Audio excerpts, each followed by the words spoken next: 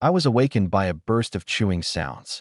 It wasn't an animal eating, but something gnawing on human flesh. The crisp crunch, so clear it sent chills down my spine. I snapped my eyes open. A long crack stretched across the windshield. Outside, the gray fog thickened. A creature resembling a wild dog crouched by the roadside, devouring blood and flesh, the sound of bones crunching mixing with swallowing. The car interior reeked of rust, mildew, and blood. The broken engine growled at idle, and the rigid seat stabbed into my back, making it ache. At that moment, a cold mechanical voice detonated in my mind. All humans worldwide have been forcibly enrolled in an endless highway survival game. Soul wave of host detected. Luxury car and beauty core setting activated early. Rules: place a top-tier beauty inside the car to activate survival point acquisition. Driving 1 kilometer equals 10 highway coins. Resting 1 hour equals 10 highway coins. Beauty's appearance and tameness determine earning multiplier. Survival points can be used to upgrade vehicles, exchange supplies, and unlock weapons.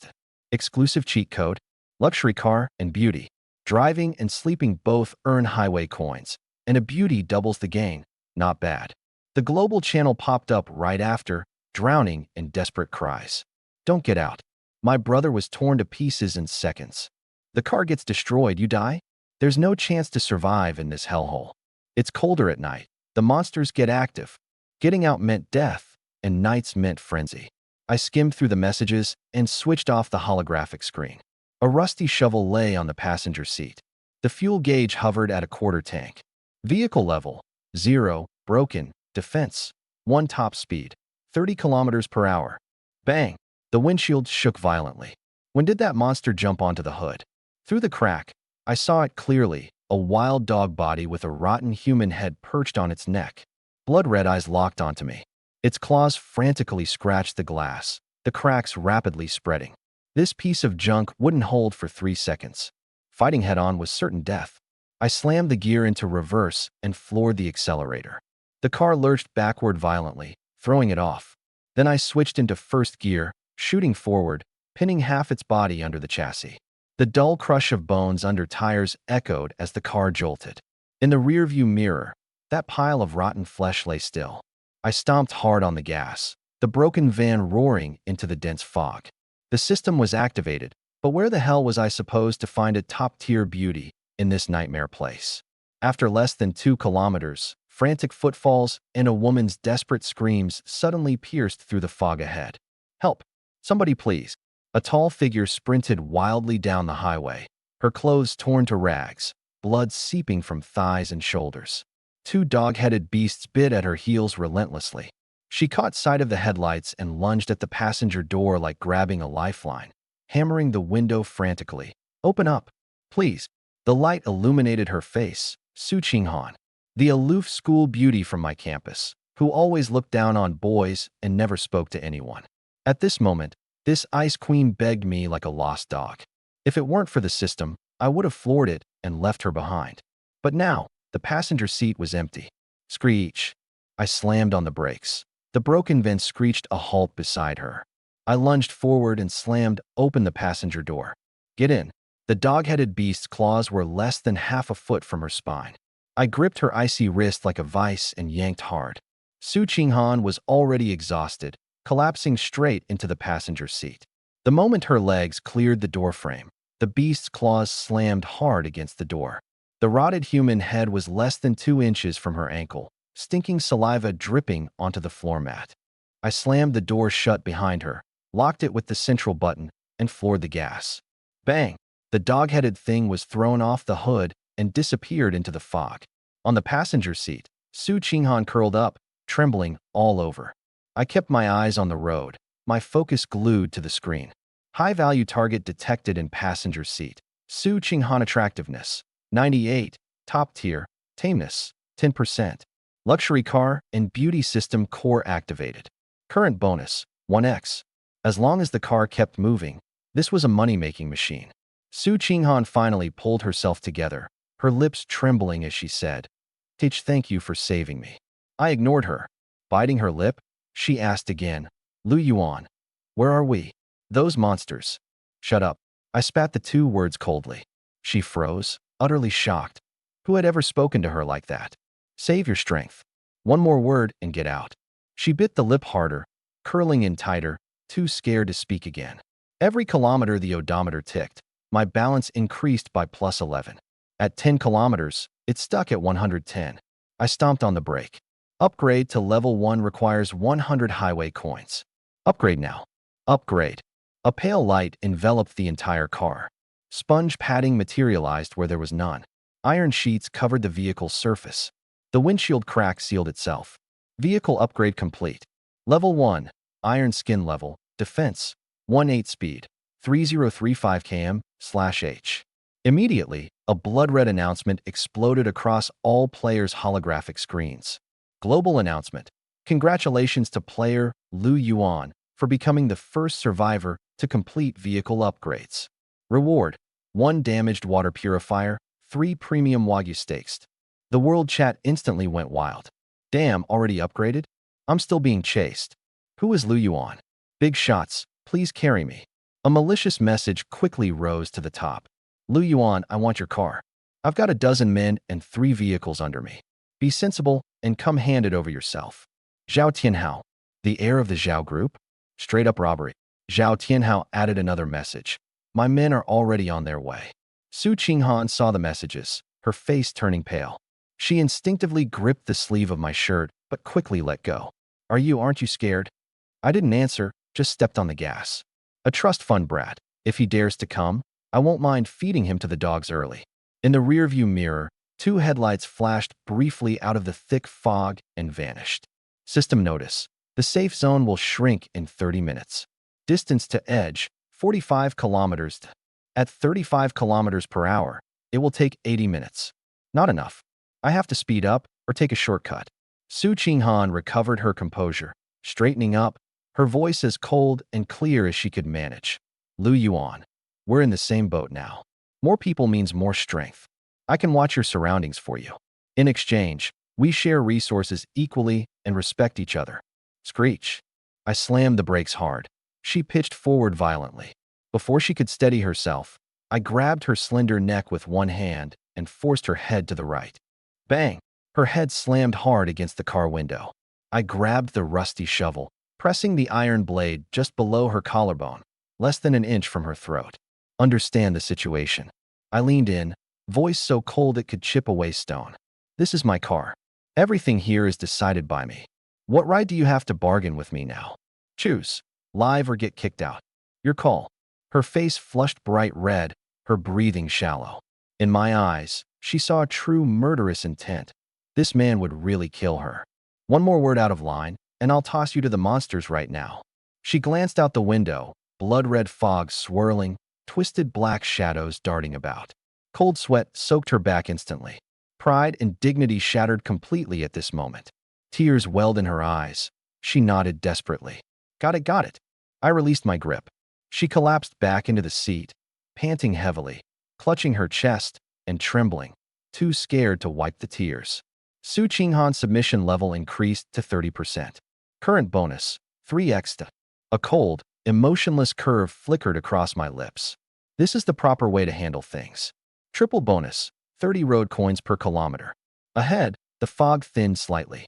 At 50 meters, 2 battered sedans blocked the road horizontally, 3 men standing between them, wielding iron rods and wrenches.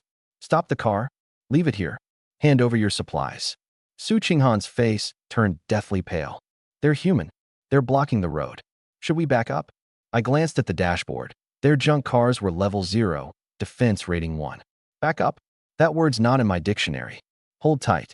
Full throttle. The rusty van roared forward like a furious steel beast. The 3 men's faces turned from arrogance to horror the moment they realized I didn't slow down. Damn, he's crazy. Get out of the way. Bang! Defense 8 versus 1. The 2 level 0 junk cars were instantly demolished, flying off into the blood fog at the roadside. A piercing scream rose from the fog. A long, barbed tentacle wrapped around one man's waist and suddenly yanked him away. Crunch. Sounds of chewing. The scream abruptly stopped. Su Qinghan covered her mouth. To me, human lives were just numbers. I didn't even blink. Su Qinghan, extremely frightened, Submission level increased to 40%. Bonus, 4x dot. Vehicle damage, 5%. Spent dozens of road coins on one-click repair. The front of the vehicle recovered instantly. At that moment, the fog ahead churned violently, and an enormous black silhouette emerged. Not a vehicle, but a building spanning across the road, with a blood-red signal lamp flashing atop. Area alert. Level 1 supply station ahead, danger zone. Large number of mutants present. Just as I was about to rush in, daylight suddenly faded, and the blood fog arrived early. The nearest temporary safe zone was 2 kilometers away. The supply station had to be abandoned. The dashboard flipped to 1800 hours. First nightfall. Safe zone diameter, 6 kilometers. Blood fog assault begins. Mist monsters enter berserk state. Exposure in blood fog. Vehicle defense -1 per second. When defense reaches 0, vehicle destroyed, occupants died. Dark red fog clung to the windshield like thick slime. Sizzle. The iron shell corroded. White smoke rose from the paint. Defense -1. Defense -1 dot. Only 6 points left. This car won't last 6 more seconds. In the fog ahead, a dim yellow street lamp stood lonely in front of an abandoned gas station, its halo stubbornly blocking the blood fog. I slammed the steering wheel, pressed the accelerator to the floor, and the battered van roared as it crashed through the blood mist and into the light circle. The sound of corrosion abruptly stopped. Entered temporary safe zone. Immune to blood mist. Outside the vehicle, agonizing howls rose and fell amidst the blood mist. Several man-headed dogs, each a whole size larger than normal, lunged at the edge of the light circle. Their bulging muscles tore through rotten skin, their blood-red eyes locked onto the interior of the van, saliva dripping outside the circle with steam rising in the cold air. Su Qinghan curled up in the corner, hands covering her ears, trembling like a fallen leaf in autumn wind, too scared to look outside. The faces of those monsters still preserved the painful distortions of humans' last moments. I ignored the commotion outside and directly opened the system panel. 50 highway coins to repair the broken onboard water purifier. Then spend 100 more to exchange for a portable stove and a canister of gas. I opened the trunk and took out the system reward. 3 premium Wagyu steaks, tearing off the vacuum packaging. The marbling was distinct, the meat of fresh crimson. I lit the stove and laid the steak on the grill. Sizzle. The high heat instantly sealed in the juices, fat bubbling and jumping on the pan. The rich aroma of meat mixed with charred fragrance circulated inside the vehicle cabin. In this apocalypse filled with blood and death, the smell was like poison. From the passenger seat, Su Qinghan's stomach emitted a long, drawn-out grumble. She hadn't eaten or drunk anything for a full day and night, already pushed to the limit. Acid churned in her stomach, cracked lips bleeding slightly, her gaze involuntarily drifting toward the grill. I flipped the steak with the edge of the shovel, medium well. Turned off the heat, cut a piece with the dagger, stuffed it into my mouth, chewing slowly as the meat juices exploded. I opened the regional channel. On the translucent screen were endless cries for help. Help! My car door is ripped open. The blood mist corroded even my level 0 car. So hungry, anyone got food? I'll trade anything for half a loaf of bread. I cut a second piece of steak, stabbed a photo with the dagger, and threw it into the channel. Lu Yuan. First night, Wagyu steak paired with blood mist. Makes do. 3 seconds of silence. Then the channel exploded. Damn, Wagyu. I'm drinking urine to survive. Big shots eating Wagyu? Bro, need any perks? I can do anything. Jealousy and flattery flooded the screen. A bold red message popped up again. Zhao Tianhao, Lu Yuan, don't get cocky. I just found a fine crossbow. When I catch you, your car and meat are mine. A smirk curled at the corner of my mouth. Cold laughter. Lu Yuan, I'll be waiting. Sent and closed the channel. I toyed with the dagger, the tip teasing the sizzling, dripping steak, paused midair, and looked at Su Qinghan. Her eyes locked onto the meat, not a bit of her gaze wavering, filled with a bestial hunger. The once aloof and proud ice queen of the school now looked like a rabid stray dog, starving crazily. Want some? I asked casually. She jolted back to awareness, face flushed bright red. Residual pride made her want to shake her head, but the gnawing pain in her stomach overcame her instincts.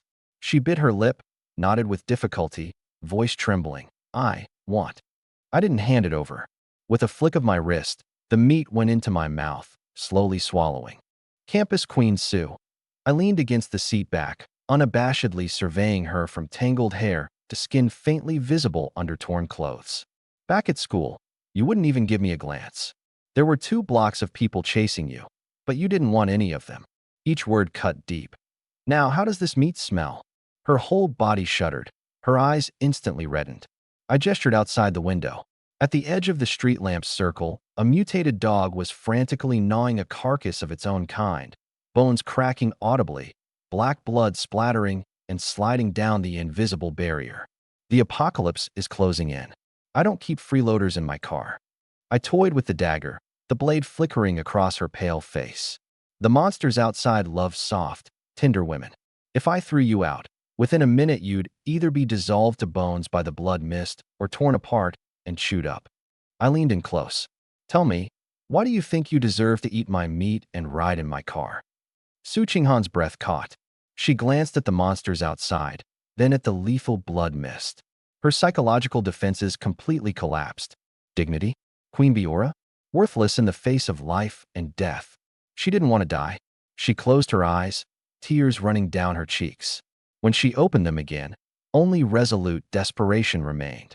She moved, kicked off her high heels, bent down, climbed over the central console, torn clothing slipping off as she bound her hands tightly around my waist.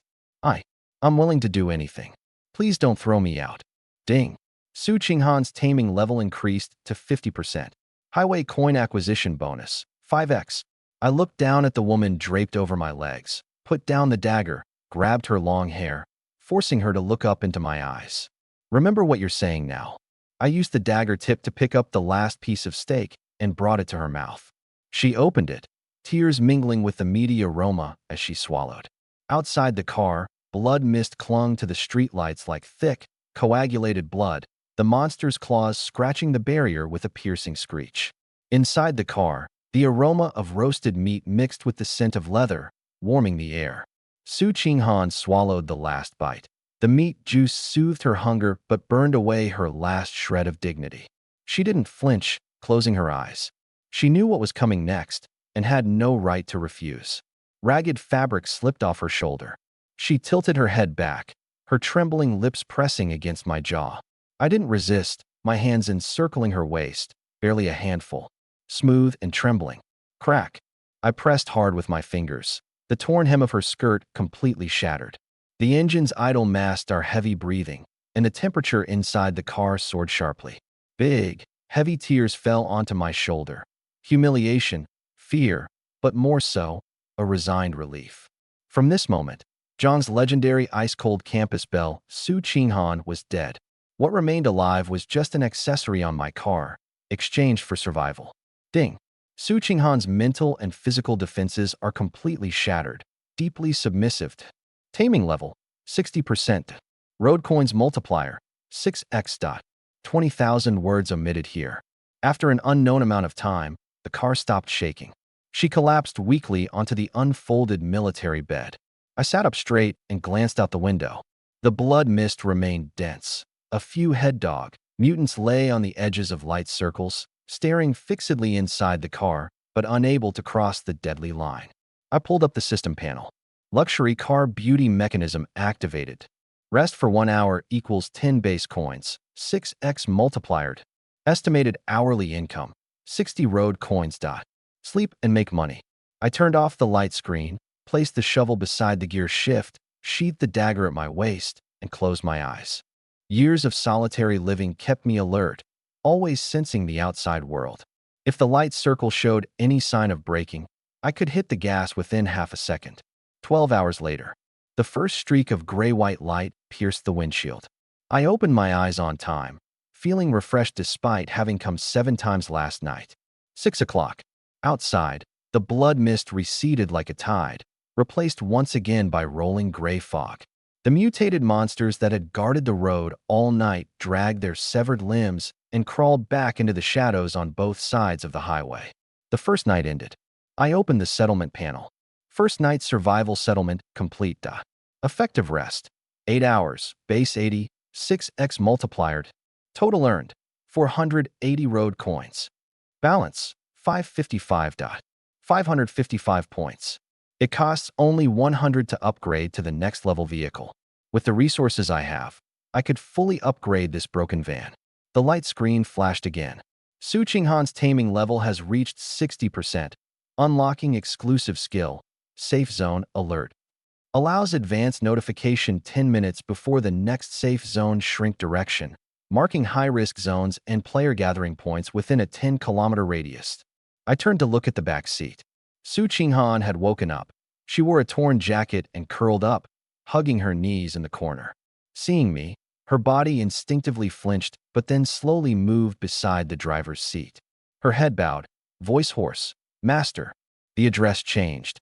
I said nothing and reached out to stroke her hair. Check the global chat. Current region survivors, 5,321. More than half dead overnight. The channel was filled with silence and despair. Water. I drank my own urine, and I'm still thirsty. I fought someone over half a bottle of urine with a wrench. His brain oozed out. The streetlights went out at midnight, and I helplessly watched my wife being dragged off and chewed up by dogs. Bloody text scrolled. The brutal reality of the apocalypse on the first night was laid bare. I hugged the campus bell in my arms, my gaze piercing through the windshield, staring at the skeletons of wreckage picked clean beyond the light circle. For the weak, even breathing was a mistake. Where's Zhao Tianhao? I searched the name. Following Zhao Xiaoshuang, we found a level 1 supply station. Lu Yuan's nothing. At dawn, Zhao's gonna run him over himself. I sneered. Looks like those trust fund brats scored some benefits. I closed the channel and looked down at Su Qinghan. Use your new skill. Find the way. She obediently closed her eyes, then snapped them open after a few seconds, pointing at the left fork. There. The next safe zone will shrink harshly southeast. Take the fork and drive 15 kilometers to an abandoned auto repair shop.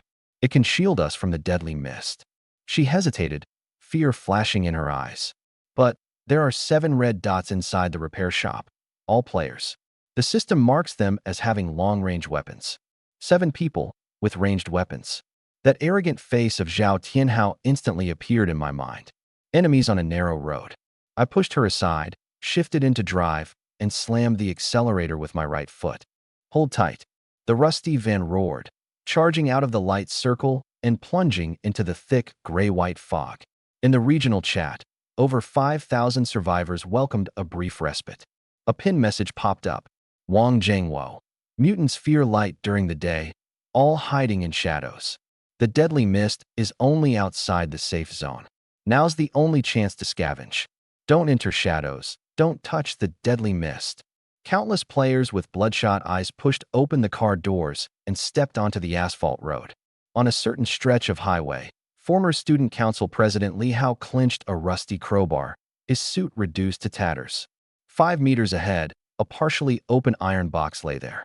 He lunged forward and smashed the lock. Half a bottle of murky water, a piece of moldy bread. Trembling with excitement, he grabbed the bread and shoved it into his mouth. Bang! A stone struck the back of his head. A rough-faced man charged up and kicked him away, snatching the half bottle of water. Mine! Li Hao lunged like a mad dog. The two of them tumbled and clawed at each other in the muddy water. Li Hao bit off a chunk of flesh from the man's wrist. The man raised a stone, wildly smashing it against Li Hao's head. Damn it, you dare eat my stuff. Brain matter mixed with mud splattered everywhere, and the half bottle of water spilled all over the ground. Elsewhere, a woman spotted an intact medical kit in the shadows and cautiously leaned over. Just as her fingertips touched it, a barbed tendril shot out from the shadows, wrapping tightly around her neck. Help! Crack! The woman was dragged into the darkness, leaving only a pool of blood and the sounds of bones breaking behind. Someone else stepped on the edge of the death fog. Their shoe sole instantly melted, their foot rotted and oozed pus, screams echoing through the highway. This was the endless highway in broad daylight. No laws, no morals. Half a mouthful of dirty water, cannibalizing one another. Yet my rusted bread van cruised steadily forward. Outside the car was gray mist and death. Inside was another world. I tapped the system. Consumed 20 road coins to install a simple in-vehicle air conditioner. A cold breeze dispelled the stifling heat inside. The repaired water purifier buzzed softly as a cup of clear water flowed into a plastic cup. Su Qinghan knelt in the passenger seat, only draped in a tattered jacket, the front wide open. She held a towel soaked in water, wrung it dry, and moved closer to me. "Master, wipe your sweat." I didn't move. One hand gripped the steering wheel, eyes fixed straight ahead. She bit her lip, slid her knees forward half an inch, and gently wiped my forehead with the warm towel. To reach my shoulder, she leaned forward, the jacket slipping halfway off, revealing the flawless white skin exposed to the air, brushing against my arm with the car's bumps. The warmth of her touch came through. Her face flushed, breathing quickened. Backing away was impossible. She knew that living even remotely like a human being now depended entirely on me. Just minutes ago, through the car window, she had witnessed a beautiful woman held down on a car hood and violated by 3 men over half a piece of moldy cracker. Compared to that, her situation was paradise. Water, air conditioning, no need to roll in the mud. The price was just to give up useless dignity. She was human too. Once given the first time, no matter how many times afterward would be the same. Pleasure and survival combined. Why not embrace it? After wiping her upper body, she washed the towel again, lowered her head, and with trembling fingers reached toward my belt. "Master, let me wipe you." "That's enough." She sighed in relief. She did not resist that act, but doing it openly during the day was humiliating. I bit into the last piece of Wagyu beef and sipped pure water from the plastic cup, glancing at the regional channel. The screen was filled with records of players killing each other over just half a bottle of water. The rule was simple. If you're not ruthless enough, you die. The van speed was 35 kilometers per hour, and road coins steadily climbed. Balance, 615. A huge building silhouette appeared in the gray fog ahead. Piles of abandoned tires lined the roadside, rusty barbed wire forming a defensive line. An abandoned auto repair shop. We had arrived. Su Qinghan stopped moving, wiped her hands clean, and closed her eyes to activate the safe zone alert. A few seconds later, her voice lowered. "Master, there are 7 people inside. Positions: 3 in the repair pit straight ahead, 2 in the second-floor trailer. Another 2. She pointed to an abandoned truck on the right. "In the truck bed. The weapons they hold are very dangerous." I hit the brakes, and the van stopped 50 meters away. Consumed 5 road coins to exchange for a tactical monocular. A military-grade monocular dropped into my hand. I rolled down the window and looked through it. Between the gaps in the truck bed, a black metal arrowhead protruded, the crossbow shimmering with faint blue light and coated with poison. Behind the second-floor trailer window, a yellow-haired man moved his mouth repeatedly into a walkie-talkie. In the repair yard sprawled 3 corpses, clothes stripped bare, all riddled with penetrating wounds. Zhao Tianhao's group had already laid an ambush here for larceny and murder. I put down the monocular and turned to Su Qinghan. "Put on your clothes properly." She immediately tightened her jacket and curled up on the seat. My fingers drummed on the steering wheel. A rush attack was possible, but not worth the risk of a tire getting shot out. I opened the upgrade panel. Bulletproof tire armor, 80 road coins. Explosion-proof window mesh, 50 road coins. Balance, 480. Reinforce everything. 130 road coins deducted. A blinding white light enveloped the entire vehicle. Click, click, click. The 4 tires were wrapped in thick black bulletproof material, accompanied by spiked steel rims.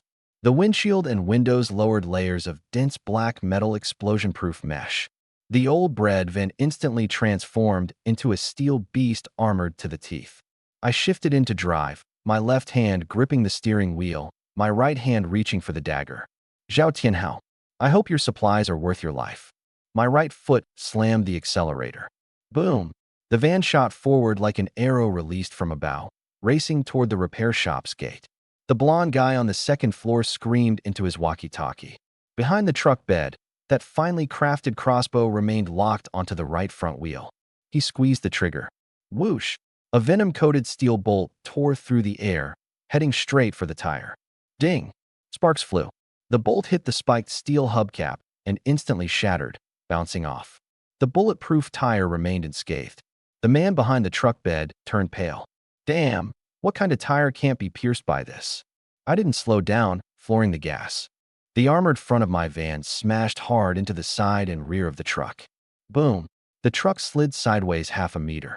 Two people in the truck bed screamed as they tumbled and crashed to the ground.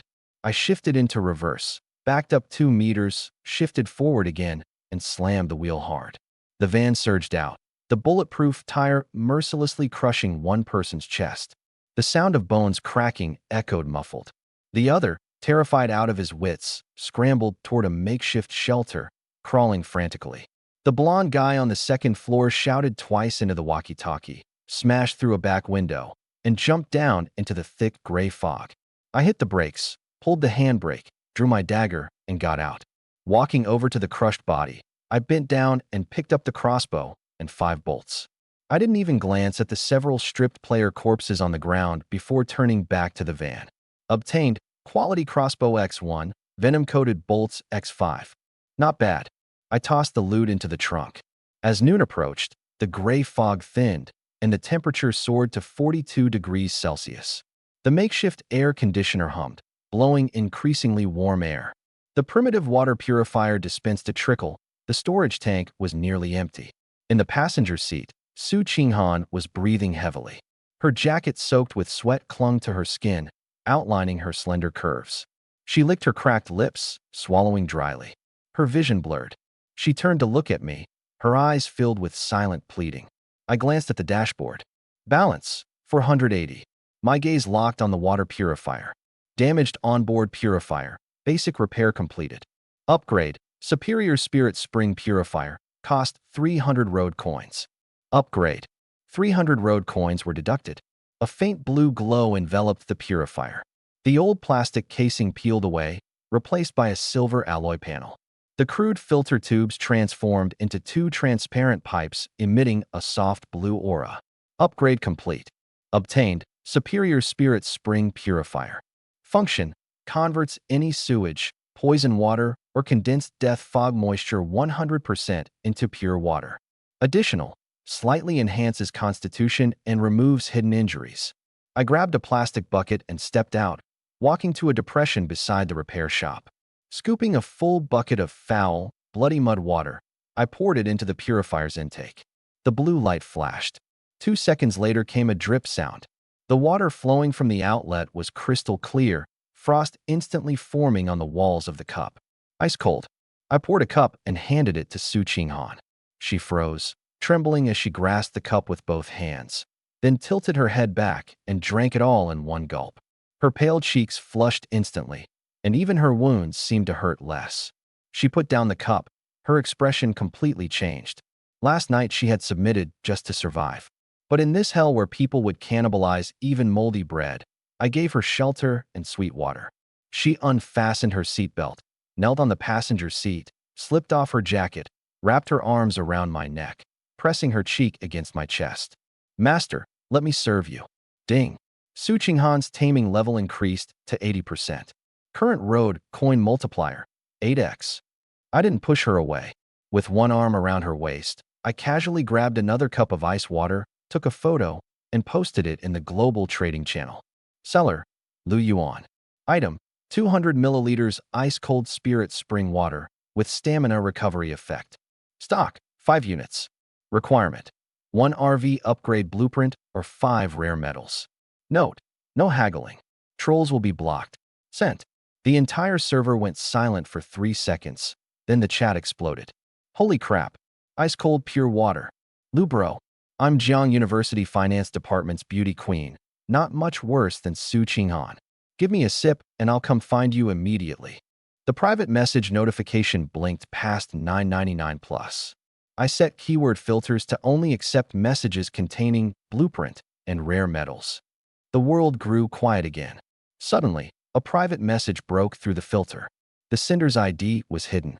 Private message, water's good. I have a mobile fortress-class RV core structure blueprint. 5 bottles of water aren't enough. I want all your water and that woman in your car. Send coordinates. I'll come get them myself. I typed back. Lu Yuan, come. Bring the blueprint. Close the chat window. Those who dared show up only deserve to become crushed bones beneath my tires.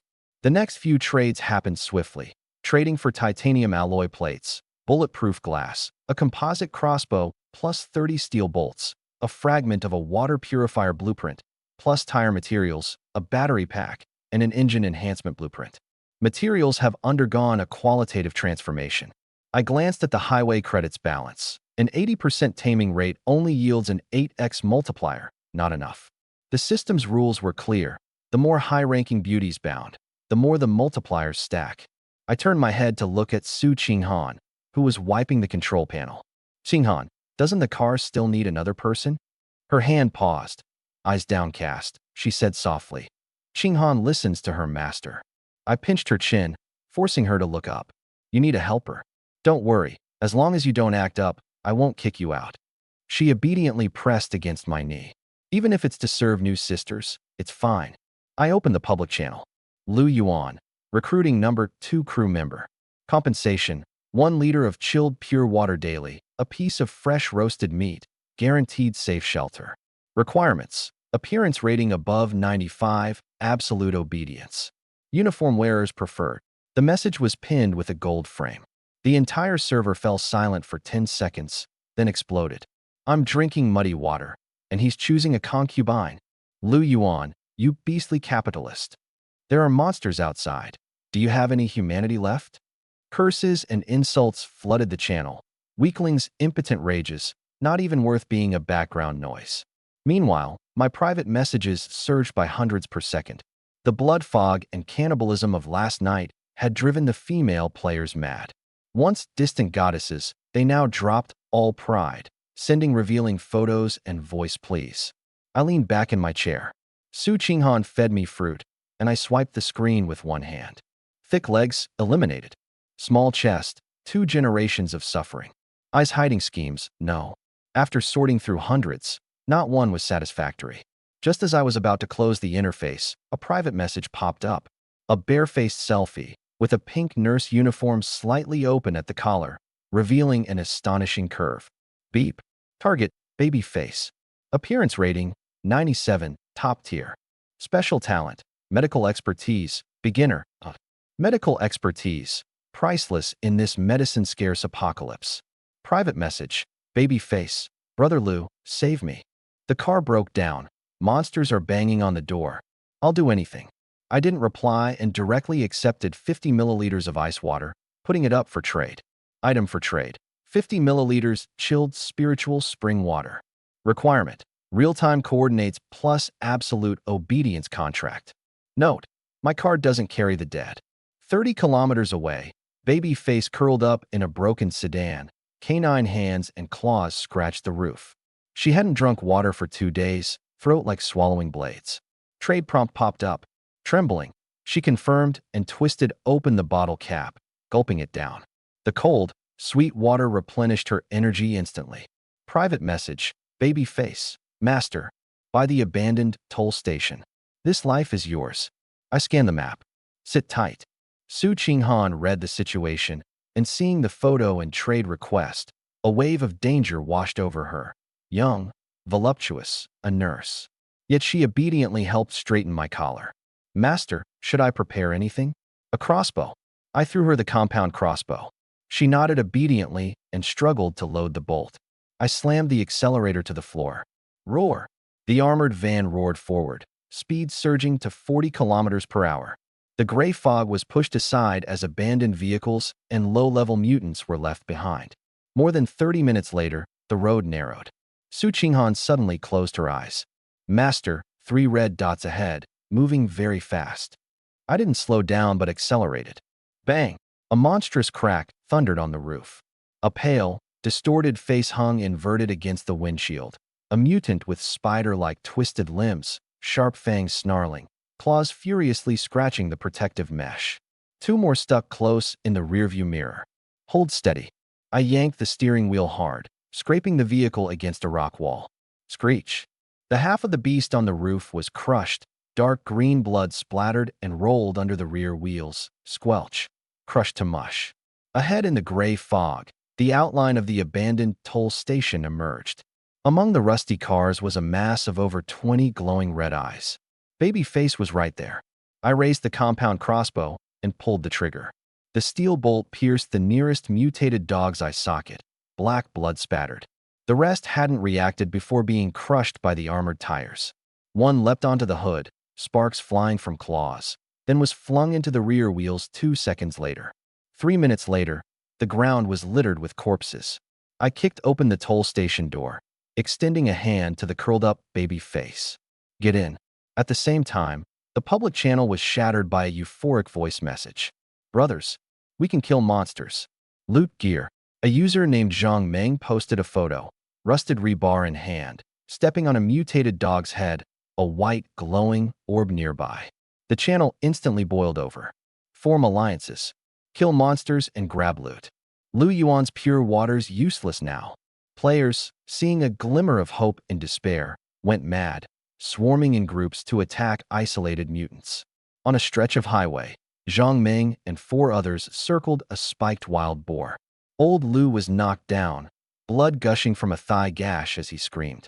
Zhang Meng circled behind, swinging rebar a dozen times, finally toppling the beast. Obtained. Inferior can luncheon meat X1, level 1 crystal core X1. Ha ha, I've got meat to eat now. Zhang Meng shoved away the still wailing old Lu and lunged forward. The other 3 gathered around, swallowing hard, their eyes brimming with greed. Just as they were about to fight over a single can, a low-engine roar came from behind. The gray fog was torn apart.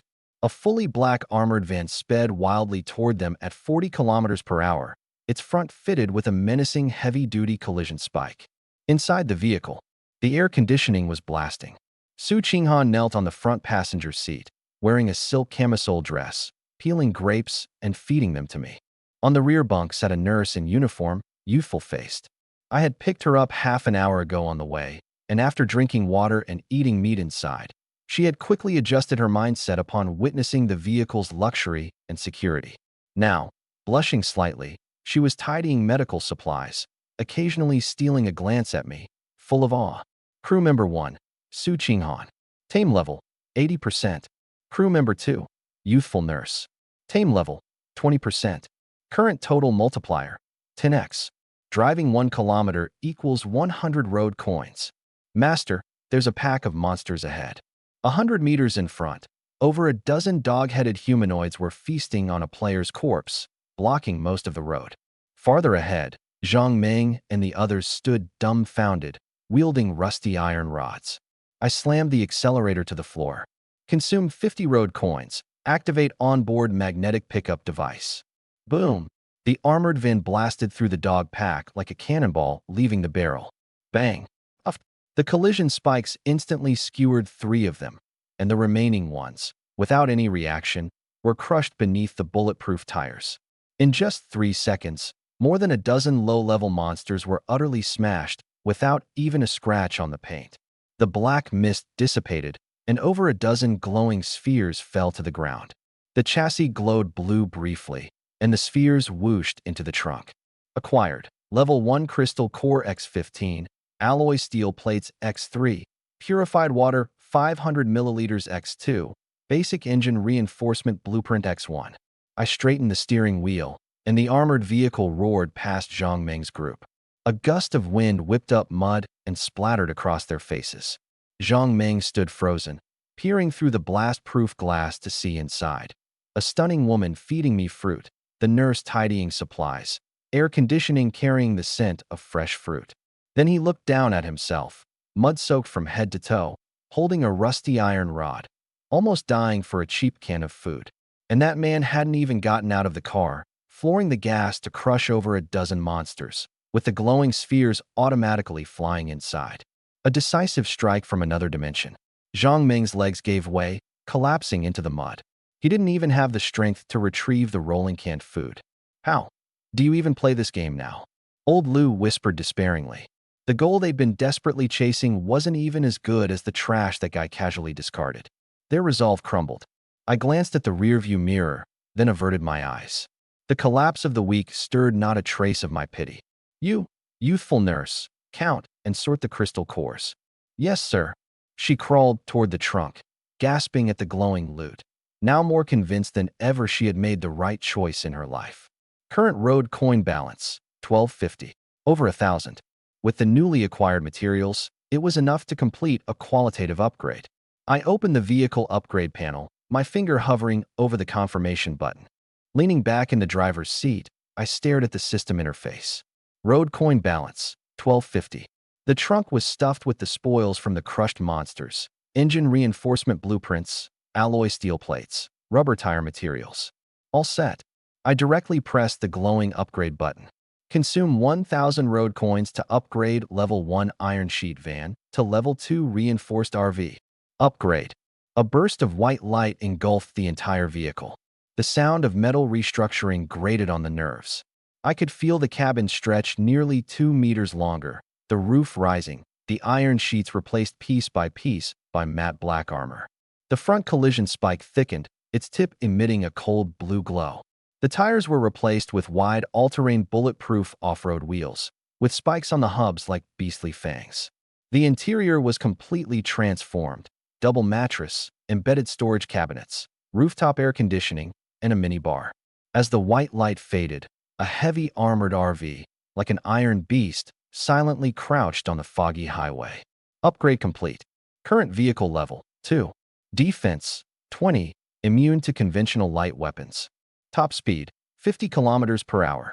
Ding. Hidden achievement unlocked. Additional reward, Glock 17x1, 9mm bullets x30. My right hand felt heavy, and a pitch-black, icy-cold Glock 17 appeared in my palm out of thin air. 2 fully loaded magazines sat next to it. Attack power, 25. Within 50 meters, lethal to low-level mutants. Outside, most people were still swinging rusty iron rods, but I held a fully loaded pistol. Click, I chambered around. Su Qinghan and the youthful nurse were startled by the sound, looking at the gun in my hand with deep reverence in their eyes. Roar. The gray mist outside rippled as a creature about one size larger than the common dog-headed humanoids blindly approached, drawn by the noise. I lowered one corner of the explosion-proof net, holding the gun with one hand, the barrel protruding outside the window. 20 meters, I pulled the trigger. Bang! That rotten head instantly exploded in a spray of blood, collapsing stiffly to the ground and twitching twice, leaving behind a white, glowing orb. Master, amazing. Tong Yin knelt on the bed in the back row, covering her mouth, her eyes sparkling. I holstered the gun at my waist and turned to Su Qinghan. Get to work. Su Qinghan immediately closed her eyes, frowning slightly, activating the safe zone early warning. After a moment, she opened her eyes and pointed at the fork in the road ahead to the right. Drive 20 kilometers along this road. At the edge of the next safety zone shrinkage is an abandoned gas station. Few red dots, only 3 or 4 wandering monsters. The system marks it as possibly having a large amount of repair materials and supply crates left behind. Fuel, motor oil, modification parts. I nodded and shifted my gaze to Tong Yin. What about you? Tong Yin quickly straightened up and grabbed a makeshift first aid kit. Master, I studied those crystal cores. They contain highly active biological energy. Ingesting them directly would cause genetic collapse. But your spirit spring water can neutralize and repair it. Give me half a day, and I can concoct a basic gene-strengthening potion that, when drunk, significantly enhances muscle density and nerve response. A living radar, a battlefield medic. These 1,000 highway coins were well spent. Just then, the global public channel started to flash wildly. Zhang Meng's voice was pinned at the top. Brothers, don't just hide in cars waiting to die. Scrap cars for parts, make spears out of metal sheets, and even upgrade your vehicles. Monsters drop gear, scrap cars yield materials, team up to kill lone zombies, and keep playing. This message exploded like a bomb in stagnant water. Desperate survivors instantly found hope. I'm a mechanic. Tearing cars apart is my forte. Anyone grouping up on Route 54? Breakthrough. Hiding in broken cars will only let the blood mist melt you sooner or later. The channel's tone suddenly shifted, flooded with team-up invitations and shared tips. Su Qinghan looked at the screen, her tense shoulders relaxing. Master, everyone has found ways to survive now, as long as they unite. Naive, I cut her off coldly. Su Qinghan was taken aback. On the first day, the cannon fodder couldn't even scratch car doors. That was the system's adaptation period. Now these idiots are hunting monsters in packs. and the blood scent can drift dozens of kilometers in the mist. I stared at her. Mutants will evolve. When the blood mist descends tonight, those who wield metal sheet spears won't even know how they died. Su Qinghan's expression instantly stiffened. At that moment, a bold red bullet comment dominated the screen. Zhao Tianhao. Zhang Ming. What savior act is that? I'm leading people to clear the level 1 supply station now. I'm sick of canned meat. Zhao Tianhao. And that Lu Yuan who got the first level 1 car, so what? Bet he's been gnawed down to the bone by now. What a waste. A group of sycophants chimed in. Tong Yan's cheeks puffed with anger. Master, how dare he curse you? I flicked my finger, shutting down the public channel immediately. Since Zhao Tianhao occupied the level 1 supply station, let him be the free caretaker for a few days. When my RV rolls through, it will crush both him and his goods. Ignore him. Glancing at the dashboard, there were still a few hours before dark. Only 250 highway coins left. On this endless road, the fear of insufficient firepower would never be cured. I had to stockpile highway coins as soon as possible. And the fastest way right now. I turned to look at the two women. Their combined tameness provided a tenfold bonus, 100 points per kilometer. But it wasn't enough. Qinghan, Tong Yan. Here, master. The RV has been upgraded, and the beds are bigger now. I walked to the back, looking down at the two distinctly styled beauties, one cool and aloof, the other cute and lively. I want to test how the suspension feels after the upgrade. The explosion-proof glass blocked out all the howls from outside. Master uses great strength. Ding. Tong Yan's tameness increased to 30%. Current bonus, 11x. Approximately 200,000 words of high-intensity combat omitted here. Hours later, I leaned against the headboard, watching the highway coin balance on the system panel leap wildly, sinking into a deep sleep filled with immense satisfaction. Tomorrow, the target, abandoned gas station. The gray mist was brutally torn aside by the armored RV. Tires crushed dry bones with a dull sound. Speed stabilized at 50 kilometers per hour. I rested one hand on the steering wheel, flicking the safety catch on the Glock 17 with my thumb, producing a crisp clicking sound. Su Qinghan, riding shotgun, opened her eyes. Master, the abandoned gas station is 3 kilometers straight ahead. Mist concentration is very low, with only a few faint red dots. I nodded and pressed the accelerator. Minutes later, the dilapidated gas station emerged from the fog. The roof had caved halfway in, the pumps were rusty and tilted, and the convenience store's glass doors were shattered on the ground, exuding the stench of mold and blood. I pulled out my gun, racked the slide-to-chamber around, and turned to Tong Yan. Grab the backpack, get out, and start working. Tong Yan obediently snatched up the canvas bag and followed along. Su Qinghan tightly gripped the compound crossbow and climbed over from the passenger seat. I pushed open the car door. A wave of heat and the stench of rot hit us in the face. I walked in front with the muzzle of my gun angled downward. The two women flanked me closely, one on each side. The convenience store was a mess. Search. The two women immediately spread out to rummage through the place. They knew well that if they wanted to continue enjoying the air conditioning and purified water, they had to prove their worth. Master, there's water here. Tong Yan exclaimed excitedly by the iron cabinet behind the cashier's counter. Acquired. Bottled mineral water, 500 milliliters, x5. Acquired. Moldy bread, x3. Acquired. Basic vehicle repair materials, x2. In these times, 5 unopened bottles of mineral water were a huge fortune. Su Qinghan picked up a gray-white crystal core next to a dried corpse in the corner. Acquired.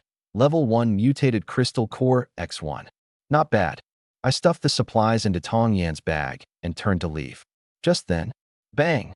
Deep inside the convenience store, an iron door suddenly exploded open, smashing the cashier's counter violently. Roar! Through the dust, a huge black figure lunged out. A zombie wearing a gas station employee uniform, its muscles grotesquely swollen, its skin covered with a gray-brown keratinous layer like biological armor. Its eyes glowed red, and its mouth was torn from the lips all the way to the ear roots. Warning. Encountered elite mutant, zombie guardian. Attack, 20 defense, 15. It locked onto the nearest target, Tong Yan, and launched a powerful leap with its thick legs. Ah! Tong Yan screamed, falling to the ground in fright as bottles of mineral water scattered around her. The gaping maw was less than a meter from her neck. I remained calm and raised my hand to pull the trigger. Bang! The bullet tore through rotten flesh and struck the keratin armor with a scraping sound, embedding into the bone but not penetrating it. The charge was momentarily halted. The zombie veered off course and slammed into a shelf, twisting the steel frame out of shape. Roar! It abruptly pivoted its head, locking eyes on me, then charged furiously using all 4 limbs. I stood firm, left hand supporting my right wrist. Qinghan. Su Qinghan trembled, biting her lip and closing her eyes, forcibly concentrating her mental energy on the zombie. The overexertion pained her face pale. 2 seconds. Left side, temple. She snapped open her eyes. There's no armor there. I adjusted my gun slightly, aiming at its head. But continuous nerve tension and the high intensity of last night's exertion sent a sting of soreness through my calf muscles. That half-second delay could be fatal. Suddenly, Tong Yin leapt up, gripping my calf tightly with both hands. A faint green light surged from her palms, seeping through the fabric into my muscles. Medical talent derivative skill, basic physical stimulation. Fatigue instantly washed away, my nerve response sharpened to its peak. The world slowed down. The zombie closed within 3 meters, its putrid breath spraying on my face. Bang! Bang! 2 precise shots. The first pierced the coin-sized vulnerable area at the temple. The second exploded inside its brain following the same bullet hole. Black-red pulp sprayed from the back of its head. The massive body slid down from momentum and collapsed at my feet. Sharp bone spurs lay less than 5 centimeters from my shoe tip. The convenience store fell into deathly silence once again. Tong Yin collapsed on the floor, panting heavily, her nurse's uniform collar completely undone. But when she looked up at me, her eyes glowed with fanatical worship. Su Qinghan slid down against the wall as well. I kicked the corpse, which dissolved into black mist. On the ground remained a crystal core glowing with eerie blue light and a black metal box. Acquired. Elite Mutant Crystal Core X1. Acquired. Rusted Black Iron Supply Box X1. I bent down to pick up the crystal core. Inside, it seemed as if blue liquid swirled. Tong Yin crawled over shakily, voice trembling. Master, this is a high-purity crystal core. Using it as the main material, combined with spirit spring water, I can concoct a complete basic genetic enhancement potion tonight. After drinking it, your muscles, bones, and nerve reflexes will at least double. Ordinary people would be headshot with 1 punch from a dog-headed man. Physical evolution. In this apocalypse where firearms might not even penetrate defense, being strong yourself is the ultimate trump card. A cold smirk curved my lips. Good. Back to the car. The 2 women helped each other to their feet and followed. Just as I reached to open the car door, my movement paused for half a second. It wasn't a monster's roar. It was the subtle sound of metal scraping. Without turning, I scanned the gas station's perimeter with my peripheral vision. 50 meters away, behind abandoned tires and a rusting truck, weak flashes of reflected light cut through the gray mist, the lenses of binoculars. Several makeshift barrels and crossbow bolts peeked through the tire gaps, firmly aimed at the RV. Someone. More than one. At this stage, those daring to ambush in groups were either desperados or raiders. Calmly, I opened the car door, letting the 2 women get inside first. I stood by the door, right hand casually resting on the holster, eyes piercing through the haze. Want to take me for an easy catch? A cold sneer curled at the corner of my mouth. Since it was being handed to me on a silver platter, let's see who the real hunter on this road is. The car door closed behind me with a click as the electronic lock engaged. The thick armor blocked out any outside threat, and the air conditioning maintained a comfortable 22 degrees Celsius. I removed my hand from the holster. I didn't fire immediately, nor did I turn to flee.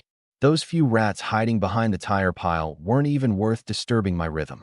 I walked to the bar counter, tossed the deep blue crystal core onto the table, and then pulled out a few broken medicine fragments, shoving them toward Tong Yin. Next, it's your turn. How long does the basic gene serum take? Tong Yin immediately trotted over, kneeling on the soft cushion with her knees together. Her torn nurse's uniform stretched tightly over her body, trembling slightly with her rapid breathing. 10 minutes, master. She looked up, her doll-like face serious and earnest. She understood clearly. Su Qinghan had early warnings. If she couldn't convert her medical talent into fighting power, her status would forever remain at the bottom. She took a beaker and filled it with 50 milliliters of water from the Linquan purifier, cupping the elite crystal core in her hands and taking a deep breath. A faint green light surged from her palms, enveloping the crystal core. The solid crystal dissolved under the stripping of her talent into a faintly blue liquid, dripping into the beaker.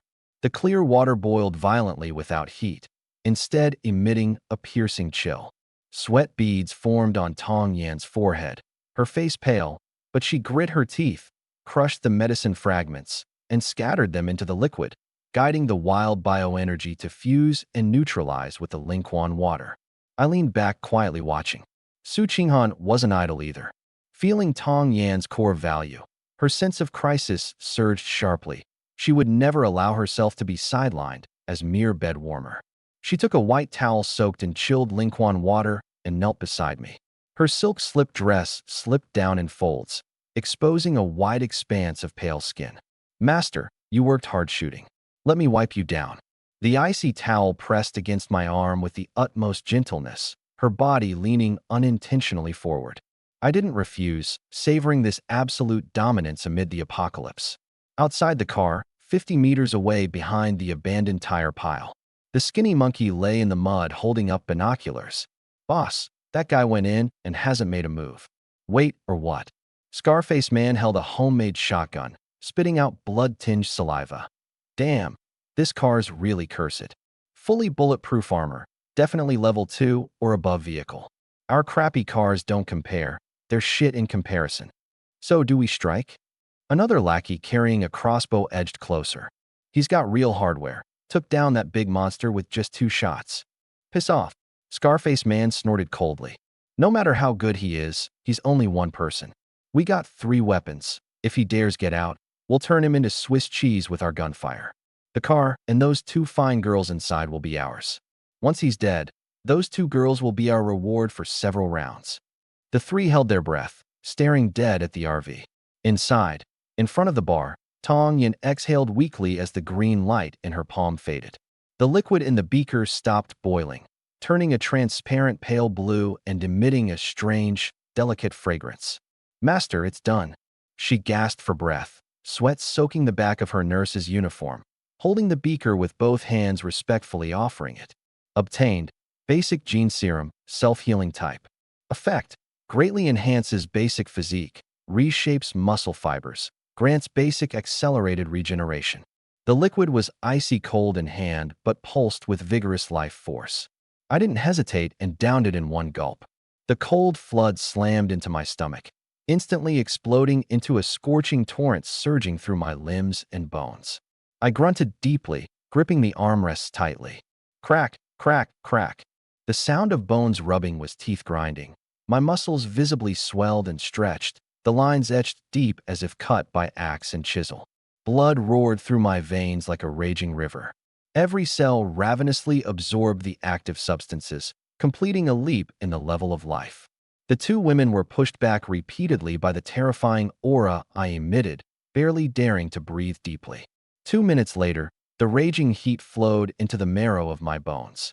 I slowly opened my eyes, a gleam of sharp light flashing within. I released my grip. 5 deep impressions of fingers had been pressed into the alloy armrest. The deep blue system panel flickered wildly before my eyes. Ding! Serum absorption complete. Physique +5, muscle density and bone strength now surpass human limits. Unlocked trait, self-healing speed +50%. I stood up. A crisp pop sounded from my neck. The red scratches on my arm from the shelf earlier had vanished without a trace. Strength coursed through my entire body. Now, with a single punch, I could crush the skull of that zombie guard. Ding! Host's basic physique has completed the initial leap. Hidden talent, Road Dominator, effect slightly enhanced. RV control affinity +15%. Basic road coin production +15%. The road coin balance in the upper right corner jumped up faster than before. "Master, you're so handsome." Tong Yin weakly leaned on the bar, her eyes full of admiration. I pinched her chin with one hand and lifted her up. "Well done. I'll reward you properly tonight." I poured her a full glass of chilled spirit spring water and handed it over, then turned to look at Su Qinghan kneeling on the ground. Your turn. Su Qinghan immediately straightened her back, closed her eyes, and opened her spiritual senses. 10 seconds later. Master, there are 3 of them, all within our fire coverage. I drew my Glock 17, removed the magazine, and inspected it. Exact locations. At 10 o'clock, 45 meters away, 2 behind an abandoned heavy-duty truck tire. At 2 o'clock, 30 meters away, 1 crouched under a rusty oil tanker chassis, holding what looks like a crossbow bolt or a rifle. A cold smirk curled at the corner of my mouth. 3 reckless rats. Grab the compound crossbow. Tong Yin, you take the hand crossbow and stay in the back. I pressed the unlock button, and the car door emitted mechanical scraping sounds. I crouched low, using the car door armor as cover, with my gun barrel pointed towards 2 o'clock. 30 meters away, under the rusty oil tanker, a blackened crossbow limb poked out from the shadows. That guy was waiting for me to come out from the front of the vehicle. I didn't give him that chance. The gun barrel slid out from the car door gap, pressed against the ground. Bang! Bang! 2 shots, 1 through the shoulder, 1 through the neck. Blood gushed out from under the chassis, spreading as a dark red pool in the accumulated water. Damn, open fire. A roaring shout came from behind the tire pile. Boom. The homemade shotgun pellets rattled on the armor, sparks flying, leaving only a few shallow dents. I had long used the gunfire as cover, slinking around the rear of the vehicle, sprinting less than 30 meters in under 4 seconds to the tire pile. The deadly flaw of homemade firearms, single-shot loading. Boss. Left side. The skinny monkey screamed, raising an iron rod. Too late. Bang. A bloody flower bloomed on the skinny monkey's chest as he fell backward into the tire pile. The scar-faced man finally loaded his second shell, raised the gun suddenly. 5 meters, the absolute lethal range of the shotgun. A ferocious smile twisted his lips. Swish. A steel crossbow bolt tore through the gray mist, accurately piercing his right wrist that held the gun. Su Qinghan. The scar-faced man screamed while retreating, slipping and falling into the mud. I stepped forward, picked up the homemade shotgun, and weighed it in my hand. Roughly made, but deadly at close range. Bye, big brother. Spare me. I can give you anything. I still have 10 bullets. I yanked open the canvas pouch at his waist. 10 shotgun shells, 2 packs of compressed biscuits. Big brother? Please let me go. Bang. Acquired. Homemade shotgun X1, shotgun shells X10, crossbow X1, crossbow bolts X7, folding knife X1, compressed biscuits X2. 3 minutes to clear the area. Back inside the vehicle, Su Qinghan still held her shooting stance, knuckles white. I ruffled her hair. Good job. Put down the crossbow. It's over. Tong Yin lay on the edge of the bed, covering her ears, her face pale. Seeing me come back unharmed, tears instantly welled up in her eyes. Don't cry. Come with me. We haven't finished searching behind the gas station yet. The 3 of us circled past the remains of the convenience store toward the rear area. Inside the equipment room, an oil drum locked with an iron chain against the wall stood out prominently. I kicked it full. Pry it open and smell. Diesel. Master, there's something here. Tong Yin pulled out a heavily oil-stained sheet of paper from a collapsed metal cabinet. It was densely covered with mechanical schematics. Acquired. Beginner RV Maintenance Blueprint X1. Can repair moderate damage to Level 2 RV. Reduces repair material consumption by 50%. Fuel secured. Endurance insured. The blueprint saved me road coins. Savings translate directly into combat strength. Withdraw. The instant the door shut, a low roar sounded from the gray mist outside, the smell of blood spreading. Ding. Crew member number 2 Tong Yin's taming level increased to 40%. Current total multiplier, 12x. Driving 1 kilometer equals 120 road coins.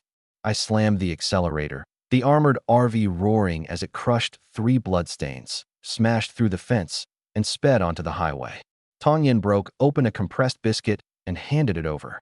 Dry, hard, and tasteless, but calorically dense. Su Qinghan closed her eyes and scanned around. Master, the safe zone will shrink again in 6 hours, headed southeast by east. 6 hours, enough to cover over 100 kilometers. Tong Yin tidied through the remnants of elite crystal cores in the back seat. These can still extract half a dose of gene serum. Find an ordinary crystal core, and I can make a second dose. Save it. The second dose is for Qinghan. Su Qinghan snapped her head around, surprise flashing in her eyes. Warning: using spiritual power consumes stamina. You're too weak and will be exhausted after 2 uses. Strengthening your constitution will enhance scan range and accuracy. It's not a blessing, it's an investment. Qinghan understands. Ahead in the gray mist, the outline of a massive building complex slowly emerged. Su Qinghan's brow furrowed sharply. Master, 12 kilometers ahead, large clusters of red dots, at least 40. Before she finished, the dense fog behind was completely dyed red. A dark red fog wall dozens of meters high was crushing forward from the highway behind like a tidal wave. The blood fog had gone berserk ahead of time. I slammed the accelerator to the floor. Boom! The speedometer instantly soared to the red line at 50 kilometers per hour. The collision spikes tore through the gray mist as the steel beast charged forward wildly.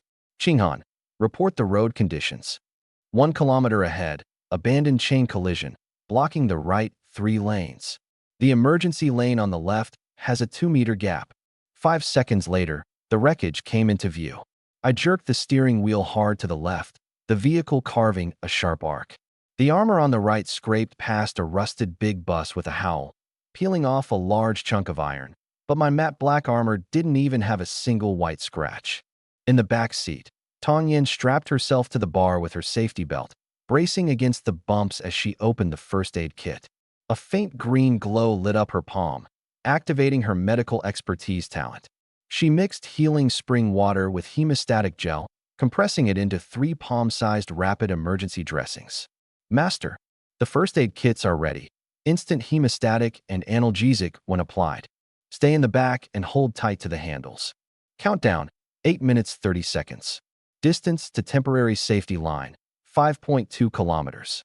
The red light in the rearview mirror grew stronger, the edge of the blood fog less than 800 meters from the tail of the vehicle. Master, there's trouble 500 meters ahead. Su Qinghan suddenly opened her eyes, blood trickling from her nose.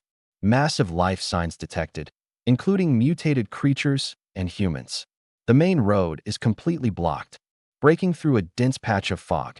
At a choke point on the highway, a smoking off-road vehicle was positioned squarely across the road, blocking passage entirely. Encircling it were over 20 human-headed dogs and 3 zombies guarding the area. 2 men on the roof wielded fire axes and iron rods, desperately chopping away. When they saw my ferocious armored RV, joy exploded in their eyes. "Help! Brother, save us! Take us with you!" the bald man shouted hoarsely. The skinny man saw I had no intention of slowing down. A vicious glint flashed in his eyes as he hurled an improvised Molotov into the only gap on the right side of the highway. Boom! Flames soared into the sky, sealing off any possibility of detour. "Stop! You motherfucker, stop! The blood fog is almost here." Moral blackmail and physical blockade. Want me to open the door and rescue them? Steal the vehicle during the chaos? I lifted my right foot and slammed down harder on the accelerator. Hold tight. The armored RV didn't slow down, but sharply accelerated toward the off-road vehicle. The joy on the 2 men's faces froze into terror instantly. "You're crazy. You're fucking insane." Bang! The forged steel collision spikes sliced through the side iron sheets of the off-road like a hot knife through butter. The over 1-ton off-road vehicle was smashed into the air, flipping twice before crashing into the mud. The 2 men on the roof screamed as they were flung off, landing heavily in the surround of mutant dogs. "Ah, help! Don't bite me." The screams were instantly drowned out by chewing sounds. The front armor crushed several zombie guards, the dull cracking of bones echoing under the tires. The black armored RV broke through the blockade unscathed and sped away. On this highway, anyone daring to bet their life against mine didn't even deserve to remain whole. Countdown, 1 minute 20 seconds. Distance to safety line, 1 kilometer. The blood fog had closed to 50 meters from the tail, dark red frost forming on the windshield. Sizzle. Corrosive sounds came from the rear. Vehicle defense value -1. The final sprint. Ahead in the gray mist, an invisible barrier emitting a faint blue glow appeared. the first phase safety line. Boom! The armored RV smashed headfirst through the blue light veil and charged into the safe zone. Almost at the same time, the dozens of meters high blood fog wall slammed heavily into the barrier, rolling and roaring but unable to advance even an inch. Safe. Beep. Successfully reached the temporary safe node. Current area, outskirts of Blackstone Bridge. Warning, high energy reaction ahead. You have entered a level 2 bug hive alert zone. I released the accelerator and hit the brakes. Tong Yin collapsed onto the floor mat, gasping heavily, while Su Qinghan lay shaking violently on the center console. Master, she suddenly groaned in pain, her eyes bloodshot, two streams of fresh blood flowing from the corners. Her mental alert had slammed into an extremely terrifying wall. There is no road ahead. I pressed the button controlling the blast-proof net. The gray mist dissipated. No highway. No buildings. A massive dark brown fleshy structure, suffocatingly huge, stretched across heaven and earth like a tumor, cutting off the entire highway. Countless thick blood vessels pulsed on its surface, emitting a foul stench. From dense clusters of holes, enormous arthropod-like monsters moved in and out. Blackstone Bridge lay just behind this bug hive. The green guiding line on the system map was cutting straight through this blood-and-flesh incubation ground. No way around. PFF. Su Qinghan spat a mouthful of blood and collapsed limply. Tong Yan's eyes were sharp and quick.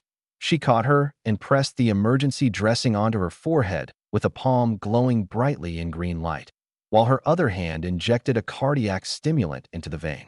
Backlash of the spirit. There's a high-level brain domain mutant in this hive.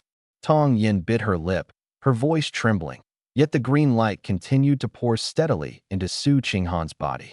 I stared coldly at the flesh mountain before me. One step back, and there was the blood mist wall that could melt steel. I pulled up the panel. Current road coins, 1850. Secondary level hive ahead, leader level creature at the core. Defeating it grants a silver treasure chest. I drew out the Glock 17, ejected the magazine to glance at the bullets, reinserted it, and chambered around. Qinghan, can you still hold on? Su Qinghan wiped the blood from the corner of her mouth and forced herself back into the front passenger seat. I can, master. I can't penetrate the hive outer layer, but inside, within 10 meters, I can lock it down. Tong Yin, get the antidote and bandages ready. Don't shake your hands later. Yes, master. A secondary level hive, deadly ground to others, but a gold mine to me. Whatever blocks the road, I'll crush it. The engine roared wildly, and two sharp headlights tore through the darkness. The armored RV charged fiercely into that massive mouth of flesh. In the darkness, hundreds of pairs of eerie green compound eyes suddenly lit up. The collision spikes pierced through two rippers. Dark green fluid splattered on the windshield, wiped away roughly by the wipers. I didn't lift my foot. 3 o'clock. 5 meters. Su Qinghan screamed. A venom sac ambusher leapt from the flesh wall. I swung the wheel hard and raised my gun with my right hand. Bang! Bang! The venom sac exploded. The vehicle brushed past its torso, grinding it into the chassis. In the rearview mirror, the blood mist had closed in on the rear of the vehicle. No more road ahead. Su Qinghan screamed, nose bleeding again. A dark brown flesh wall barred the way, engorged with veins. Hold tight. I floored the accelerator. The collision spikes plunged into the flesh wall with wild force. No slowing down. Full power. PSCHHH. Flesh and blood exploded everywhere. The RV tore a gap and burst through. Gray-white light flooded the cabin. The tires found solid ground again. Ahead, a black stone bridge spanned a chasm. A black stone bridge. I hit the brake and came to a steady stop. Countdown, 0 seconds. Behind us, the blood mist wall crashed into an invisible barrier with a thunderous sound. The entire hive, along with the mutants, was instantly engulfed and dissolved into a stinking pool of pus. First phase circle contraction summary. Overall rating, B grade. Rewards, 1,000 road coins. Beginner repair materials X5. Beginner genetic medicine blueprint X1. Unlock, self-genetic enhancement. My balance soared to 2850. The genetic medicine blueprint, 100% success rate, a miraculous tool in the apocalypse. I tossed the blueprint to the back seat. Tong Yin, can you make it? She held the blueprint with both hands, her eyes full of fanaticism. Yes. With enough materials, I can mass-produce a stable version. List what's missing. Su Qinghan unbuckled her seatbelt, climbed over the center console, kneeled beside me, and gently wiped the back of my hand with a towel dampened in spiritual spring water. Then she reached out to massage my shoulders. That fierce battle had completely shattered her fear of the apocalypse. Su Qinghan taming level, 85%. Tong Yin taming level, 45%. Crew total bonus, 13x. Driving 1 kilometer equals 130 road coins. I pushed the door open and raised the binoculars, looking toward the far end of the bridge. 800 meters away, abandoned heavy trucks, sandbags, and barbed wire had been piled into a barricade blocking the bridge. A heavy machine gun with at least a 12.7 millimeters caliber was mounted on the barricade, aimed right at my vehicle's front. Level 2 Armor Defense 20. Taking concentrated heavy machine gun fire would cripple us. Without absolute confidence, I wouldn't gamble. I got back inside. I slapped the repair blueprint on the bar. 5 pieces of repair material clattered onto the floor. Tong Yin, activate the blueprint and repair the vehicle. She pressed both hands on the blueprint. Green light enveloped the materials. Blue sparks surged toward the vehicle's shell. Within a minute, the vehicle was repaired. Even the fragments of bone between the tire treads were cleaned out. I opened the store and searched for lighting. High-penetration fog-breaking spotlight set. Can pierce through normal fog. Illuminates 200 meters. Price, 200 road coins. Exchange and install. 6 square spotlights embedded into the roof. I flipped the switch. The 6 cold white beams shot out with a roar, slicing the gray mist ahead like blades. The bridge surface revealed in sharp detail. I turned to Su Qinghan. Scout ahead. 30 seconds later, she opened her eyes. About 50 red dots behind the barricade 800 meters straight ahead. They've occupied the toll station, densely armed. But on the right side of the bridge is a broken ramp leading down to wasteland beneath the bridge. No large forces there. Resources. At the end of the ramp, 3 kilometers away, is a repair station with 3 red dots roaming. 2 kilometers further east are 2 convenience stores with 7 or 8 red dots. A frontal assault wasn't cost-effective. Developing the area under the bridge was the right path. First take the repair station, then clear the convenience stores. Find high ground before dark. I shifted gears. The vehicle's collision spike shattered a rusty railing and charged up the ramp. 800 meters away, the machine gunner saw a flash of light on the right side of the bridge and shouted hoarsely, "Boss, there's a black thing coming down the ramp." A burly man slapped the table. "What are you shouting for? If they come down, so what? The area under the bridge is full of ruins. We'll wait until they get stuck in the mud, then we'll pick their bones." In the rearview mirror, the toll station faded away. Fat Lamb, let me first clear out the resources under the bridge, push the car to level 2 perfection, and these guys on the bridge won't even deserve to be ghosts beneath the wheels. At the end of the ramp, the asphalt disappeared, replaced by muddy wasteland. 6 cold white beams of light sliced through the gray fog. Master, Su Qinghan opened her eyes. 4 players are facing off in 2 groups inside the repair station. Their equipment is rudimentary. In the middle, there's a high-energy supply box. Blue light, it's silver grade. Man dies for wealth. I stepped on the accelerator. Inside the repair station, 4 ragged players confronted each other around a metal box emitting a faint blue glow. 2 on the left held fire axes and crowbars. 2 on the right aimed soil-made muskets, their fuses smoking. "Wang Lauer, we found the box first. Step aside, or we'll die together." Wang Lauer sneered. "Silver box. Your lousy axe can beat my gun." VZZZ. 6 beams of strong light swept over without warning. The 4 cried out, covering their eyes, temporarily blinded. My black steel beast crushed the barbed wire and burst in. Level 2. Armored vehicle. Wang Lauer's legs went weak. I didn't break. The battering ram pierced the iron sheet van in the yard, splitting it in 2. The RV stopped steadily in front of the supply box. One hand rested on the window frame as I glanced indifferently at the 4. "The box is mine." Wang Lauer crawled out of the mud. Fear in his eyes gave way to greed. "Damn it. He has to get out to grab it too. Brothers, kill him. The car's ours." 3 raised their weapons to surround me. I drew my Glock. Bang! The man with the axe fell backward, blood blossoming on his forehead. Die! Wang Lauer pulled the musket trigger. Boom! Iron shards and broken glass rattled against the armor, not a speck of paint chipped. But a mutated beast's bone fragment slipped precisely through the window gap, grazing my left hand on the window frame.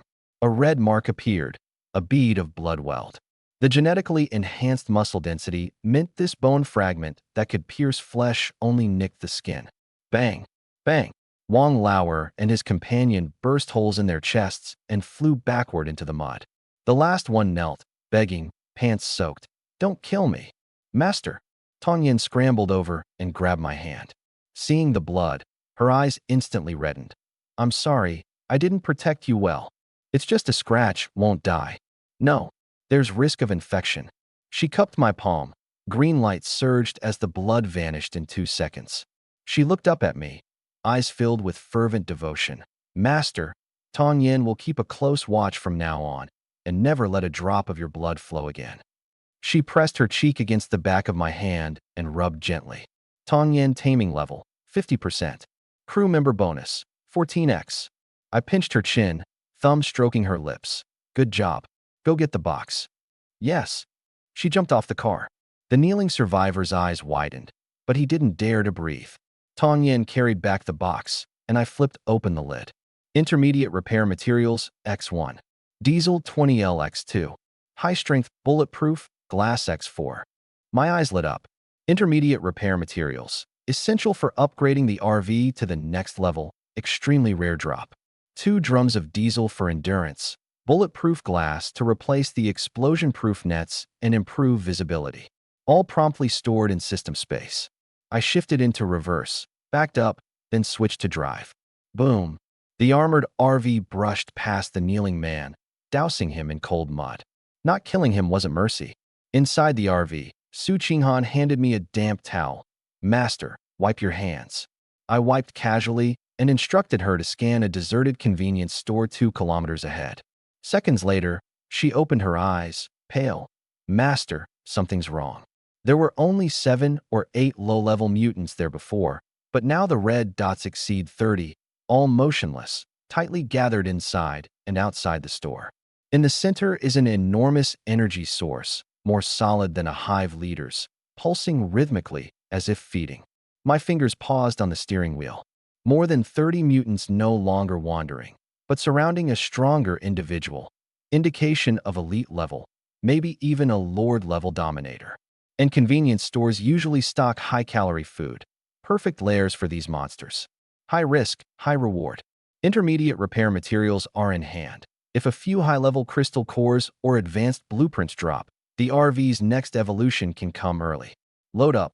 I tossed the Glock 17 to Tong Yin and pressed the pedal. The armored RV crushed the gate and charged into the thick eastern fog. On the Blackstone Bridge, the cold wind sliced like a knife. The armored RV was parked on the bridge deck. I sat at the bar, fingers clutching the faintly blue, basic genetic medicine blueprint. Tong Yin knelt inside the bar, her voice excited. Master, the materials are all ready. Before her were 3 glass containers, elite crystal core, 100 milliliters of spirit spring water, and several chemical reagents. System panel.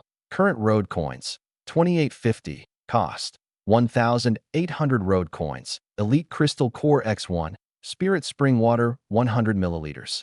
Start. 1,800 road coins instantly dropped to 0. The blueprint shattered into golden threads, wrapping around the materials.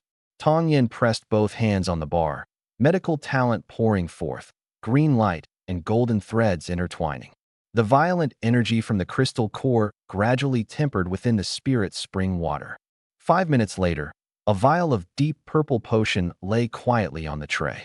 Basic genetic medicine. Enhanced neural reaction speed increased by 200%. Self-healing upgraded to intermediate level. Su Qinghan knelt beside me, wiping my military boots. Seeing the potion, she instinctively held her breath.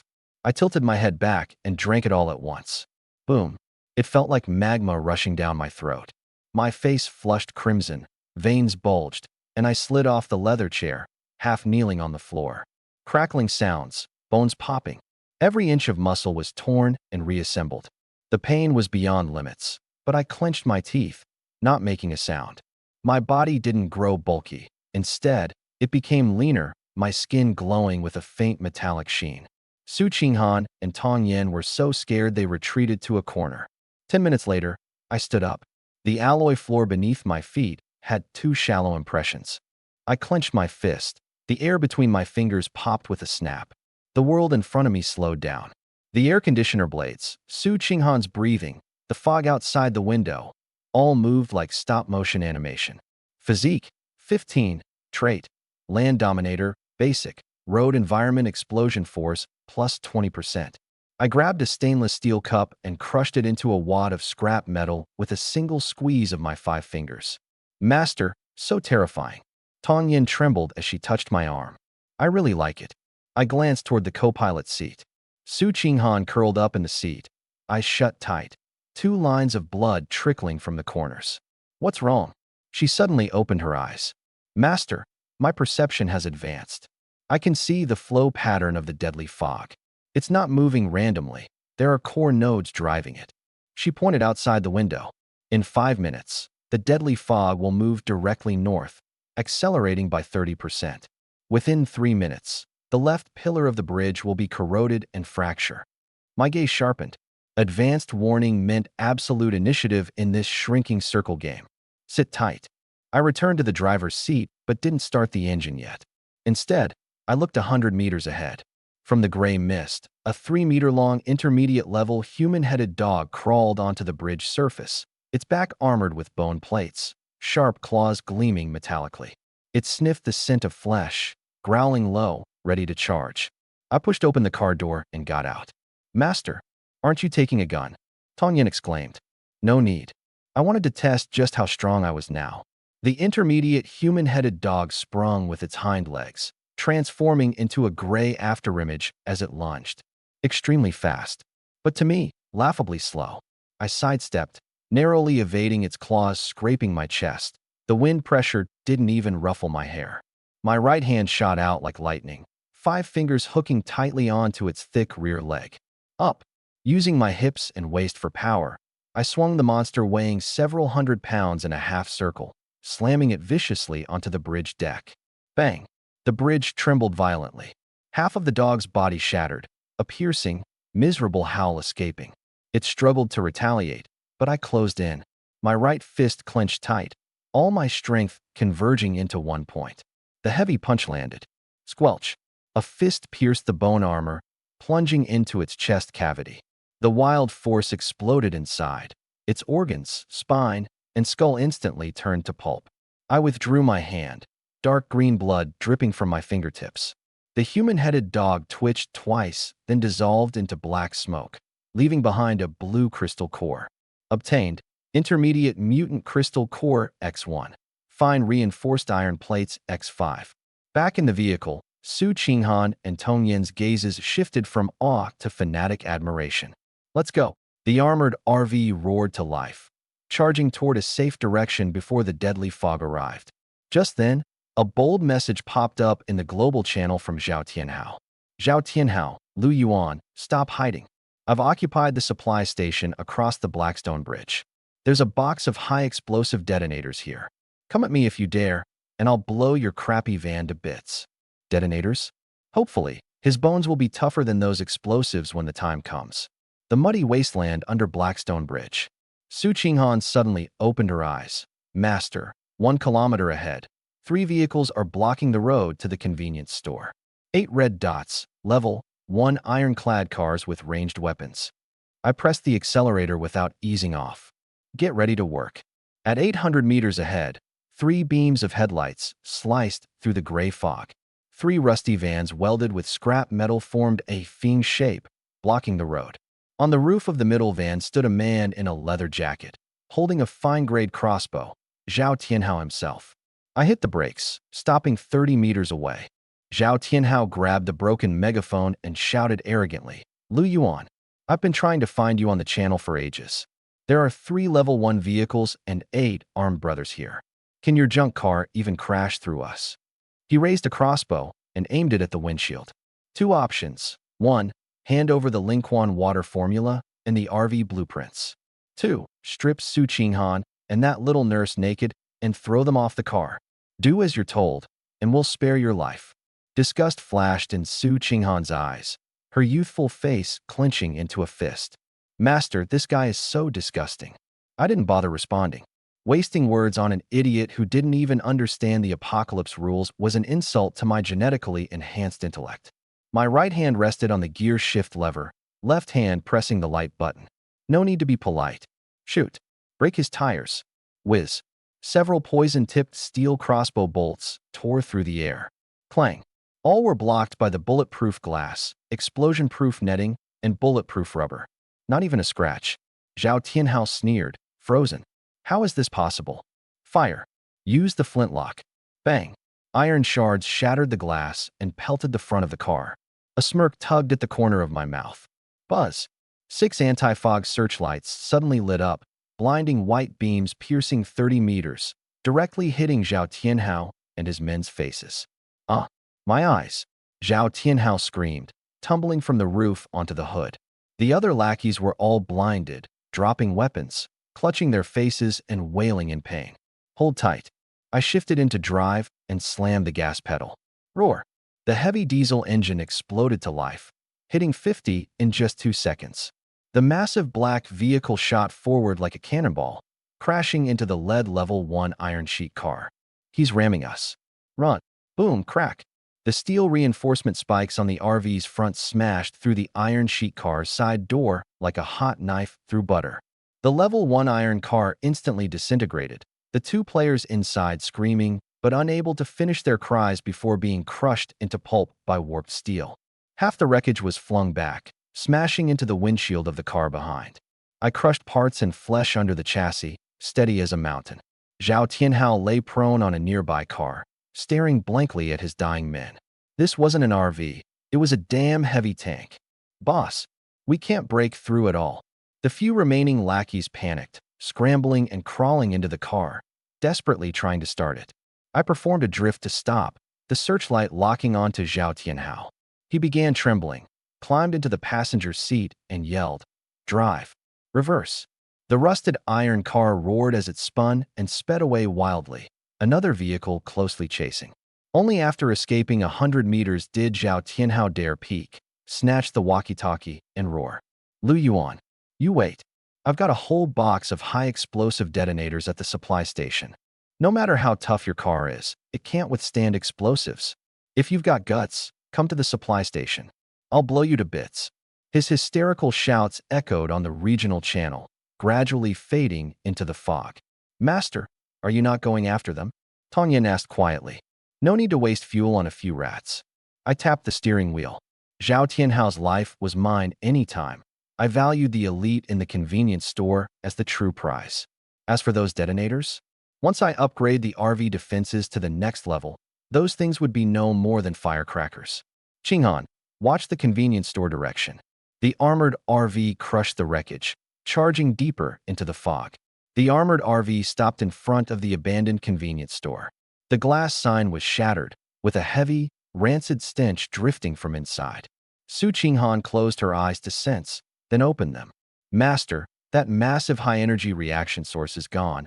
Only residual fluctuations remain. There are only 3 red dots inside. The ordinary human-headed dogs hiding behind the cashier and in the cold storage corner." I pulled out the key, tossing the Glock 17 onto the central console. "Get out." The 3 of us stepped inside in a reverse triangular formation. Collapsed shelves lay askew, the ground covered with packaging bags and black blood stains. 11 o'clock, 5 meters. Su Qinghan whispered. From the cashier's shadow, a pus-covered human-headed dog sprang forward, lunging at my face. Su Qinghan held the trigger but didn't fire. Such low-level trash wasn't worth wasting crossbow bolts. I stood still. The monster closed to half a meter. My right hand suddenly shot out, grabbing its rotten neck. Its rushing body froze midair, limbs flailing wildly. Fingers clenched tight. Crack. Its vertebrae were crushed, head lolled, eyes bulged. I casually threw the corpse against the wall where it turned into black mist, leaving behind a white crystal core. 2 o'clock, behind the cold storage, 2 moving at once. 2 human-headed dogs flanked us. My thigh muscles exploded, and I charged like an arrow released from a bow. The one on the left just leapt. I swung a high whip kick onto its waist and abdomen, snapping its spine. The massive body flew like a cannonball, smashing the glass door. The one on the right bit my calf. I raised my left knee, smashing its jaw to pieces, then followed up with a punch, hammering its head into its chest. In less than 10 seconds, the fight ended. Pure physical domination. Tong Yin's eyes gleamed as she bent down to collect 3 level 1 crystal cores. Master, there's a dark room ahead. Su Qinghan pointed toward the employee passage. At the end stood an iron door scratched all over, the lock violently broken. I kicked it open in one strike. The dark room was small, filled with a strong chemical reagent smell. Search. Master, here's water and food. Tong Yin lifted the plastic storage box. 10 unopened bottles of mineral water, 5 vacuum-compressed biscuits.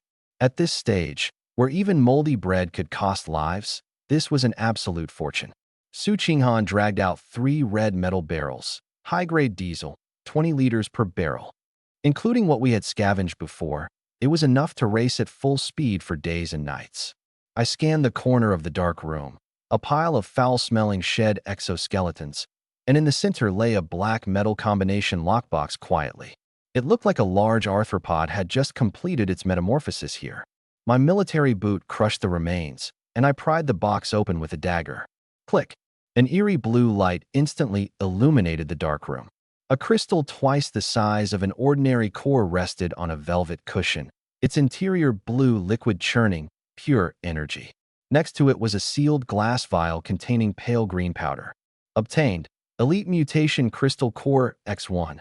Primary Gene Medicine Ingredient, Plant Extract Powder, X1. Tong Yan's breathing quickened, kneeling beside me. Master, this is the core auxiliary ingredient for gene medicine formulation. With this, the elite crystal core, and your spirit spring water, I can guarantee the production of 2 stable versions of primary gene medicine. Su Qinghan paused and looked at the box, her eyes burning. Though she had a warning, her body was still mortal. With the medicine's enhancement, her perception range and mental barriers would undergo qualitative transformation. I stored the items in system space. Let's see how you perform. The 2 women tensed inside, heads bowed as they swiftly packed. 10 minutes later, the convenience store was thoroughly looted. The 3 of us returned to the armored RV laden with spoils. The doors closed, cold air wrapping around us again. Tong Yin sorted the supplies into compartments. Mineral water and compressed biscuits into the food section, fuel connected to the reserve tank. I sat in the driver's seat and opened the system panel. Current highway coins balance, 2,500. Killing monsters and collecting supply boxes had pushed our highway coins past 2,000 again. The core module upgrade was drawing ever closer. Master, inventory complete. Tong Yin kneeled by the bar counter, her posture yielding. I leaned back in the seat, fingers tapping the steering wheel. Our team setup was taking shape. Su Qinghan as human radar, Tong Yin handling logistics and medical care, plus my own overwhelming force. This armored RV had the capital to sweep through the highway. Qinghan, scout ahead. Find a high ground for rest. Darkness had fallen. Dense gray fog reduced visibility sharply. The night highway was a hunting ground for mutants. I didn't want to rush blindly. Su Qinghan closed her eyes and released her psychic energy. Seconds later, she snapped them open, blood pouring from her nostrils, dripping onto her snow-white chest. She trembled violently, terror filling her eyes. Master, her voice hoarse, supply station. Zhao Tianhao's direction, red dots, countless red dots, all energy signatures above elite level. They're destroying the supply station. Zhao Tianhao's people all dead. I immediately summoned the map. The gray zone beyond Blackstone Bridge was being swallowed by glaring deep purple, an extremely lethal threat. The global channel flashed wildly. Global announcement. Detecting player malicious use of high explosive weapons to destroy terrain. Abyssal marching ant swarm has awakened prematurely. Region coordinates. Eastern Supply Station, Blackstone Bridge. The swarm will indiscriminately sweep along the highway. All survivors must flee immediately. That idiot Zhao Tianhao had detonated the underground monsters awake. My gaze instantly chilled to the extreme as I slammed the accelerator down. Hold tight. The armored RV roared as it turned around. 6 spotlights tore through the night, racing away from the supply station. In the rearview mirror, towering flames flared at the end of Blackstone Bridge. A dense black tide surged like a tsunami. After more than 10 minutes, I eased off the gas, slowing to 40. Su Qinghan collapsed into the passenger seat. Her black camisole dress, soaked with cold sweat, clung tightly to her body, neckline gaping wide, pale skin rising and falling with rapid breaths. If I hadn't turned so decisively, they'd already be reduced to white bones. She turned to me, eyes deep with bone-chilling dependence. Ping. Target Su Qinghan's tame level increased to 90%. Current total crew bonus, 15x. Driving 1 kilometer equals 150 highway coins. Talent, safe zone warning, triggered advancement. Perception range expanded from 1 kilometer to 3 kilometers, able to identify target types and see through terrain contours.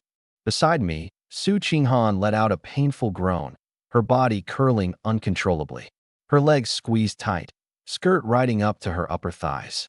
I steered with one hand, took the spirit spring water with the other, and leaned forward to tilt her chin. Drink. She trembled as she swallowed, drops sliding from her lips down her neck into the deep, white hollow. The spirit spring water swiftly soothed the tearing pain in her spiritual sea. She lifted her head, eyes ablaze with fanaticism and submission. Master, the range is 3 kilometers. I can distinguish whether the red dots are monsters or humans, and I can even see the terrain contours. 3 kilometers. It's like having full-map X-ray vision in the dead fog. Scan it. She closed her eyes, her psychic power expanding outward like a fine net. To the left front at the 10 o'clock direction, 2.5 kilometers away, there is an abandoned guard post. No signs of life around it. Inside the guard post is a high-intensity metal reaction, which is a supply box. I turned the steering wheel, and the armored RV carved a sharp arc straight toward the target. The young-looking girl in the back row bit her lip. Su Qinghan's value was rising. She had to prove she couldn't be marginalized. She grabbed a dry towel and crawled forward on her knees to wipe Su Qinghan's sweat. 10 minutes later, the searchlight locked onto a guard post entwined with withered vines. I shifted into the parking gear and pulled out my Glock 17. Stay in the car. I pushed open the door, and my military boots stepped into the muddy water. My 15-point constitution made the terrain feel like flat ground. I kicked open the rusty iron door. In the corner, a weathered white skeleton clutched tightly to a black iron supply box. 2 red plastic barrels were scattered nearby. I inserted a dagger into the crack of the box and exerted wrist strength. Obtained, intermediate repair materials X1.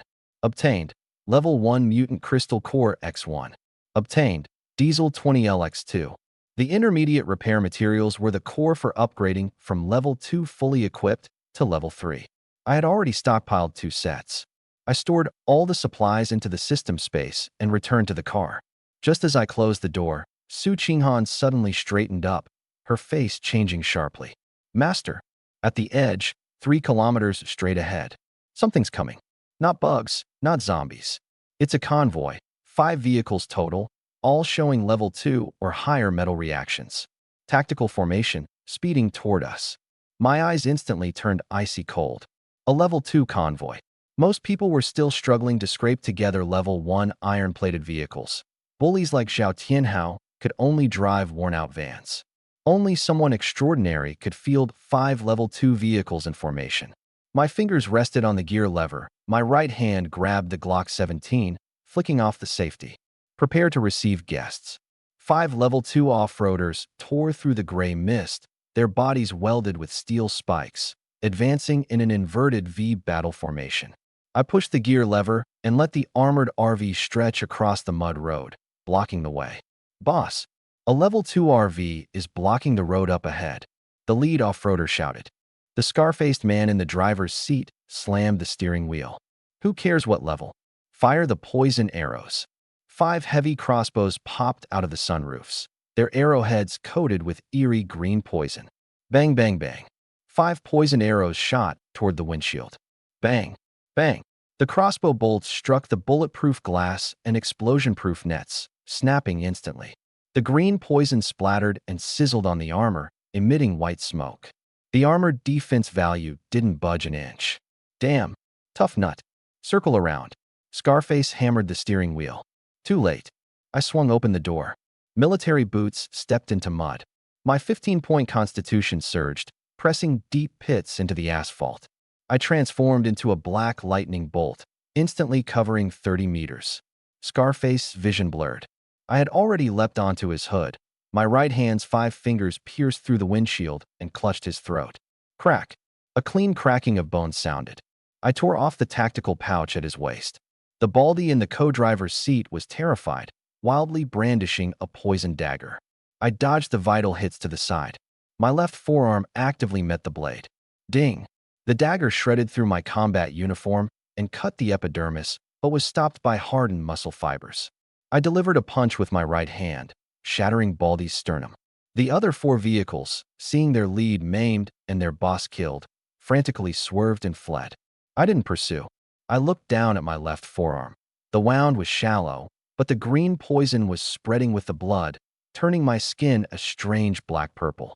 My 15-point constitution's self-healing kicked in, muscle fibers thrashing desperately to squeeze out and suppress the poison, preventing further spread but not completely clearing it. I carried the tactical pouch back to the RV. Tong Yin immediately saw the black-purple discoloration on my forearm. Her face drained pale. She threw herself in front of me and gripped my arm tightly. "Master, you're poisoned. The toxins on the road will destroy your nervous system." Tears dropped onto the back of my hand. Her pink nurse uniform was rolled up, the edges of her suspenders revealed, the neckline open wide, the snow-white cleavage rising and falling with her rapid breathing. She immediately turned and rummaged in the medical kit, kneeling between my legs, cupping my wounded forearm with both hands. A pale green medical energy poured forth, the green light enveloping the black-purple wound. She closed her eyes and frantically analyzed the toxin's composition. Su Qinghan pressed her fingers into the leather seat. She couldn't help at all, and the helplessness plunged her into panic. 2 minutes later, Tong Yan's eyes snapped open, green light blazing in her palm. Ding! Tong Yan has broken through the skill bottleneck. Medical specialization upgraded to intermediate. Taming level increased to 60%. Current total crew bonus, 16x. New recipe unlocked. Simple antidote serum. Immune to common neurotoxins and corrosive venoms. Upgrade. Basic gene medicine blueprint. Material consumption reduced by 50%. The enemy has a poison crossbow. The antidote serum is the key to breaking the deadlock. I opened the system shop. Exquisite portable medical workbench. Miniature centrifuge, sterile test tubes, high-precision purification equipment. Price, 500 road coins. Redeem. A flash of white light and a silver metal suitcase slammed onto the bar counter. Open it. Tong Yin lifted the lid and saw the precise medical instruments. Her eyes instantly reddened. In this apocalypse, where even a piece of moldy bread costs lives, the master had redeemed such an expensive exclusive equipment for her. "Master, 3 minutes." I cut her off. "I want 3 antidote serums. If you can't do it, then get off the car." "I can." Tong Yin gritted her teeth, her intermediate medical talent fully igniting as a thick green light illuminated the entire back row. She grabbed the plant extract powder, poured it into the test tubes, accurately injected 50 milliliters of spirit spring water, and placed them into the centrifuge. Her hands pressed against the outer shell as her talent energy forcibly accelerated the fusion. Sweat dripped from her chin onto her exposed white chest.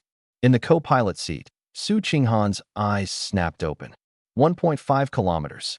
They've activated thermal imaging, locked onto us, and are closing in. I pulled out my Glock 17, released the magazine catch. Click. I pushed the magazine back into the grip and pulled the slide to chamber around. Ding. The centrifuge stopped.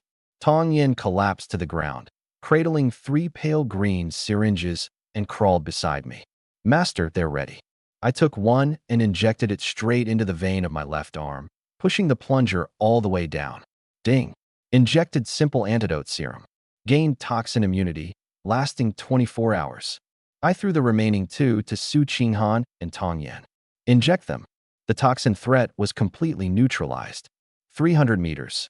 Su Qinghan lowered the car window's blast shield just enough to peek through, leveled her composite bow, and aimed forward. 5 dazzling beams tore through the darkness. 5 level 2 off-road vehicles, welded with iron spikes, roared and surrounded the RV. The middle vehicle was mounted with a heavy crossbow on the roof, its arrow tips radiating an eerie green poison glow. A man with a face full of scars held a megaphone. "People inside, listen up. We are the Blood Wolf convoy. Turn off your engine. Get down with your hands on your heads. Hand over the vehicle and supplies. Move an inch, and these poison arrows will turn you into rotten flesh. This poison seals the throat on contact. No divine intervention can save you." I sat in the driver's seat, staring at the scar-faced man as if looking at a corpse. No response, no move. "Disrespect us. Fire the poison arrows." Whoosh, whoosh, whoosh. 3 poison crossbow bolts pinned into the RV's front. Ding, bang. They snapped instantly upon hitting the bulletproof glass, green venom bursting out to corrode but not leaving a single crack. The scar-faced man's expression changed. I gripped the steering wheel with my left hand, pushed the gear lever into drive with my right, and fiercely pressed the accelerator. Boom! The armored RV roared thunderously. The heavy diesel engine's RPM spiked immediately. I pressed the light control button. Buzz! 6 high-penetration spotlights flared, their cold white beams directly blinding the scar-faced man and all the drivers. My eyes! The scar-faced man screamed as he tumbled off the vehicle's roof. Hold tight. The black steel beast surged forward with energy to crush anything, charging straight into the heavily armored off-road vehicle. The Blood Wolf convoy's wreckage burned in the mud, the smell of charred flesh carried away by the cold wind. I shifted into reverse, turned the steering wheel sharply, and the heavy bulletproof tires crushed a broken bumper segment. I didn't chase after the 4 fleeing pickups, just a few scared rats, no oil to squeeze. "Master!" Su Qinghan's eyes snapped open. 2 o'clock direction, 2 kilometers away, a deep red high-energy reaction source. Elite class. Yes, it's huge, an arthropod-like creature. It settled at an abandoned tunnel entrance and cleared its territory. Energy fluctuations are even stronger than the previous zombie sentries. Elite mutants are mobile treasure troves. To upgrade the RV to level 3 requires massive rare materials and high-tier crystal cores. Let's check it out. I pressed the gas. 2 kilometers passed in an instant. The gray fog thinned, revealing 2 towering concrete walls, the entrance of a mountain-boring tunnel. The tunnel was sealed with dense, ghostly white cobwebs, and several dried player corpses hung upside down, swaying on the web. Right at the center sat a colossal dark purple spider over 4 meters in length. Its 8 long legs were like steel spears, its abdomen covered with bloody red patterns, and its compound eyes glowed with eerie green ferocity. Warning: Elite Mutant Deadly Wolf Spider. Attack Power 28, Defense 22. Traits: high-frequency corrosive venom, hardened arthropods. Master: its shell is extremely thick. The energy core is in the abdomen. Su Qinghan stared at the giant monster, her breath caught. I drew my Glock 17 and confirmed it was fully loaded. "Tong Yin, get ready to work." In the back row, Tong Yin immediately grabbed the medical kit, her hands glowing faintly green. "Yes, Master." I pushed open the car door and my military boots stepped onto the gravel. The venomous wolf spider emitted a piercing hiss, its 8 long legs suddenly exerting force as its massive body leapt down from the web, crashing heavily onto the ground 10 meters in front of the RV, causing the earth to tremble. It opened its commissary, and a ball of sickly green venom shot towards my face like a cannonball. With 15 points in constitution and nerve reflex, I pushed off the ground with my legs, leaving an afterimage as I sidestepped 3 meters. The venom struck the wreckage of an abandoned car, instantly melting a large hole in the steel roof. I raised my hand and fired 2 shots. Bang! Bang! The 9mm bullets precisely hit the left compound eye of the wolf spider. The bullets ricocheted off its chitinous membrane, leaving only white scars. 22 points in defense rendered my handgun's frontal attacks ineffective. The wolf spider, enraged, wildly alternated its 8 steel spear-like legs, barreling at me like a small tank. I holstered my pistol and gripped a military dagger backward. My body suddenly dropped. My knees slid on the gravel as I passed beneath the wolf spider's high-raised abdomen. "Qinghan, at the bottom of the abdomen. The third red spot. No shell there. That's the spiracle. I twisted my waist and abdomen, driving the dagger in my right hand with full strength into the blood-red marked spot. Poochie. The tempered steel dagger pierced through muscle and sank fully into the handle. The wolf spider screamed mournfully, its massive body convulsing violently, its hind legs sweeping like steel whips. I had just withdrawn the dagger and was defenseless. I could only raise my left arm to block the attack. Bang! A dull thud echoed as the immense force threw me airborne. I flipped twice before landing on one knee to steady myself. My left arm's military uniform was torn, and a red mark blossomed on my skin. With 15 points in constitution for brute force, facing an elite monster was still taxing. Master. Tong Yin pushed the car door open and poked half her body out. A faint green light beam shot from her palm into my body. Primary physical enhancement. The cool energy instantly erased the soreness, and my muscles swelled anew. The wolf spider turned, opened its mouth, and spat out a giant venomous web, trapping me beneath it. I sneered. The serum had already been injected. I was immune to the poison. I didn't dodge. Instead, I charged straight into the venom web. The corrosive venom hissed lightly upon contact with my skin, but did nothing else. Seeing me trapped, the wolf spider's two steel spear-like forelegs jabbed straight into my chest. I thrust both hands forward and tightly grabbed its forelegs. Lie down, I roared, veins bulging, forcibly pressing this massive beast to the ground. My right hand quickly drew my Glock 17 and pressed the muzzle against the wound in its abdomen opened by my dagger. I pulled the trigger to the stop. Bang, bang, bang, bang, bang. One magazine emptied in 2 seconds. Over a dozen 9mm rounds exploded inside its innards. Dark green pulp sprayed wildly from its mouthparts. Its 8 long legs went limp as it died completely. The corpse dissolved into black mist, leaving 3 glowing orbs behind. Obtained. Elite Mutant Crystal Core X2. Obtained. High-strength titanium alloy plate X1. Obtained. Vehicle weapon upgrade blueprint. Heavy twin machine gun X1. Heavy twin machine gun. My eyes lit up. This was exactly the heavy firepower I lacked. With this, the armored RV would become a true killing machine. I stowed the loot and returned to the vehicle. Tong Yin knelt on the ground, handing me a damp towel, her nurse outfit's collar wide open, her gaze up at me filled with zeal.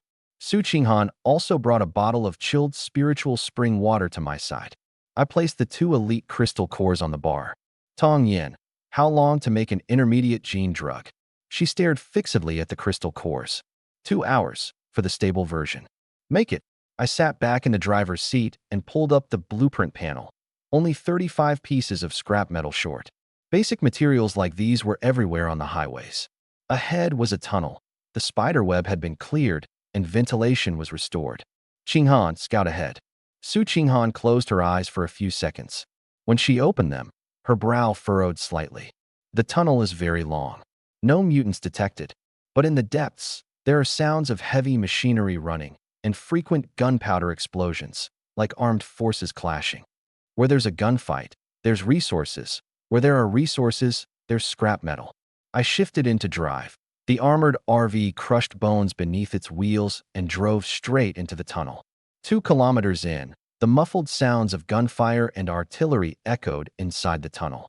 I slowed down, pulled over, and turned off the headlights, leaving only the low beams on. Blindly charging would only make me a sitting target. I opened the system panel. Balance, 3,150. With 20 points in defense, I couldn't withstand heavy firepower. I clicked armor upgrade, spending 1,500, balance zeroed. Metallic reshaping sounded outside. In the rearview mirror, liquid metal oozed from the armor plates, solidifying into a titanium alloy coating in 2 seconds. The collision spikes grew thicker and longer, with secondary blades. The chassis overall thickened. Defense, 120. Cost, 500 road coins, scrap metal X30. Vehicle weapons upgrade available. Upgrade. The center console cover slid open, the Glock retracted into its base, and a black assault rifle rose and locked into the mount. Vehicle-mounted assault rifle. Attack power 40, magazine 30, 80% recoil reduction. The windshield automatically projects a holographic sight. I grasped the rifle's handle with my left hand. On the windshield, a faint blue crosshair appeared in response. Defense doubled, firepower transformed. In the passenger seat, Su Qinghan witnessed everything. She looked at me, then at the car body. This man's physique could tear apart elite monsters with bare hands. Even the car was evolving against all logic. She unbuckled her seatbelt, knelt on the seat with both knees, and leaned toward me. The strap of her silk camisole slipped off one shoulder, exposing a large swath of snow-white skin in the cold air, rising and falling sharply with her rapid breaths. She wrapped her arms around my neck, pressing her cheek against my shoulder.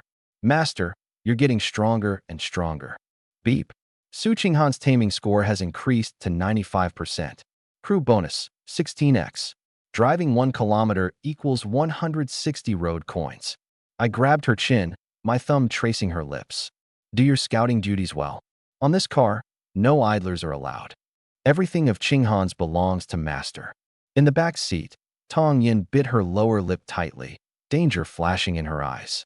She quickened her movements, separately pulling out the blueprint for a heavy machine gun and pressing it on the workbench's edge. She needed to gather scrap metal quickly to secure her foothold. I released Su Qinghan. "Report." She immediately retreated back to the passenger seat, not even fastening her strap, and closed her eyes. 2.5 kilometers away. 2 groups. 3 pickup trucks left of the Blood Wolf convoy, and another group of over 50 red dots occupying the tunnel's emergency lane with heavy firepower. Mutants. No. There's a huge golden energy source in the emergency lane, 10 times stronger than a silver crate. A golden supply crate. A killing intent flickered in my eyes. I shifted into drive and gripped the assault rifle with my left hand. "Buckle up." The armored RV roared to life, unleashing 6 searchlights that tore through the darkness directly into the heart of the firefight. In the middle of the tunnel, the Blood Wolf Gang's deputy leader hid behind a pickup, frantically spraying bullets.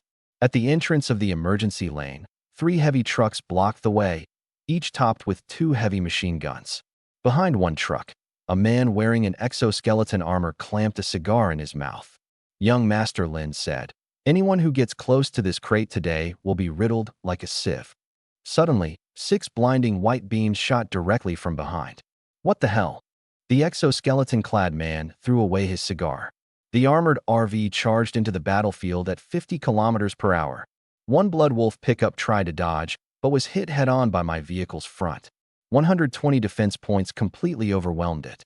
The pickup twisted and rolled, crashing into the truck barricade. My car did not slow down at all. Left hand pulled the trigger. Rat-a-tat-tat-tat. Half-meter-long tongues of fire burst out. The 2 machine gunners on the truck roof didn't even scream before being shredded in an instant. "Fire. Use the RPG." The exoskeleton man screamed. An RPG projectile trailed a tail of flame, hurtling straight for the windshield.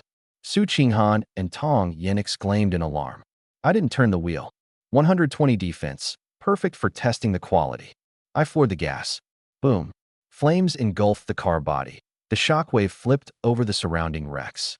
The exoskeleton man laughed wildly. Blown to iron turtle. Through the thick smoke, 2 beam headlights tore through the inferno. The armored RV emerged unscathed, not even a scorch mark on the collision spikes. The exoskeleton man's laugh choked in his throat. I pulled the trigger again, the holographic sight locking firmly on his forehead. Rat-a-tat-tat-tat-tat. Bullets instantly pierced his exoskeleton protective mask. His head exploded with a roar, red and white matter splattering the truck bed. The tunnel fell silent. Monsters! Run! The remaining scavengers dropped their gear, scrambling and rolling as they fled into the pickups to escape in reverse. I didn't chase. I opened the door and stepped out, approaching the truck barricade. A dazzling golden crate lay quietly on the ground. A dagger pried it open. Obtained. Team contract scroll, temporary, X1. Obtained. Advanced RV core module blueprint fragment X1. Obtained. Rare metal refiner X1. Obtained. Road coins X2000. My balance broke past 5,000. Team contract scroll. Can bind up to 5 players. Host possesses absolute life and death authority. Can share 10% experience and basic loot. Cannot enter core mounts. Good stuff. Upgrading the RV to level 3 requires massive amounts of scrap metal, perfect for recruiting a batch of cheap scavengers. I returned to the car and started it. The cold air dispersed the smell of gunpowder. Su Qinghan still knelt in the passenger seat. Her strap completely slipped off. Master, the path ahead is clear. I pinched her chin. Keep your eyes on the road. In the back, Tong Yin was securing the rare metal refiner next to the workbench. As she bent over, the nurse uniform's neckline gaped wide. Master, as long as there is scrap, I can refine alloy plates. I shifted gears and drove out of the tunnel. The night wind was biting cold. Master, 3 kilometers ahead, 5 green dots encircled. 10 basic dog heads, 2 intermediate mutants. Their vehicles? 3 level, 0 vans, 2 level, 1 cars, defense values almost 0. Free labor, delivered straight. The armored RV burst into the wasteland with violent force. 5 junked cars formed a defensive circle, 5 players huddled inside, brandishing iron rods and spears. 1 van door was smashed by an intermediate dog-head monster, which lunged at a girl inside. Boom. My car's front struck the intermediate dog-head flying, bones shattered. The monster was sent flying over 10 meters, dissolving into black mist. The assault rifle on the roof automatically rose, the holographic sight locking onto the perimeter. Rat-a-tat-tat-tat. In less than half a minute, over a dozen monsters were all reduced to light spheres. The engine idled, rumbling steadily as 5 players stared blankly at this mobile fortress.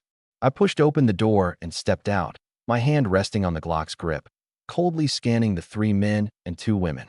Thanks for saving us, big brother. The bespectacled man collapsed, kneeling into the mud with a thud. The other 4 also dropped to their knees. I don't save useless people. I spat out 5 words, pulling out a contract scroll. Prove your worth. 10 seconds. The bespectacled man hurriedly looked up.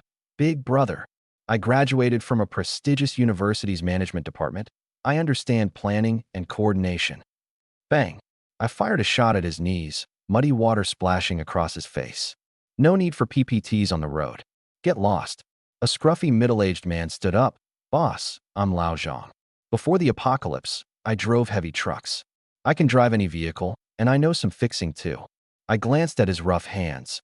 Left side. A buzz-cut youth holding a bloodied axe stood up. Chin Feng, discharged soldier.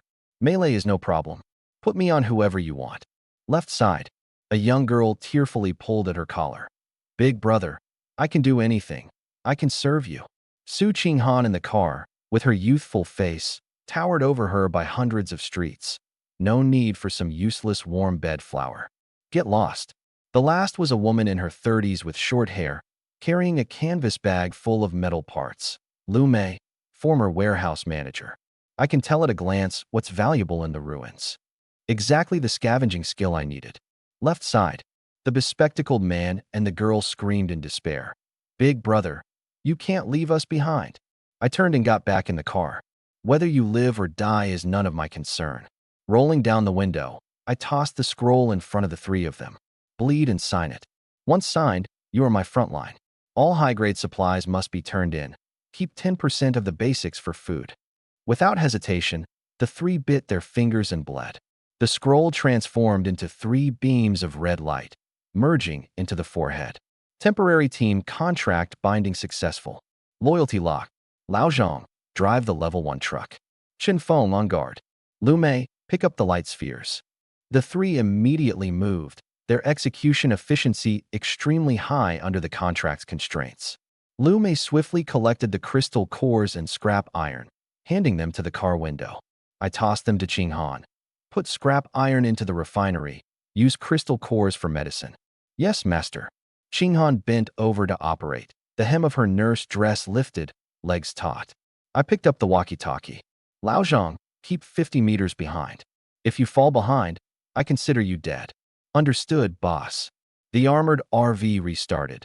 The level 1 tin car tremblingly followed behind. Su Qinghan handed me spring water, kneeling and leaning forward, her snowy white chest almost touching my arm. Master, with them, collection speed will be much faster. This is only the beginning.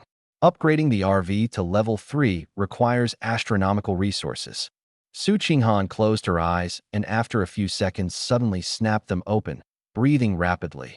5 kilometers directly ahead, a large artificially constructed complex with strong metal signals and high-voltage grid fluctuations. Looks like a small military fortress. Over 200 red dots. My fingers drummed on the steering wheel, a bloodthirsty smile tugging at the corners of my mouth. Zhao Tianhao's previously blustering supply station headquarters was just ahead. Full load, move forward. In the deep night of the wilderness, thick gray fog swirled. I leaned against the genuine leather driver's seat, my right hand resting on the onboard assault rifle's grip. 2 cold white beams from the armored RV pierced the darkness, the massive dark gray body steadily pressing forward through the mud. In the rearview mirror, the battered level 1 tin car swayed as it followed. Lao Zhang gritted his teeth, squeezing the engine, afraid to fall behind. Su Qinghan knelt in the passenger seat, the black silk skirt piled around her thighs. Her eyes closed, her perception network scanned hundreds of times a second toward the front. Master, 2.1 kilometers ahead, a convenience store. No living things inside, but 5 spots of rotting flesh detected around. It appears the Blood Wolf convoy cleared it out. She opened her eyes, 2 streaks of dried blood tracing down the corners. I pressed the walkie-talkie. Lao Zhang, follow closely, start working.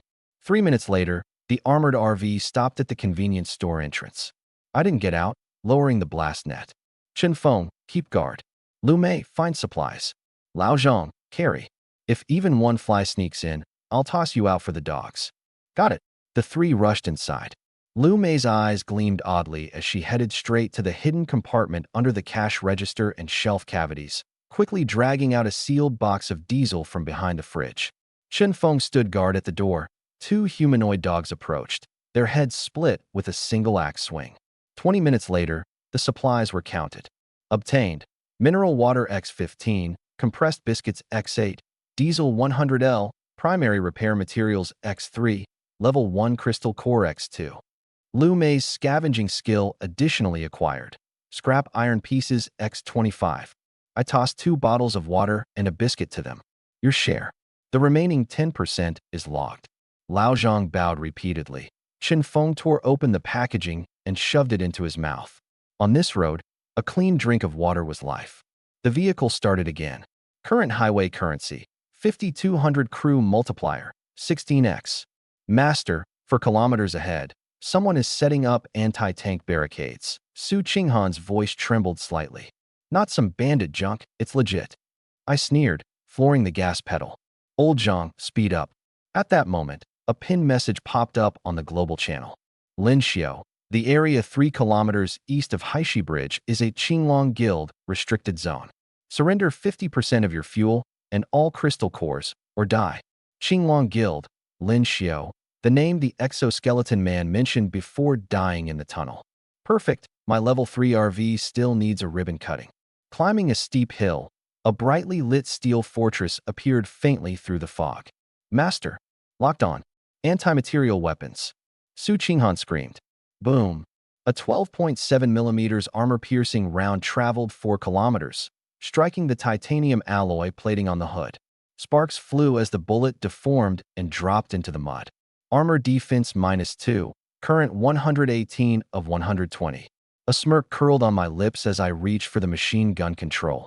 A Crimson System alert exploded. Global notice. Player survival has dropped below 2000. Beginner mode escalation activated. Second circle shrinkage starts early. Toxic fog corrosion rises to 2 points per second. Mutant spawns plus 300%. New coordinates. Abandoned heavy industry park.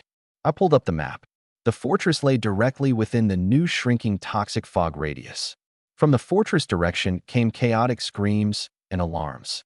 The Qinglong Guild was panicking completely. No need to waste ammo on dead men. Qinghan, report the route. 7 kilometers at 9 o'clock. There's a dried-up riverbed on the left leading directly to the perimeter of the industry park. Old Zhang, turn around and follow closely. The 2 vehicles barreled into the riverbed. Master, 500 meters ahead, 15 head wolves, 3 intermediate rippers. I hit the brakes. Ramming recklessly would accelerate armor wear. Chen Feng, get out and clear the way. Chen Feng grabbed an axe and jumped down. Old Zhang snatched up a steel pipe spiked with welded barbs and followed. The head wolves lunged, but Chen Feng advanced without retreat, swinging the axe diagonally. Half a wolf's skull flew off immediately. Old Zhang gritted his teeth, holding off a ripper. The steel pipe pierced its chest cavity. Chen Feng turned to finish it off, skull shattered. 3 minutes later, the fight was over. Lu Mei rushed over, her light orb sweeping everything clean. Obtained, Level 1 Crystal Core X8, Intermediate Crystal Core X2, Scrap Iron X15. I tossed out a bandage and a bottle of spirit spring water. Old Zhang, patch up, then move. Old Zhang took the water, hands shaking slightly. Following me was no loss for his loyalty. Inside the vehicle, Tong Yin knelt beside me, her pink nurse uniform soaked with sweat, handing me a deep purple syringe. Master, Intermediate Stamina Recovery Agent. 10 seconds to full status. I injected it into my vein. Energy flooded in instantly. I reached out, gripping her chin. Pretty fast speed. Her cheeks flushed red. She nuzzled my palm willingly. On the passenger seat, Su Qinghan dug her fingers into the leather seat, body leaning forward pressing against my arm. Master, 2 kilometers ahead, riverbed ends. Entering the industry park. The fog thickened, visibility dropping below 50 meters. The air reeked of machine oil and rust. Su Qinghan gasped suddenly, 2 lines of blood dripping from her nostrils. There are no common mutants inside the industry park, only 5 huge energy sources, each one stronger than the previous venomous wolf spiders. Escalation difficulty hit us with 5 overlords at once. The armored RV roared out of the riverbed. Spotlights scanned ahead. A massive iron gate spanned the earth and sky, a battered plaque read, Haishi Heavy Industry. Player corpses piled on both sides of the gate. 2 red lantern-like eyes lit up in the dark, the ground shaking violently. Roar! A giant zombie covered in armor plates slowly emerged, its right arm modified into a high-speed chainsaw, black blood splattering. Toxic fog corrosion, armor minus 5 points per minute, current 110 of 120. No way I'd just trade blows with it. I yanked the steering wheel hard. The RV swung wildly through mud, dodging the chainsaw's range. Master, 1 kilometer at 3 o'clock, an abandoned gas station has a temporary safe zone. The blue barrier can block toxic fog for 30 seconds. I floored the gas. 1 minute later, a pale blue light screen appeared. Inside sat 2 vehicles, several players furiously pumping fuel. A man in camouflage raised a double-barrel shotgun and fired. Steel pellets struck the titanium alloy. No even white marks left. Ramming in. Boom. The reinforced ram pierced through the side door of the SUV, crushing it like a soda can and sending it flying. The RV stopped steadily in the center of the shield. Old Zhang's tin car skidded into the shield's edge, almost swallowed by the toxic fog. Help! Brother, don't shoot. The camo man collapsed in the mud. Chen Feng, clear the area. Chen Feng smashed the man's shoulder with his axe, then kicked him out of the shield. The man touched by the fog rotted into pus within 3 seconds. Another player knelt, bowing deeply. We'll give you everything. I glanced at the pickup truck bed, 2 barrels of diesel, a set of intermediate repair materials, and a first aid kit. Lu Mei move. Lu Mei nimbly climbed onto the truck bed. I raised my hand. Glock 17 pressed against the kneeling player's forehead. You're blocking my repairs. Big brother, I. Bang. A kick sent the body flying. On this road, being soft-hearted is the most expensive way to die. Safety point countdown, 20 seconds. Tong Yin, hurry. Tong Yin knelt beside the truck, her hands glowing green as the silver fluid filled the holes in the armor. Armor repair 120%, coating activated. Done. She panted, looking up. 5 seconds. Get in. The blue barrier faded, and the death mist surged like a tide. The injured player disappeared without a sound. The RV plunged back into the fog. The repaired armor was incredibly tough. Durability consumption, 2 points/minute. 3 kilometers ahead, old factory core area. Su Qinghan frowned deeply. Large cavity, dense metal reactions, but no red dots. 1 kilometer radius is as clean as a vacuum. When things go abnormal, there's always something off. I swiped the central control screen. Balance, 5,500 heavy dual machine gun mount available for construction. Build. The rooftop metal clicked as two sturdy barrels gradually extended, the ammo belt gleaming coldly. The entire vehicle's center of gravity sank. Old Zhang, stay close. The two vehicles tore through the death mist, crashing into a huge black factory building. The rusty gantry crane hung in midair like a skeleton. The light swept across the center. My pupils contracted sharply. There was no supply box, only a throne made from countless vehicle wrecks. On the throne sat a man in torn suit, his skin pale as death, elegantly slicing a piece of raw meat with a scepter made from vertebrae. The light fell on his face. That face was delicately handsome to the point of appearing sickly, but his eyes were pure black, without pupils. "Welcome to my restaurant," the man's voice echoed in the factory. "It's been a long time since I've seen such a beautiful car." He tossed aside the raw meat, his gaze piercing through the windshield, locking onto Su Qinghan in the passenger seat. "And such clean spiritual food." Su Qinghan screamed, clutching her head as she tumbled from the seat, convulsing violently on the floor. "Master, he's eating my brain." My eyes turned ice cold. I yanked the joystick fiercely. The rooftop heavy machine gun instantly swung around and locked on that figure. Fingers squeezed the trigger. Rat-tat-tat-tat. Armor-piercing rounds rained down like a storm, engulfing the bone thrown in a metal tempest. As smoke cleared, the man vanished. The next second, a nails-on-metal screech came from the rooftop. I looked up to see a pale hand reaching through the ventilation window gap. "This shell is pretty tough." Sparks flew, but I ignored it. My armor's impervious even to armor-piercing rounds. He thinks a few claws can tear it open? I gripped the steering wheel with both hands and floored the accelerator. "Hold tight." The black vehicle charged like a wild beast, aiming straight at a row of steel pillars ahead. Bang! The figure atop the roof was violently scraped off by the steel pillars. A furious roar echoed as he hung in midair. I yanked the joystick left. The twin machine guns pivoted and opened fire. Rat-tat-tat-tat. Bullets blasted into the man's chest, black blood splattering everywhere. He crashed heavily into a pile of cars, crushing 3 junked vehicles. When he struggled to get up, a basin-sized hole appeared in his chest.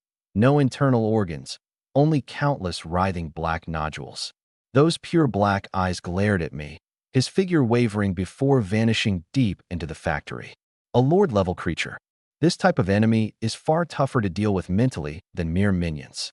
If they can't bite through the armor, they immediately lie low. I didn't slow down, nor did I turn back. The death mist countdown was still ticking. Wasting my life fighting a thick-skinned lord was pointless. The armored RV rammed open the back door and charged into the underground storage area. Old Zhang's truck, trailing black smoke, limped behind. White smoke from under the hood had thickened to dense black plumes. The two vehicles drove down the slope into a sealed air raid shelter. The heavy blast-proof lead door was half closed, blocking the rolling death mist outside. I slammed on the brakes. Su Qinghan collapsed in the passenger seat, her chest heaving violently. The black strap dress was ruined. The shoulder strap slipped down her arm, exposing large patches of pale skin under the cold light. She didn't fix her clothes first. Instead, she climbed over the center console and knelt beside me, her fair arms wrapping around my thigh. "Master, it's safe." Her voice was hoarse. "No Lord-level reactions within 2 kilometers. The death fog is blocked by the lead door." I grabbed a bottle of spirit spring water, twisted off the cap, and poured it over her face. "Well done." The icy water washed away the blood, dripped down her neck, falling onto her snowy white chest. In the back seat, Tong Yin knelt forward holding a pale blue syringe, her pink nurse outfit skirt taut. "Master, this is a mental relaxant that can restore Sister Qinghan's spiritual consciousness. See." I tossed it to Su Qinghan. The moment she swallowed, her body stiffened suddenly, eyes tightly shut. "Master." She suddenly opened her eyes, her tone icy cold. "Malice. Strong malice. Right behind us." I narrowed my eyes slightly. Behind us was only that level, one tinplate car. 50 meters from the air raid shelter entrance. The tinplate car sat silently in the shadows, its engine off. Chen Feng clenched the blood-stained fire axe tightly, his eyes filled with madness and greed. "Lao Zhang, lock the car doors." Lao Zhang's hands trembled. Brother Chun, what are you planning? Of course, to take back what belongs to us. Lu Mei sneered from the back seat, loading gunpowder into an old musket. You're crazy, Lao Zhang hissed harshly, trying to suppress his voice. The boss just saved our lives. Chen Feng grabbed him by the collar. Did you see that monster just now? Following him will only get us killed sooner or later. That RV's packed with compressed biscuits, barrels of diesel, and those miracle potions. Lu Mei stepped closer. He doesn't even see us as human. When I searched for supplies, I saw his car door wasn't locked. Kill him, and the supplies will last us for months. The contract. The contract only forbids us from attacking him proactively. Chen Feng pulled out a glass vial glowing faintly green. This is a highly potent neurotoxic gas I found on the Blood Wolf convoy's bodies. One whiff, and he'll be paralyzed. Then I'll smash his head with the axe. Contract naturally void. I won't do it. Lao Zhang shook his head. Useless. Chen Feng slapped him down hard. Stay in the car. Make a sound, and I'll chop you first. Chen Feng and Lu Mei pushed the door open and crept from the shadows toward the armored RV. Inside the RV, through the rearview mirror, I clearly saw those two sneaky black shadows. Thanks to the 15-point physique granting night vision, I could even make out the toxic gas bottle in Chen Feng's hand. In the apocalypse, never try to test the limits of human nature. My left hand rested on the window control, while my right drew the Glock 17. Master, they brought poison gas. Su Qinghan lifted her head, eyes full of disgust for the traitors. The serum from the youthful blood is still active. I cocked the slide. Perfect, time to clear the trash. Outside, Chen Feng reached the passenger side window, plastered on a sycophantic smile as he knocked. Boss, I just found a weird metal box. Mind taking a look? No response inside. Click. The passenger door cracked open slightly. Chen Feng's eyes brimmed with wild joy as he yanked the door wide and smashed the poison gas bottle hard into the cabin. Die. The toxic mist spread instantly. Chen Feng gripped the fire axe tightly, swinging violently toward the driver's seat. But through the gas, an iron-like hand blitzed out. I didn't change my stance, twisting my left hand precisely to grasp his wrist holding the axe. The rage-fueled power from 15 physique exploded. Crack. Chen Feng's wrist was brutally twisted into a mangled mess. Ah! The axe flew from his grip. I reversed the Glock 17, pushing the barrel straight into his wide-open mouth. You think the contract protects me? Bang! The back of Chen Feng's head exploded. His headless corpse slumped lifelessly. Lu Mei, standing outside, was splattered with blood across her face. Her legs gave out, and she collapsed, crawling backward frantically. No, boss. I was forced. It was Chen Feng. I can still help you find supplies. I gave you a chance to live. Bang! A bullet pierced her forehead. The two bodies dissolved into black mist, leaving behind 2 canvas bags and some basic materials. I collected the supplies and glanced toward the tinplate car 50 meters away. Lao Zhang was clutching his mouth tightly, tears and snot smearing his face, having witnessed such overwhelming defeat firsthand. I strode over. He fell from the seat and knelt in the mud, banging his head frantically. Boss, I didn't take part. I warned them, but they didn't listen. On the system panel, his contract line remained a steady green. Get up. I reholstered my gun. You're smart. Smart people survive longer on this road. Yes. Boss told me to go east. I won't go west. Clean off the bloodstains. Return to the car and stand by. Strike the betrayers with thunderous force. Manage the obedient with both reward and punishment. This is the most fundamental rule of control in the apocalypse. I sat back in the driver's seat. Su Qinghan crawled forward, carefully wiping the blood off my military boots with a damp towel. She looked up at me, the fanaticism in her eyes deepening. Just then, deep within the air raid shelter came a dull mechanical roar. A blood-red notification flashed in the global channel. Area announcement. The core control room of the abandoned heavy industry park is now active. High-level vehicle blueprint detected. Mobile base vehicle core hub. Warning, Lord-class mutant mechanical butcher approaching the control room. I snapped my eyes open. The mobile base vehicle core hub, the ultimate component that upgrades an RV beyond level 3. Lao Zhang started. I pressed the radio button, a cold smile curling at my lips. Get ready to grab the loot. Deep inside the air raid shelter, a colossal beast squeezed out from the shadows. Half of its body was twisted flesh and blood, the other half welded with hydraulic rods. The massive chainsaw dragged along the ground, sparking harsh, screeching sparks. Countdown, 3 minutes. The deadly mist was advancing toward the entrance of the air raid shelter. Master, that thing is coming. Su Qinghan's face went pale. Old Zhang, ram through the scrap pile on the left and charge out. I received. The ironclad vehicle erupted into a dying roar, smashing through abandoned oil barrels. I pulled the trigger. Thud, thud, thud, thud. 12.7 millimeters armor-piercing rounds formed two destructive metal streams, brutally striking the mechanical butcher's chest cavity. That creature's massive body shook violently, forced to halt for half a second. Seizing that half-second gap, the armored RV transformed into a dark gray streak, bursting toward the surface. Boom! The air raid shelter behind us collapsed. The mechanical butcher was buried under concrete, letting out an enraged roar. The surface had completely turned into a hellscape. The dark red death mist encircled like a tsunami, visibility less than 5 meters. Warning: 5 minutes remaining until the end of the second shrink zone. Armor durability decreasing. -1, -1, -1. Qinghan, guide the way. Su Qinghan closed her eyes to sense the surroundings, her body twitching slightly from high-frequency operation. At 9 o'clock, 3.2 kilometers, through that row of cooling towers, the RV sped madly through the ruins. Old Zhang's ironclad vehicle staggered behind. Boss, I can't hold on. The vehicle's falling apart. Follow my tracks closely. 1 second slower, and you're dead in there. In the last 2 kilometers, a faint blue translucent barrier stretched across the wilderness, the boundary of the second safe zone. Charge through. The armored RV rammed straight into the blue barrier. Ding. Successfully entered the second safe zone, diameter 6 kilometers. I slid 100 meters, slowly pressing the brake. The moment Old Zhang's iron vehicle entered the blue circle, the front bumper fell off. White smoke billowed from the hood, and it died by the roadside. Armor durability, 82/120. Old Zhang, get out. Old Zhang scrambled out and collapsed onto the muddy ground, gasping. Boss, we survived. I scanned the surroundings.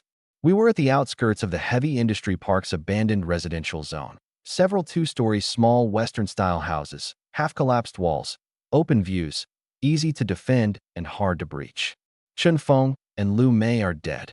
From now on, you do the work alone. I kicked him. Clear out that red-roofed house. If you don't clean it thoroughly, you'll be sleeping under the vehicle tonight. Old Zhang shivered, grabbed a steel pipe, and charged forward. I returned to the RV. Su Qinghan was gulping down spirit spring water, her skirt pile hiked to her waist, revealing smooth, tender white thighs. Stay here and watch the census. Report any red dots within 3 kilometers immediately. Yes.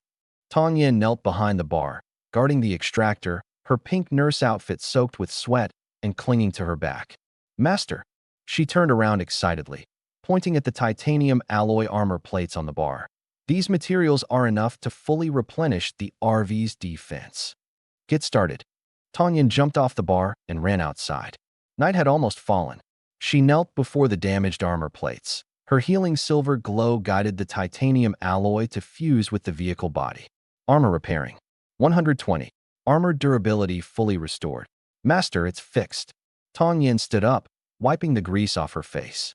The button at the neckline of her nurse dress was undone. Her pale white skin gleamed dazzlingly under the searchlights. Come here. Tong Yin obediently moved in front of me. My fingertip brushed her grease-stained cheek. Good job. What reward do you want? She boldly wrapped her arms around my waist and pressed herself against me. As long as I can stay by Master's side. Tong Yin doesn't want anything else. Inside the vehicle, Su Qinghan clenched the window frame tightly, a complex emotion flickering in her eyes. Boss, it's all cleaned up. Old Zhang ran back. There's a terrace on the second floor with an excellent view. Drain the gasoline from that iron vehicle. We don't need that car. It's too conspicuous. I entered the house. Su Qinghan had changed into a loose shirt and followed, bare legs shining white, holding a compound crossbow.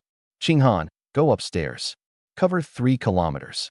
I sat on the living room sofa and took out the fragment of the Mobile Base Vehicle Core Hub from the system space.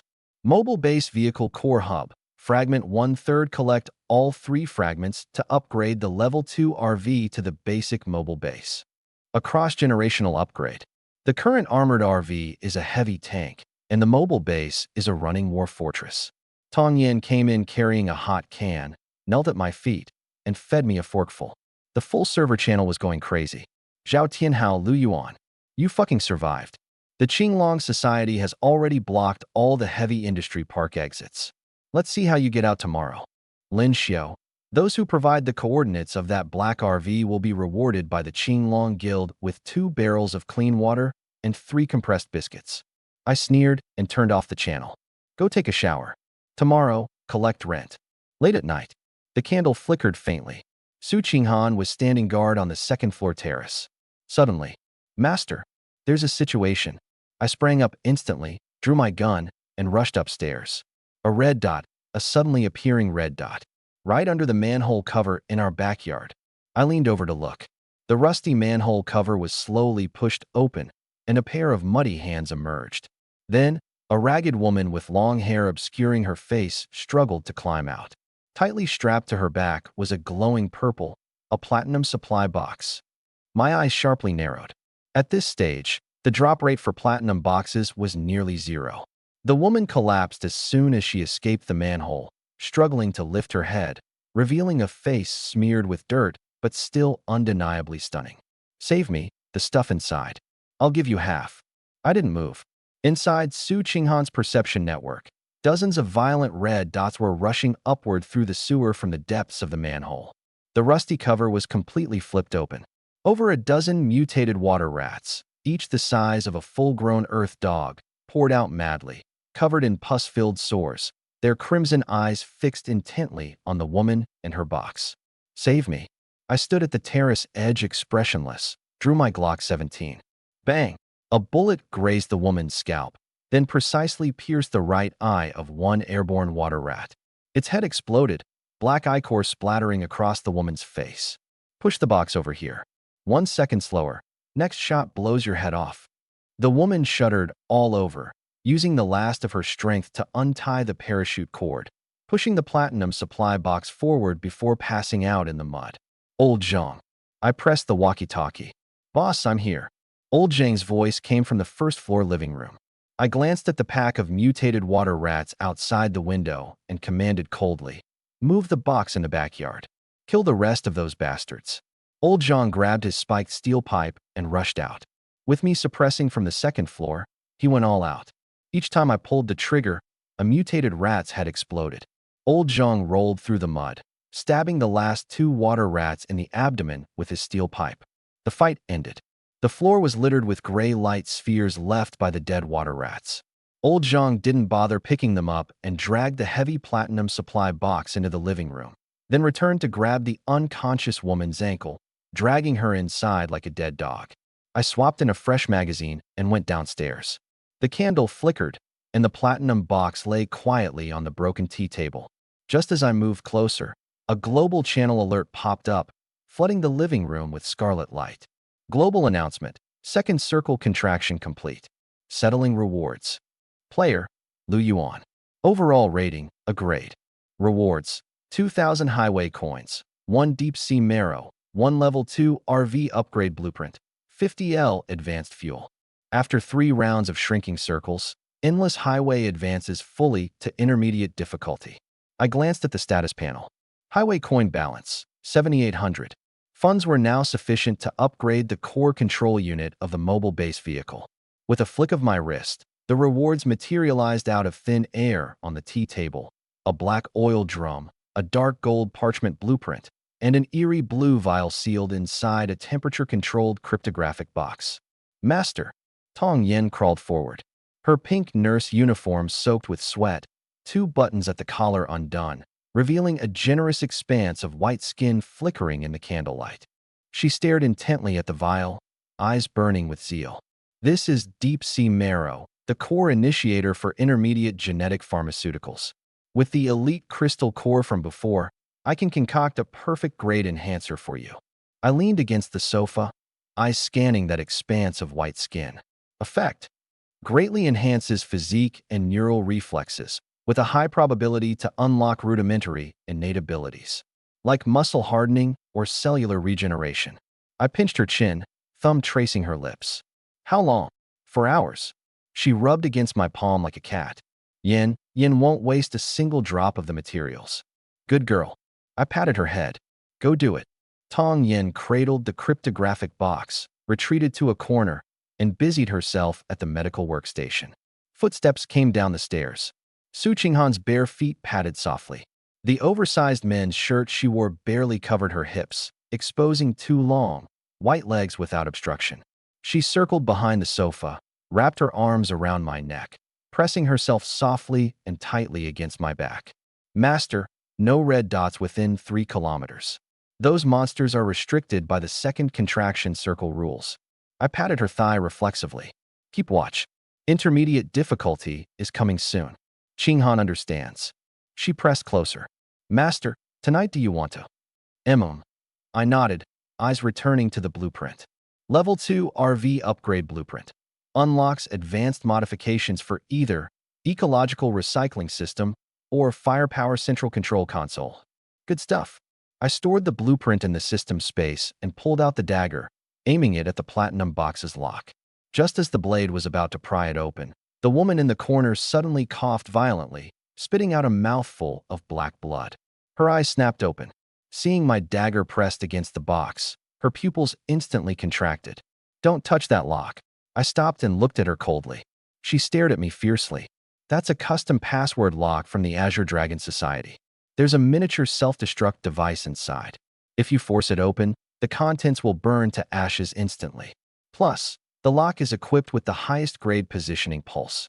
Lin Xiu sent 3 fully staffed heavy armored convoys to hunt me down. If you touch it, the Azure Dragon Society will flatten this place within 10 minutes.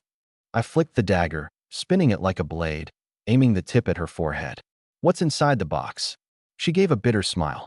The coordinates to the abandoned heavy industry park's underground. Ultimate Weapons Depot. The stench from the sewers surged into the living room.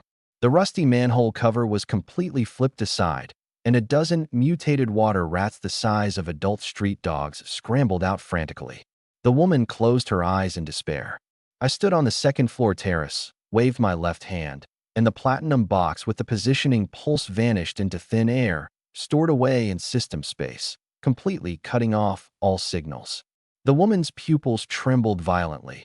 She couldn't understand how the metal box disappeared right under her eyes. Old Zhang, get the diesel in the backyard.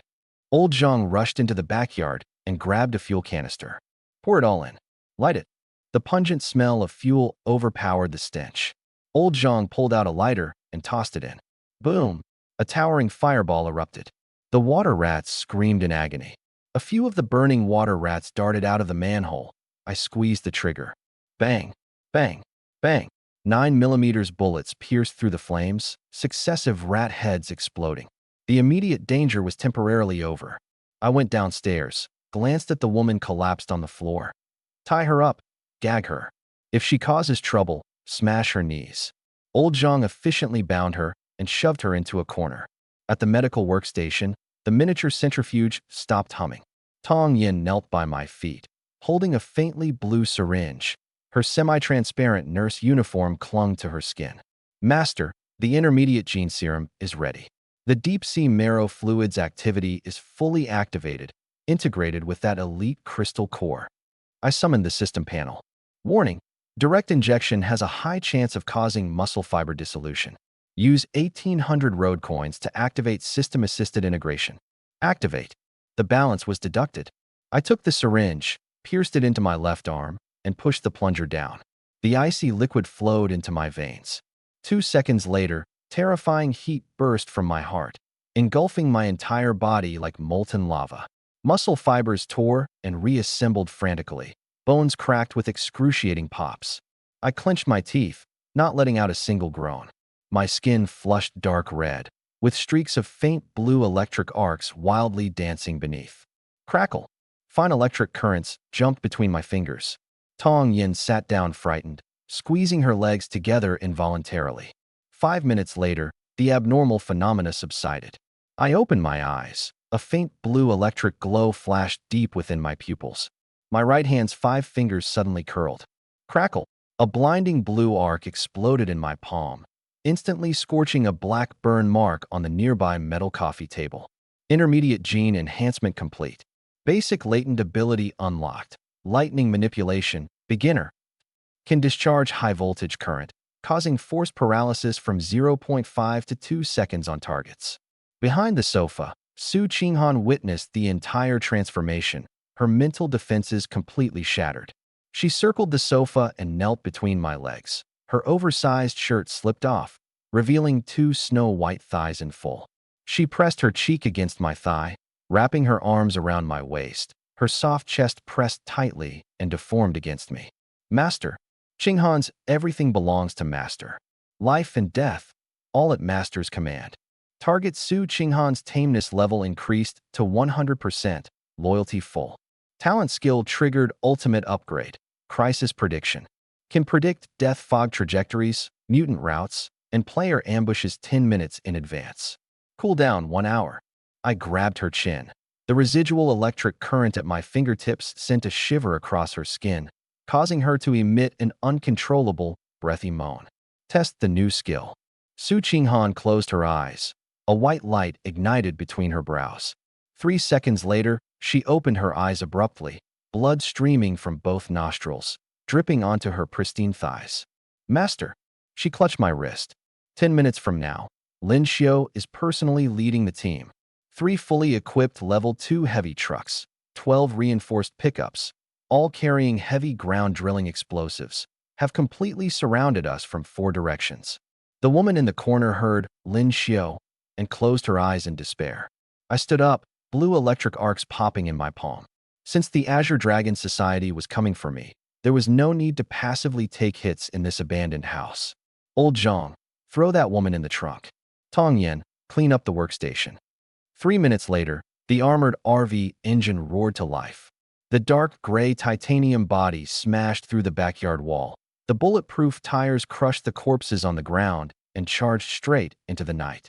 At the rear, the spotlight of Lin Xiao's convoy had just swept across the intersection in front of the residential houses, only to find nothing. The air conditioning inside the cabin was steady. I gripped the steering wheel with one hand, blue electric arcs sparking occasionally from my fingertips. Su Qinghan knelt on the passenger seat, her shirt collar wide open, her full, snow-white chest rising and falling vigorously. She closed her eyes, scanning the surroundings. 10 o'clock direction, 2.5 kilometers away. There's a firefight. 4 red dots. 3 are surrounding one. The one being surrounded is a woman, driving a nearly scrap level 1-tier iron car. I pressed the accelerator. Countless players died daily on the highway. I had no interest in playing savior. That woman's holding a wrench. The car hood is on fire. Yet she managed, in less than 10 seconds during a lull in the fight, to remove the broken turbo valve by hand and forcibly reconnect the cooling pipe. My foot paused slightly. 10 seconds to manually modify the piping. This wasn't a mechanical intuition that ordinary mechanics could possess. My vehicle was missing a skill mechanic. Go check it out. I turned the steering wheel. The massive vehicle threw up an arc in the mud and headed straight toward the firefight. In the middle of the wasteland, a 1-tier iron car with a dented hood was billowing black smoke. A woman grit her teeth tightly, both hands gripping a blood-stained heavy pipe wrench. Her gray tight-fitting tank top was soaked with sweat, clinging to her skin and outlining her full curves. Her fair arms were smeared with engine oil and scraped bruises. Across from her, 3 men wielding machetes and iron rods advanced step by step. Lin Wei, hand over the core components, sneered the scar-faced man. No matter how good you are at fixing cars, without our protection, you won't survive even the first round of the shrinking circle. Team, Lin Wei spat out blood froth. When we met monsters, you pushed my car out to block the bullets. You robbed my supplies and tried to take my life. In your dreams. She brandished the pipe wrench, forcing the skinny man back. Her chest heaved violently. Attack. Cut off her hand. I want to live. The 3 surged forward together. Exhausted, Lin Wei barely blocked a blade but was slammed in the back by an iron rod from the side, falling to her knees in the muddy water. The scar-faced man raised his machete. Boom! 6 dazzling beams tore through the night. My titanium alloy RV charged into the battlefield with overwhelming force. The scar-faced man didn't even have time to turn around before the reinforced steel collision spike with 120 defense points slammed into him, sending him flying. The sound of bones shattering exploded in the night sky, his body flying over 10 meters before dissolving into a dark mist. The remaining 2 dropped their weapons and fled. I opened the door, stepped into the mud, and spread the fingers of my right hand. Crackle! Eerie blue electric arcs surged wildly. My lightning manipulation powers unleashed, 2 high-voltage currents raced madly along the damp ground. The 2 men screamed frantically, convulsing as they collapsed. I strode forward, crushing one's throat with a stomp and slashing the other's carotid artery precisely with a dagger. Clean and efficient. Lin Wei slumped onto the muddy ground, her tank top's neckline wide open, staring at me, the god of death on the battlefield, with her fingers gripping the wrench turning pale. I stopped 3 meters from her, looking down, fixed the cooling pipe in 10 seconds. That was you. Yes. She cautiously forced herself to stand. This car lacks a mechanic. Prove your worth or die here. She glanced at the armored RV like a steel fortress. As a mechanic, she instantly recognized this as the absolute pinnacle at the current stage. I can fix it. As long as there are materials, I can digest even the most complex schematics. She gritted her teeth. Why should I trust you? Those 3 men just now were my former teammates. A cruel curve lifted the corner of my mouth. You don't have the luxury to bargain. I flipped my wrist, tossing a team contract scroll at her feet. Sign it. I don't need traitors in my car. Su Qinghan lay against the passenger window, her oversized shirt slipping down to reveal a large expanse of snow-white skin. She looked coldly at Lin Wei in the mud, her eyes full of hostility. Master, Su Qinghan's brow glowed with white light. Crisis prediction activated. Lin Xiu's convoy didn't go to the houses. They followed the tire tracks directly here. 3 fully loaded heavy trucks, less than 2 kilometers away. The skinny man who barely escaped had already jumped into a battered pickup and was reversing frantically. I looked on coldly, placing my right hand on the top-mounted heavy machine gun controls. The holographic sight locked tightly onto the fuel tank's location. Bang! The 12.7mm armor-piercing bullet fired out. The back of the pickup instantly exploded into a fireball. The skinny man was blasted into the air with shattered debris, falling to the ground, charred to a crisp. Lao Zhang gathered the stuff. Lao Zhang jumped out, rummaged around, and returned in less than 2 minutes carrying a pile of items. Obtained, Intermediate Repair Materials X1, Diesel 20L, Professional Mechanic Toolkit X1. I tossed the materials into the system's space and walked to a point 3 meters in front of Lin Wei. She forced herself up, work pants soaked in muddy water, outlining 2 explosively powerful thighs. That RV, you modified it yourself? She spoke first. As a mechanic, her sense for vehicles was sharper than the scent of blood. That's the defense strength only seen in Tier 3 vehicles, yet you forced a partial upgrade at Tier 2. I didn't answer. A spark flashed at my fingertips and vanished. I saved you because you are useful. My vehicle needs someone who can understand blueprints and can craft precise parts with bare hands. Lin Wei lowered her gaze to the scroll at her feet. She knew that a mechanic without protectors on the road would only become a repair tool or plaything for marauders. And the man in front of her had electrical abilities and a nearly invincible RV. More importantly, he was cold enough. Sign it. And you're mine? I looked down at her. I give you resources and protection. You give up freedom and your soul. She was silent for 5 seconds. 2 kilometers behind us, the beacon of Lin's repair crew tore through the thick fog. She had no way out. She suddenly bent down to pick up the scroll, blood dripping from her fingertips onto the parchment. The red light soared into the sky and entered her forehead.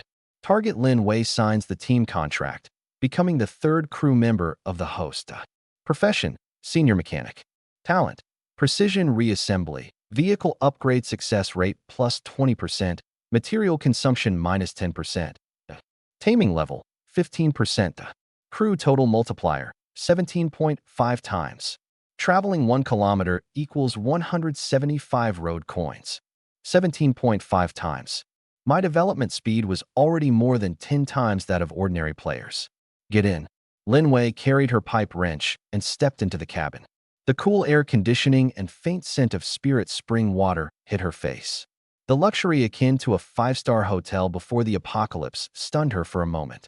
Su Qinghan knelt in the co-driver's seat, his oversized shirt slipping off one shoulder, revealing a patch of smooth white skin, coldly scrutinizing the newcomer.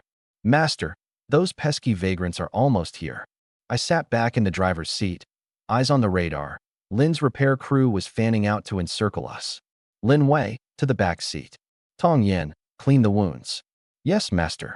Lin Wei nervously moved to the back seat. Tong Yen pulled her down. "Don't be afraid. The master is kind as long as you obey." She then began loosening the oily work tank top on her. As the vest came off, Lin Wei's figure, honed by heavy physical labor, was fully exposed. Her shoulders were well-defined, collarbones clear, and her chest bounced fiercely now that the restraint was removed. Several bruises dotted her fair skin. Tong Yin used spirit spring water to wipe the wounds on her back. "Ugh," Lin Wei contracted in pain. "Bear with it. This is spirit spring water. It heals fast." Lin Wei felt the coolness, but her eyes fixed tightly on the cabin ceiling, the newly installed mobile base core control fragment. "Oh my God," she gasped. "You actually have this?" A top-secret Blackstone heavy industry plugin. She ignored her semi-bare state and abruptly stood to get closer. "Don't move." Frozen in place, she turned to look at the back of my head, her resistance replaced by professional frenzy. "Boss, this fragment requires high-frequency current activation. Your previous installation was too rough, wasting at least 15% of energy conversion." Her words flew fast, her chest rising enticingly. "Give me 3 minutes. I'll reassemble the power circuit and boost your heavy machine gun's fire rate another level." I glanced at her explosive physique through the rearview mirror. "Do it." Lin Wei immediately grabbed the toolbox, half kneeling on the bar counter without bothering to put on clothes. Her wide movements pulled her work pants down slightly, revealing a stretch of pale, slim waist. She expertly pried open the ceiling maintenance hatch, her slender fingers threading through circuits. Qinghan alert. I tightened my grip on the assault rifle. Su Qinghan's forehead glowed white. 1 kilometer. They're using electronic jamming. There's an inductive anti-tank mine at the intersection ahead. I sneered. "Old Zhong, follow me." Rushed to the left side ruins. 2 cars wildly swerved. A haughty voice blared from the loudspeaker behind us. "Friends ahead, I am Lin Xiao of the Azure Dragon sect. You killed my men and stole my goods. Stop your car, hand over the mechanic and the platinum case, and I'll let you keep your corpse." I remained silent, only the turret of the heavy machine gun spinning. Lin Wei, sweat pouring, shrank back through the hatch, clutching 2 blue sparking wires. "Boss, it's connected." I slammed the trigger. Boom, boom, boom, boom. The firing rate doubled instantly thanks to Lin Wei's optimized power system. Dense bullets sliced like a death scythe, turning the heavily armored truck ahead into a sieve. Boom. The fuel tank exploded, rolling and blocking the pursuing convoy. "Nice." Lin Wei punched the air, her gaze holding newfound admiration for the strong. Lin Xiao wasn't done. "Units, spread out. Deploy drones with demolition charges." A dozen suicide drones pierced through the fog, diving down. Su Qinghan paled. "Master." Locked onto the chassis. I pressed the red button I never used before, the partial overload of the RV's level 2 unlock. Lin Wei, hold tight. Electricity surged from the steering wheel into the vehicle. The entire RV was instantly enveloped in a blue electric grid. ZZZZT. 3 drones touched the grid and exploded midair. I glanced at the woman bound and cowering in the corner. The stuff in this box was even more valuable than I had imagined. I hit the gas, and the RV charged into the abandoned smelting plant. "Qinghan, lock onto Lin Xiao's vehicle." A black 6-wheeled off-roader. It has bulletproof barriers. A smirk curled at my lips. "Lin Wei, I'll ram it to a stop for 3 seconds. Can you disable the tracking system?" Madness flashed in Lin Wei's eyes as she grabbed the pipe wrench.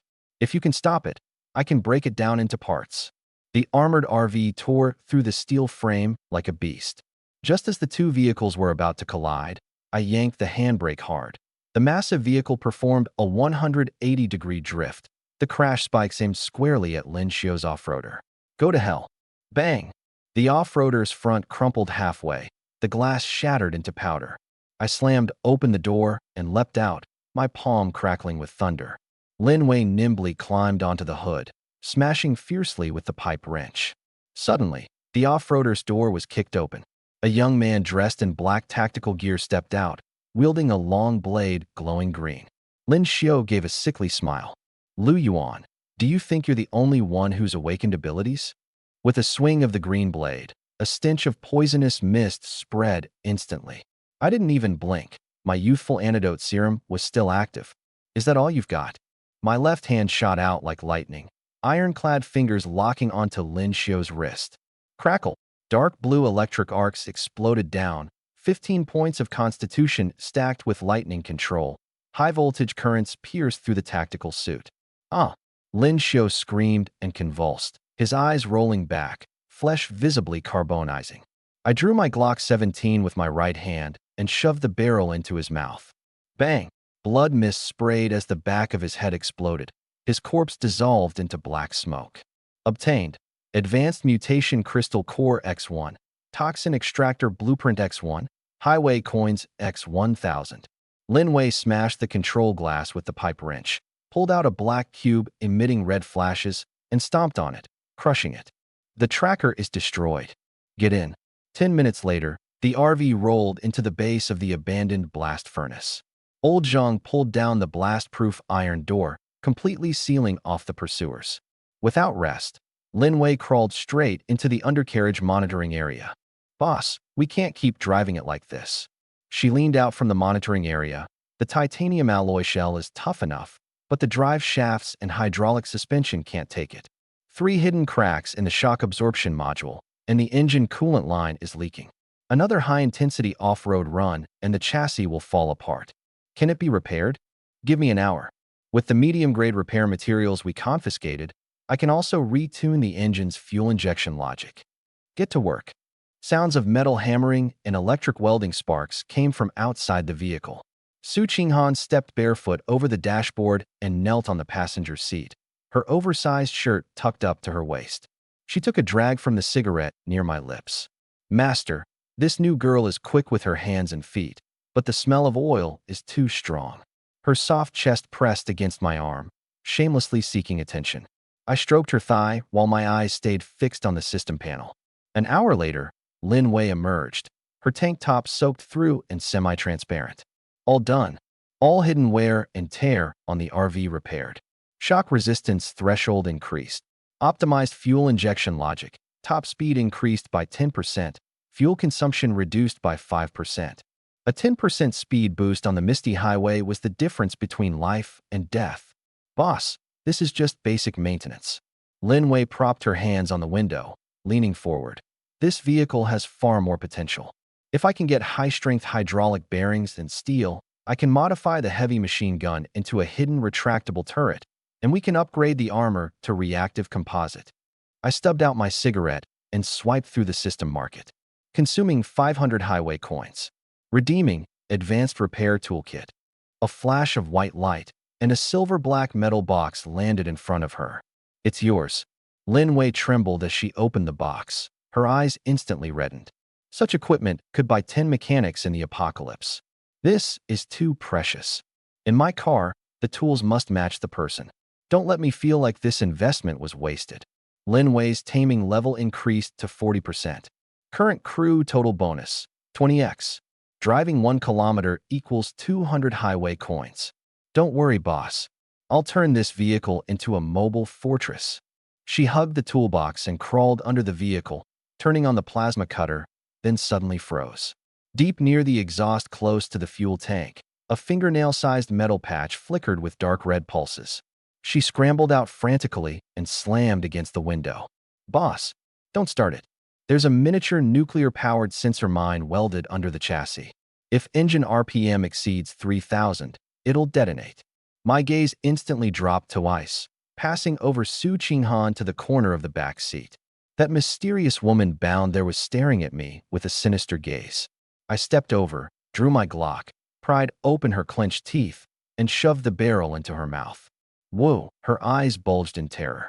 Was this Lin Xiao's drone? Or a fail-safe lock from the platinum box? She pulled out the gun barrel and coughed violently. It's Lin Xiao. Among the suicide drones pursuing us, there was a subordinate drone carrying a tactical mine. The Qinglong gang often uses tricks like this to disable high-level vehicle engines. I turned to Lin Wei. Use the new tool to dismantle it. If you can't, you stay here with this car. Lin Wei gritted her teeth, grabbed the plasma cutter, and slipped under the vehicle again. 3 minutes later, click, the dark red flickering light instantly went out. Lin Wei emerged from beneath the car, holding the detached miniature mine. Boss, it's done. I took the miniature mine and immediately stored it in the system space. The space was absolutely still. All detonation mechanisms were disabled. Shock flashed in Lin Wei's eyes. This man really had the rumored spatial abilities. Taming level increased to 55%. Total crew multiplier, 21.5x.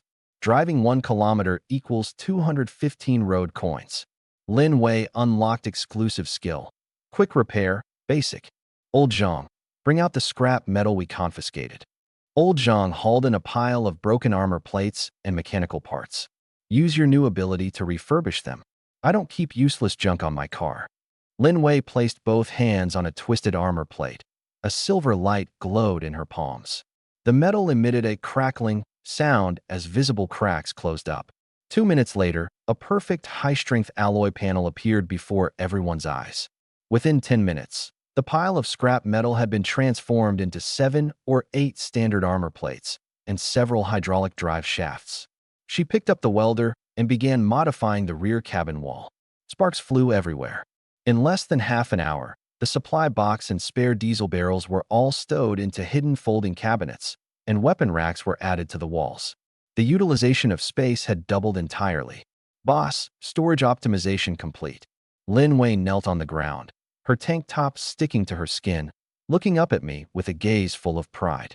Su Qinghan approached, holding a chilled spiritual spring water, bending down to bring it to my lips. Her collar slipped down, the snowy whiteness pressed against my arm. Master, have some water. She cast a sweet glance at Lin Wei on the ground. The youthful-faced girl was not to be outdone. She knelt on the other side, polishing my boots.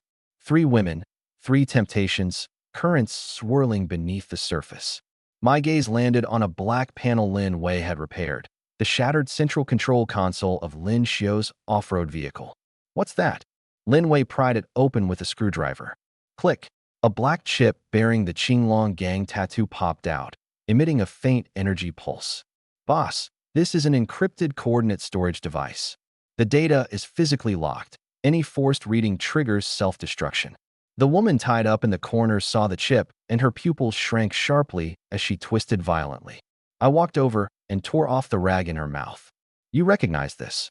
I pressed the gun muzzle against her forehead.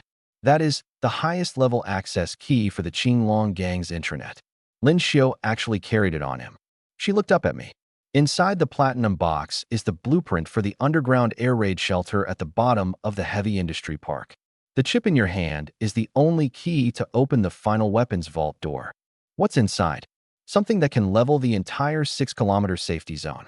Lin Xiaodian is leading the main force to decode the door. If you kill Lin Xiao and take the key, by dawn, everyone alive here will be used by him as sacrifice flags. A bloodthirsty, cold smile curled at the corner of my mouth as I stored the chip into the system space.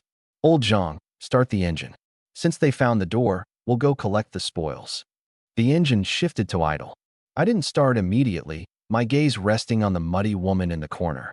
Xinyao, self-proclaimed Qinglong gang defector. I flipped my military knife, sliding the blade along her neck. Parting the torn collar, 2 rabbits jumped out. Beneath her collarbone was the burnt Qinglong gang coiled dragon tattoo, scarred and disfigured by a branding iron. Did you burn it yourself? Before I defected. Keeping this would make me a live target. Name. The tip of the blade pressed against that soft spot. Xinyao, leader of Qinglong gang's intelligence unit. She bit her cracked lips. Lin Xiaodian wants to open the weapons vault, not to arm the Qinglong gang. He wants to blow up the blue barrier around the safety zone. My fingers paused. Once the barrier disappears, The death fog will instantly engulf the 6-kilometer safety zone. No player will survive. Is he crazy? Old Zhang's face turned pale. He's not crazy. Shen Yao grimly smiled. Lin Xiaodian awakened the death fog affinity ability. He's not afraid of the death fog. If the barrier explodes and everyone dies, he'll be the sole survivor. The system will settle, and all the loot will belong to him alone. I slid the knife back into its sheath. Qinghan. Su Qinghan closed her eyes, a white light shining from her forehead. Threads of perception stabbed into Shen Yao's temples. Ugh, Shen Yao groaned quietly, her body unconsciously leaning toward me, forehead resting in my shoulder hollow. My palm pressed the back of her neck, thumb gently stroking. Can you hold on? Her ears flushed red as she faintly nodded. 15 seconds later, the white light extinguished. No lies. Heart rate stable, micro-expressions show no deceit. Every word is true. Lin Wei. Lin Wei was scanning the platinum box's combination lock with a diagnostic device. Boss, triple rotating combination lock plus biometric recognition. Lin Xiu's death reset the fingerprints. I can hack the mechanical lock, but you have to hold the box steady. It has a shockproof switch. If the hand slips, it will self-destruct. Do it. Lin Wei leaned over the bar counter, her tank top riding up to reveal 2 dimples at her waist and a stretch of fair skin along her slender side. I walked over, pressing one hand firmly against the platinum box's lid. My arm hovered near Lin Wei's ear, casting a shadow over her. Beneath the tactical suit sleeve, the muscular lines sharpened by mid-tier gene enhancement were clearly visible. Lin Wei's breath suddenly grew shallow, her fingertips starting to tremble. I lowered my voice. Why the shaking? We haven't reached the toughest part yet. She bit her lip hard, her cheeks flushed crimson as she forced her breathing steady. Click, click, click. 3 layers of gear plates snapped into place. The combination lock popped open. The platinum supply box cracked, spilling a faint purple glow. Lin Wei exhaled deeply, the neckline of her racerback tank top wide open, sweat trickling down her collarbones and into the cleft. I scanned inside the box, a building blueprint marking the complete passageways from levels 5 to 7 of the heavy industry park underground. The bottom layer had a red circle labeled Terminal Control Room. Beneath it was another sheet, a tactical map. I pulled it out and spread it open.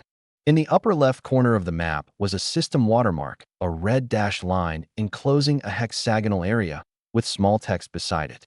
Estimated coordinates for 3rd round safe zone, abandoned heavy industry park southeast, Blackstone Bridge Pier Cluster, for kilometers diameter. Whoever gets this map first could reach the core of the next safe zone half an hour early. In the shrinking zone, half an hour is an absolute advantage. Master, Tong Yin knelt in front of me, holding a pale blue stamina recovery serum. Her pink nurse outfit's neckline was wide open, and her hands lifted the syringe to my lips, her fingertips accidentally brushing against my lower lip. Her whole body trembled, the doll-like face flushing deep red. I grabbed her wrist abruptly, my thumb pressing on her pulse. It fluttered like an out-of-control sewing machine. Heartbeats racing. Is the medicine unbalanced? Or is there another reason? Tong Yan's breathing was completely disordered, her voice a mosquito's hum. I want it. Haha. We might want it. But hold on for now. There's other matters. I reached into her neckline with a teasing touch before pulling back. In the passenger seat, Su Qinghan's fingers dug fiercely into the leather seat seam, her eyes sour. By the bar, Lin Wei subconsciously tugged at her tank top's neckline. I shoved the stamina recovery serum into my veins and spread the tactical map on the central control console. All here. My voice was cold and sharp as a blade. The 3rd round shrink cannot be passive anymore. Su Qinghan crossed barefoot over the armrest box and knelt on the passenger seat. Lin Wei squatted by the side of the console. Tong Yin knelt at my feet looking up.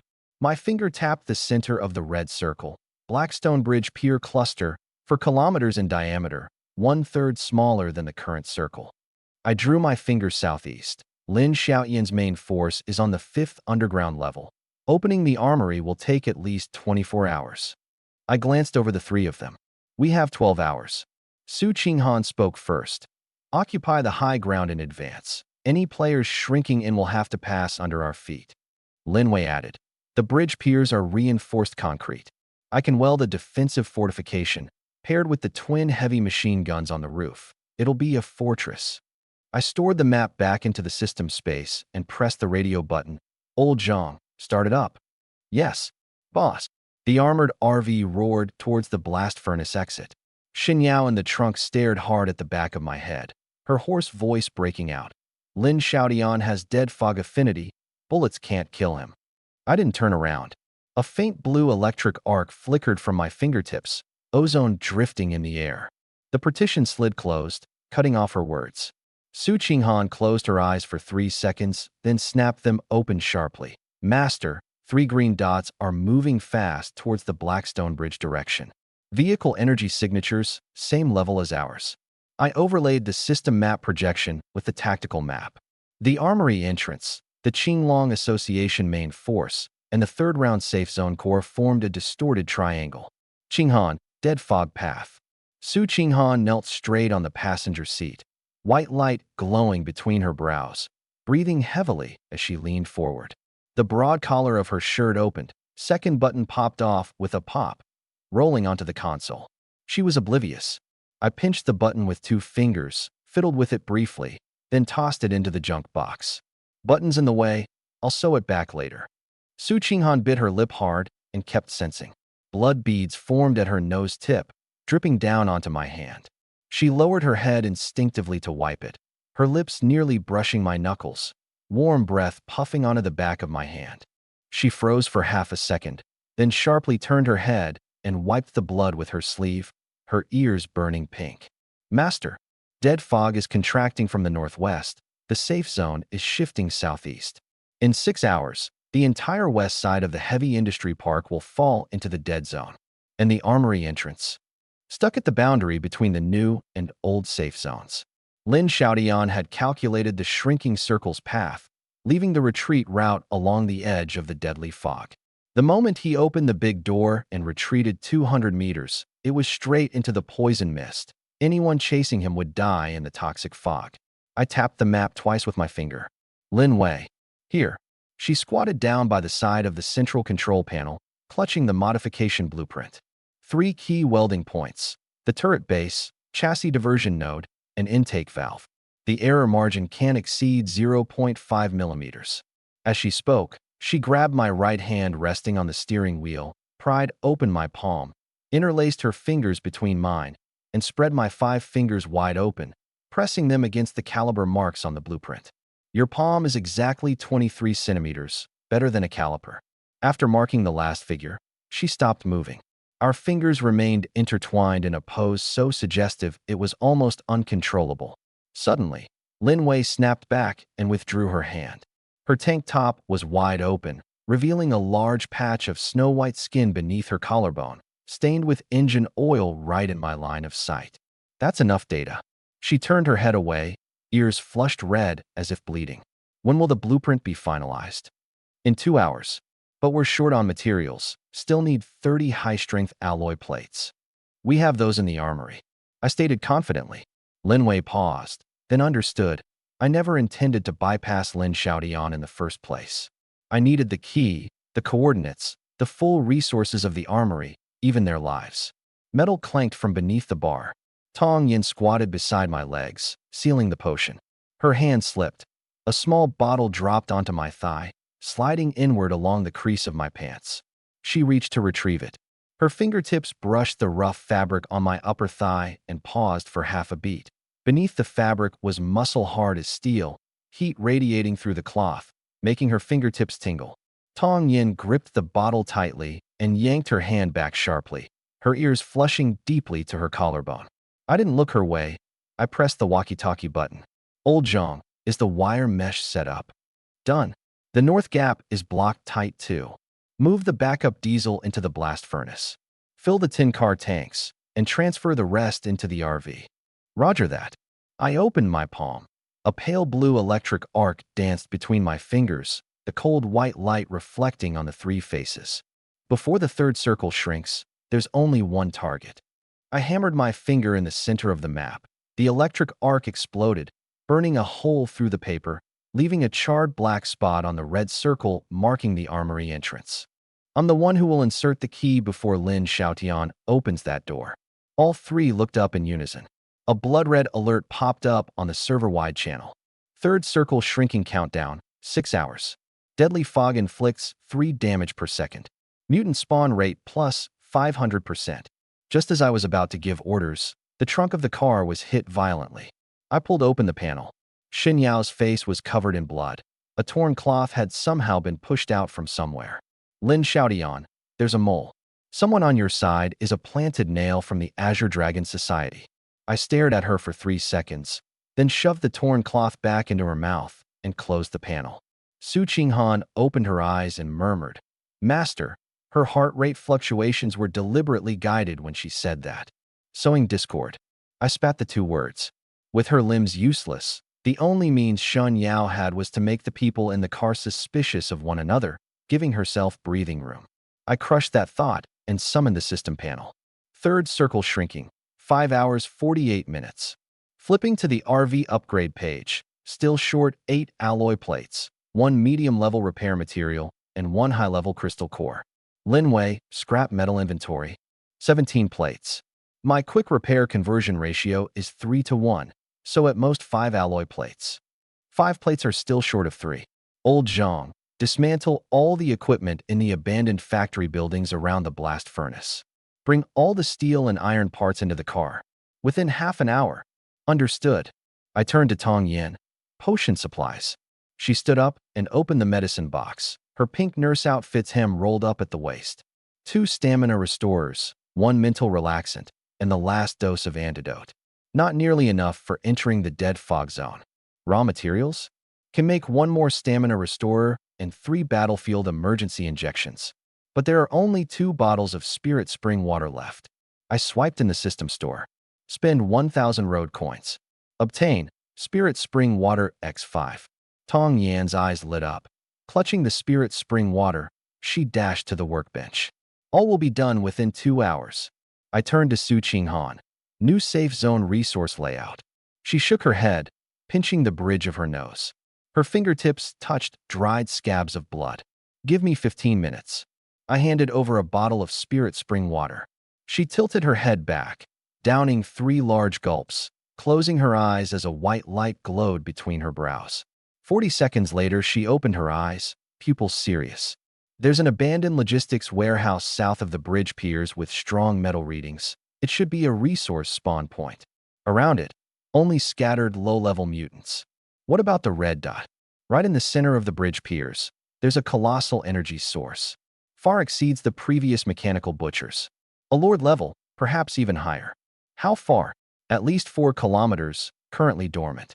First, gather the materials, then deal with that monster. The car door was pulled open, and old Zhang, dripping with sweat, pushed in a cart loaded with rusty iron. He also pulled out a metal box from his pocket. I opened it. Obtained. Intermediate repair materials X1 dot. Credit to you, I said, tossing the box to Lin Wei. Her eyes lit up like bulbs at a glance. High-precision hydraulic sealing rings. Reassemble all this scrap iron. The more alloy plates, the better. On it, Lin Wei pressed her hands against the cast iron components. Silver light flared, metal creaked and popped, rust flakes peeled off, and cracks fused shut. In 3 minutes, a high-strength alloy plate was formed. Old Zhang stood by, dumbfounded. 20 minutes later, all the scrap iron was used up. Alloy plates, 28/30ths. 2 more plates needed. Exchange for 2 more. Spent 1,600 road coins. Alloy plates, 30 to 30. Upgrade conditions met. Still missing 1 advanced mutant crystal core. There should be 1 in the logistics warehouse, or on the boss monster in the center of the bridge pier. Everyone get in. Tong Yin raised 6 syringes. All done. Lin Wei crawled into the chassis monitoring area. Su Qinghan knelt back into the co-driver's seat, sensor network covering 3 kilometers ahead. I shifted into drive. The armored RV roared as it crushed out of the furnace. 5 hours, 12 minutes. Qinghan, logistics warehouse direction. 9 o'clock, 4.3 kilometers. Route is clear. She paused for 2 seconds. That thing at the center of the bridge pier, it moved. I pressed the accelerator steadily. Arcs of lightning silently danced on my palm atop the steering wheel. Good. The armored RV cruised steadily through the gray mist. Master, no abnormalities detected toward the logistics warehouse for now. Speed can be reduced. I eased off the gas, dropped to 40 kilometers per hour, pulled up the system panel, and hovered over a module I didn't have time to handle before. RV interior upgrade. Road coins x 1000. Crew comfort greatly improved. Base road coin output multiplier plus 0.5x. Current 5200. Still 5 hours until the operation starts. The earlier the output multiplier upgrades, the more it snowballs. Upgrade. A flash of white light. Alongside the driver's seat, 3 metal modules and installation blueprints appeared. Linwei. I slapped the blueprints on the center console. She leaned in, pupils dilating upon seeing the blueprints. Onboard living module? This design's more precise than pre-apocalypse RVs. We can install it. Half an hour. Don't stop the vehicle. It can be done while driving. Tong Yin, assist her. Yes, master. Lin Wei grabbed the largest air conditioning compressor component. Ni pushed open the maintenance hatch, half her body crawling in, only her long legs wrapped in work pants left outside. Tong Yin, hex bolts. Tong Yin knelt nearby, pulling bolts and handing them to Lin Wei. The interior filled with the sound of intense bolt tightening. Lin Wei worked swiftly. The metal sheets clicked in precise rhythm. Big Sister Qinghan, help me hold the pipe, Tong Yin called out. Su Qinghan flipped over from the co-driver's seat, barefoot on the floor, bending down to steady the silver condenser pipe. 2 millimeters left, Lin Wei's muffled voice came. Su Qinghan adjusted its position. Hum. A blast of cold air sprayed from the new vent. The dust, engine oil, and metallic blood stench instantly diluted. Tong Yin closed her eyes and took a deep breath. So cool. Lin Wei crawled out, wiping sweat. AC is done. Next, she opened the second module, a small refrigerator. Using a plasma cutter, she sliced 2 cuts into the bar counter recess. The fridge slid snugly in place. Powering it on instantly frosted the inner wall. Tong Yin immediately stuffed the remaining spirit spring water and stamina recovery potions inside. Master, refrigeration triples the potion's shelf life. Her eyes gleamed. Last was a simple kitchen. Lin Wei fixed the electromagnetic heating plate, connected power, and poured half a bottle of spirit spring water into the distilling kettle. Within a minute, steam carrying a sweet scent rose. The entire interior's smell completely changed. All done. Lin Wei called it quits. The system panel popped up a notification. RV interior upgrade complete. Current level, comfort. Constant temperature air conditioning. Fatigue reduction plus 30%. Refrigerator. Potion shelf life plus 300%. Kitchen. Stamina recovery plus 20%. Base road coin output plus 0.5x. Total crew multiplier, 22x. Traveling 1 kilometer equals 220 road coins. 22 times multiplier. I leaned back in my seat, fingers tapping the steering wheel. From here to Blackstone Bridge, for kilometers, just traveling would net nearly 1,000 road coins. Boss, this car's more comfortable than the dorm I lived in before, Lin Wei said, leaning by the counter, lips curling. She'd worked night shifts in the lowest level workshop of Blackstone heavy industry before the apocalypse. 12 hours on, sleeping on iron-framed beds, drinking rust-flavored cold water. After joining the road, she'd eaten raw meat and drunk muddy water for several days straight. Want hot water?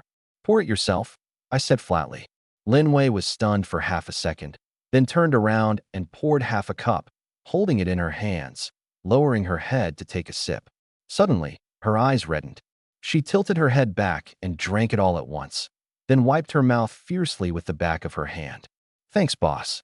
After saying that, she pulled her clothes down, and 2 snowy white mounds sprang out directly. Tonight, I'll serve you. I reached out to play with them, and she was gasping softly. At that time, join them and let them teach you. For now, go fix the car. Ding. Lin Wei's taming level increased to 60%. Su Qinghan brought the spirit spring water back to the passenger seat. Seeing me fondling the snowy white hands, a pang of jealousy rose in her heart, but she couldn't stop me. She leaned back into the seat with her eyes closed, the hidden pain in her brow gradually dissipating. Master, my perception has recovered about 80%. The air conditioning also helps with mental energy. Don't waste it, save it. In the back seat, Tong Yin warmed the stamina restorative with warm water to an appropriate temperature, then took half a compressed biscuit from the heating plate, wrapped it in gauze, and crawled on her knees to the driver's side with her hands raised over her head. Master, it's hot. I took it and bit into it. The heated biscuit's texture was several levels better. Glancing at the rearview mirror, Old Zhang's clunky iron vehicle was wobbling behind us. Old Zhang, guard the car once we reach the warehouse. Don't wander off. Understood. In the gray mist ahead, the outline of the logistics warehouse was emerging. Su Qinghan suddenly sat upright. Red dot. East side of the warehouse, underground, level 1.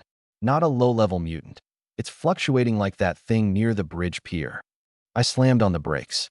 Thick fog rolled over the warehouse, 2 crimson glowing spots moving slowly in the gray veil's depths. Heavy footsteps approached, each step making the gravel jump. 4-legged, weighs at least 3 tons. Su Qinghan stared at the perception map.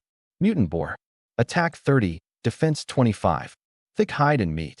It can withstand at least 40 seconds of fire from a heavy machine gun from the front. I grabbed the heavy machine gun control stick. Weak spot. Belly. There's a strip of soft flesh from the lower jaw to the front chest that hasn't keratinized. She pointed to the warehouse. It'll come out of the east unloading dock in 30 seconds.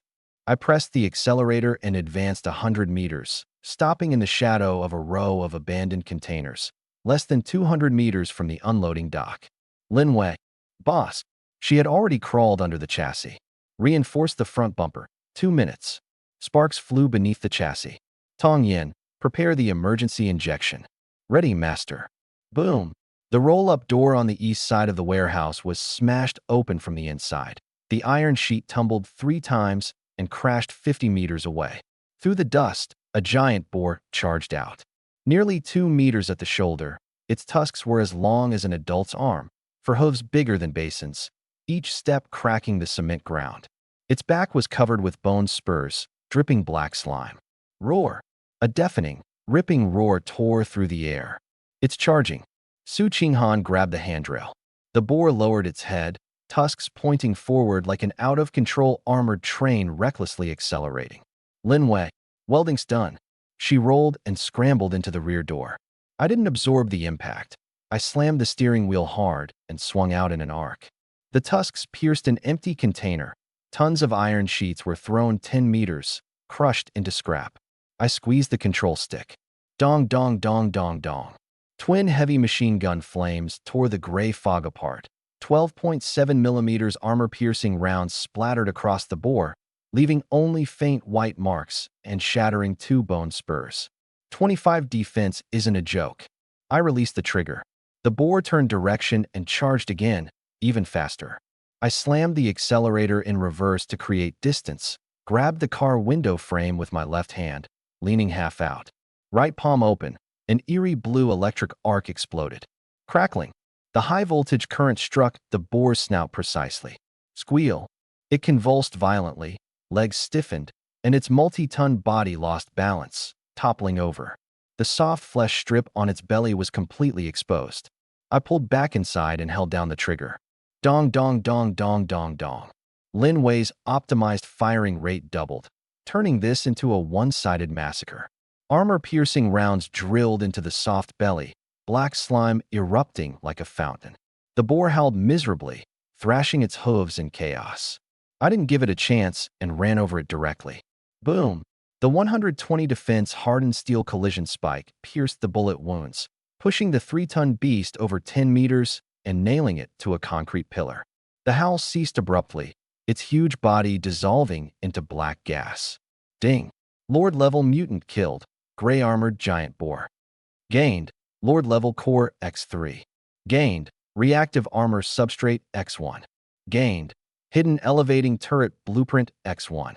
Old Zhang, get down and pick it up.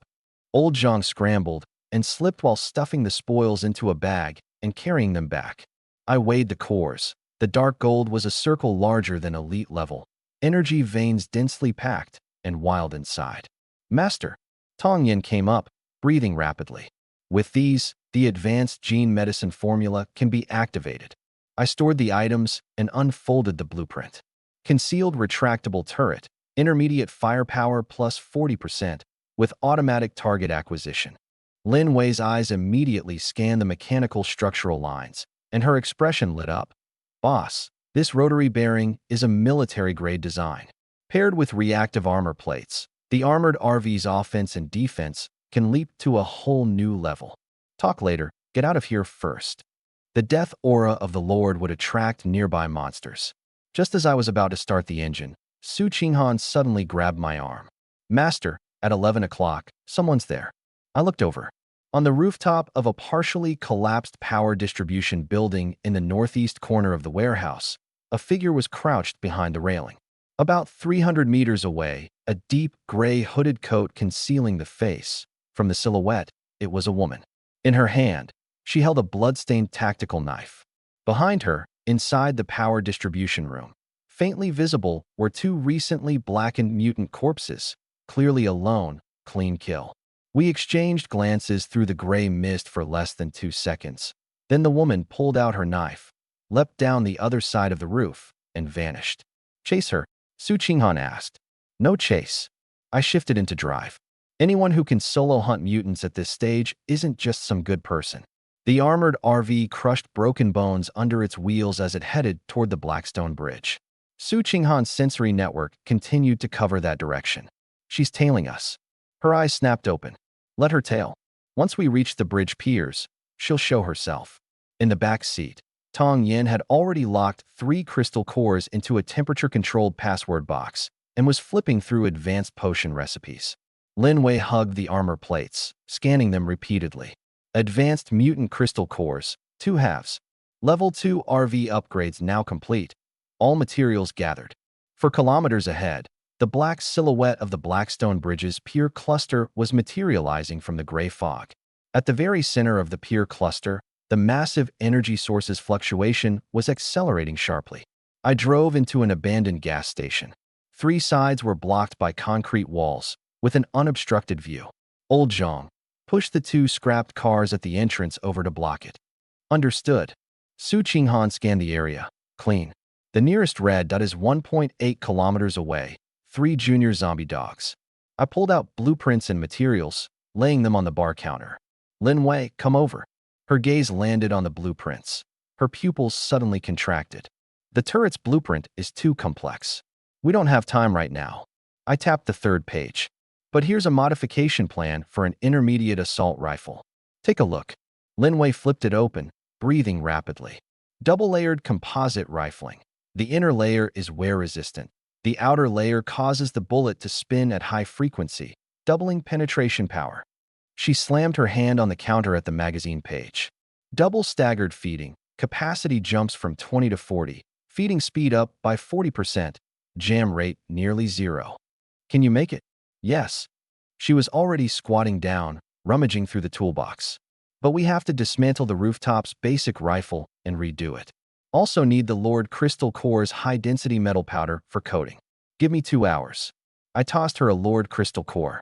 Tong Yin, help her crush the shell into powder, but preserve the core energy body. Understood, Master. Lin Wei grabbed a plasma cutter and climbed onto the roof. Shoo. The first cut snapped the bolt connecting the barrel, sparks flying. I watched her progress through the roof camera. Su Qinghan sipped spirit spring water. Master, that woman stopped. 1.2 kilometers away, at the abandoned toll station on the west side of the pier cluster. Looks like she's resting. Keep watching. Yes. There was a steady tapping sound from the roof. 40 minutes later, Lin Wei had taken the barrel and receiver apart into neatly stacked parts. Tong Yin handed her the ground dark gold powder. Lin Wei poured it into a temporary crucible and used the cutter to melt it at high heat. She immersed the barrel blank into the molten metal. Sizzle, sizzle, sizzle. A thin dark gold coating formed on the barrel's surface. Hardness increased by 65%, rifling accuracy error within 0.03 millimeters. She gave an okay sign. An hour and a half later. Asterisk, click. Asterisk, the last piece snapped into place. Lin Wei slid off the roof, covered in metal dust and sweat. Her fingers blistered from burns. Boss, all done.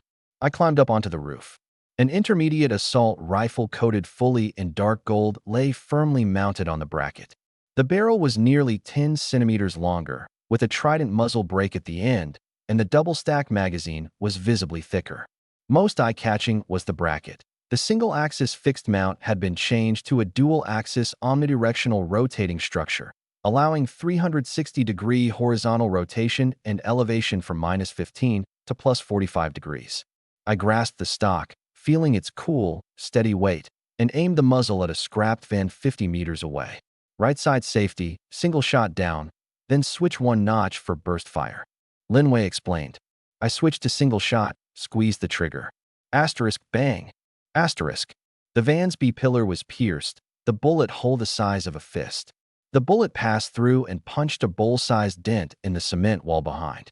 Penetration power's enough. I switched to burst mode, aiming at the engine hood, holding the trigger. Asterisk, tat tat tat tat tat. Asterisk. 8 bullets poured out within 2 seconds. The hood was riddled with holes, torn apart like a sieve, and the entire piece fell to the ground. The universal mount remained motionless, the recoil absorbed entirely. Vehicle-mounted weapon upgrade complete. Basic assault rifle, intermediate assault rifle. Attack power, 60. Magazine, 40 rounds. Range, 600 meters. New feature, vehicle machine gun mount, dual-axis universal. Shooting stability plus 50%. Attack power 60. One shot could tear through a basic mutant. 2 shots to the same spot could penetrate a level 1 RV's defense. Boss. Lin Wei leaned against the base. Max fire rate is 400 rounds per minute. Emptying a magazine takes 6 seconds. Reload takes 3 seconds. Combined with alternating suppression using the heavy machine gun, firepower can cover a 120-degree arc ahead. Unless it's fully loaded with 2 heavy trucks, no one can rush within 50 meters. I jumped down from the car roof. Tong Yin, prepare ammunition. Counting now, master. 600 medium caliber rounds. Enough for 15 magazines. Third shrink circle countdown. 3 hours, 41 minutes. Su Qinghan suddenly opened her eyes. Master, there's activity on the global channel. I pulled up the channel. A bold red message scrolled across the screen. Lin Xiaotian. Lu Yuan, you killed my son. I'll give you 2 options. 1. Deliver the key and the platinum box to the Heavy Industry Park's 5th floor transfer station in Trance. I'll settle this for you. 2. I'll put out a 30,000 resource bounty on your head. Every living thing on this road will turn into a hunting dog. 1 hour. The channel exploded instantly. 30,000 resources. Enough to upgrade 2 vehicles. Who has coordinates for that black RV? I'm all in. Zhao Tianhao, haha. Lu Yuan, you mutt, run. I shut off the channel. A lightning arc flickered silently on my palm. Lin Wei. Boss. The reactive armor plating hasn't been installed yet. Go weld it on the front of the vehicle.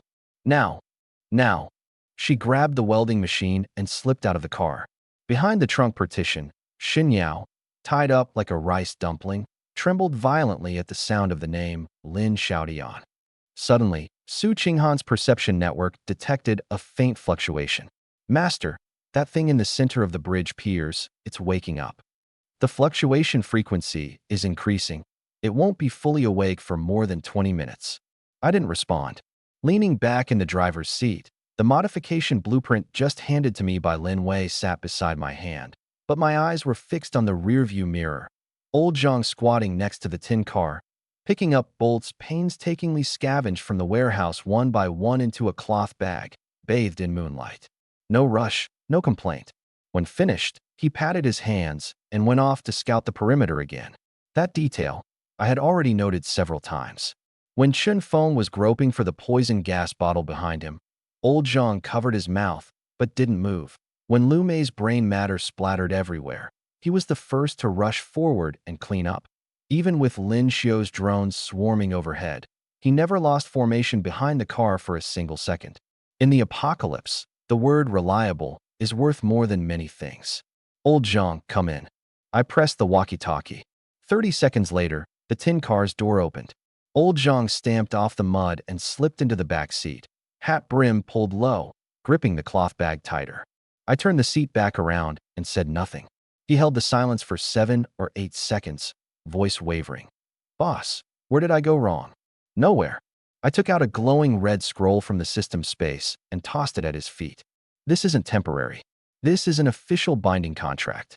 Sign it, and you're no longer a temp. Old Zhang stared at the scroll for 5 seconds, his fingers trembling slightly. Boss, I'm just a runner. Is this really worth it? You're not a runner. You're the driver. This vehicle needs one. His Adam's apple bobbed. Without a word, he bit his fingertip. Blood dripped onto the scroll. The red glow exploded outward and sank into his brow. Ding. Target Zhang Kai officially signed the core binding contract. Position, assistant driver/perimeter guard. Loyalty, 78%. Team size increased to 5 members. Coordination efficiency plus 15%. So his name was Zhang Kai. From now on, call yourself a Kai. You drive the tin car. When my vehicle has issues, you're backup. Perimeter watch, from 3 o'clock to 9 o'clock. Got it. Boss, a Kai guarantees. Let's talk. There's movement near the bridge piers. Check the accelerator, be ready to run anytime. Akai nodded crisply and turned to leave. Lin Wei leaned against the bar casually. This guy's different from Chen Feng and Lu Mei. Su Qinghan turned from the passenger seat. Things like Chen Feng aren't worth comparing. Tong Yin crouched on the floor, organizing emergency needles. Master, does Big Brother Akai have any dietary restrictions? As long as he can eat. A system panel popped up with a prompt. Team roles optimized. Assistant driver, Zhang Kai. Frontline medic, Tong Yin. Mechanical repair, Lin Wei. Perception alert, Su Qinghan.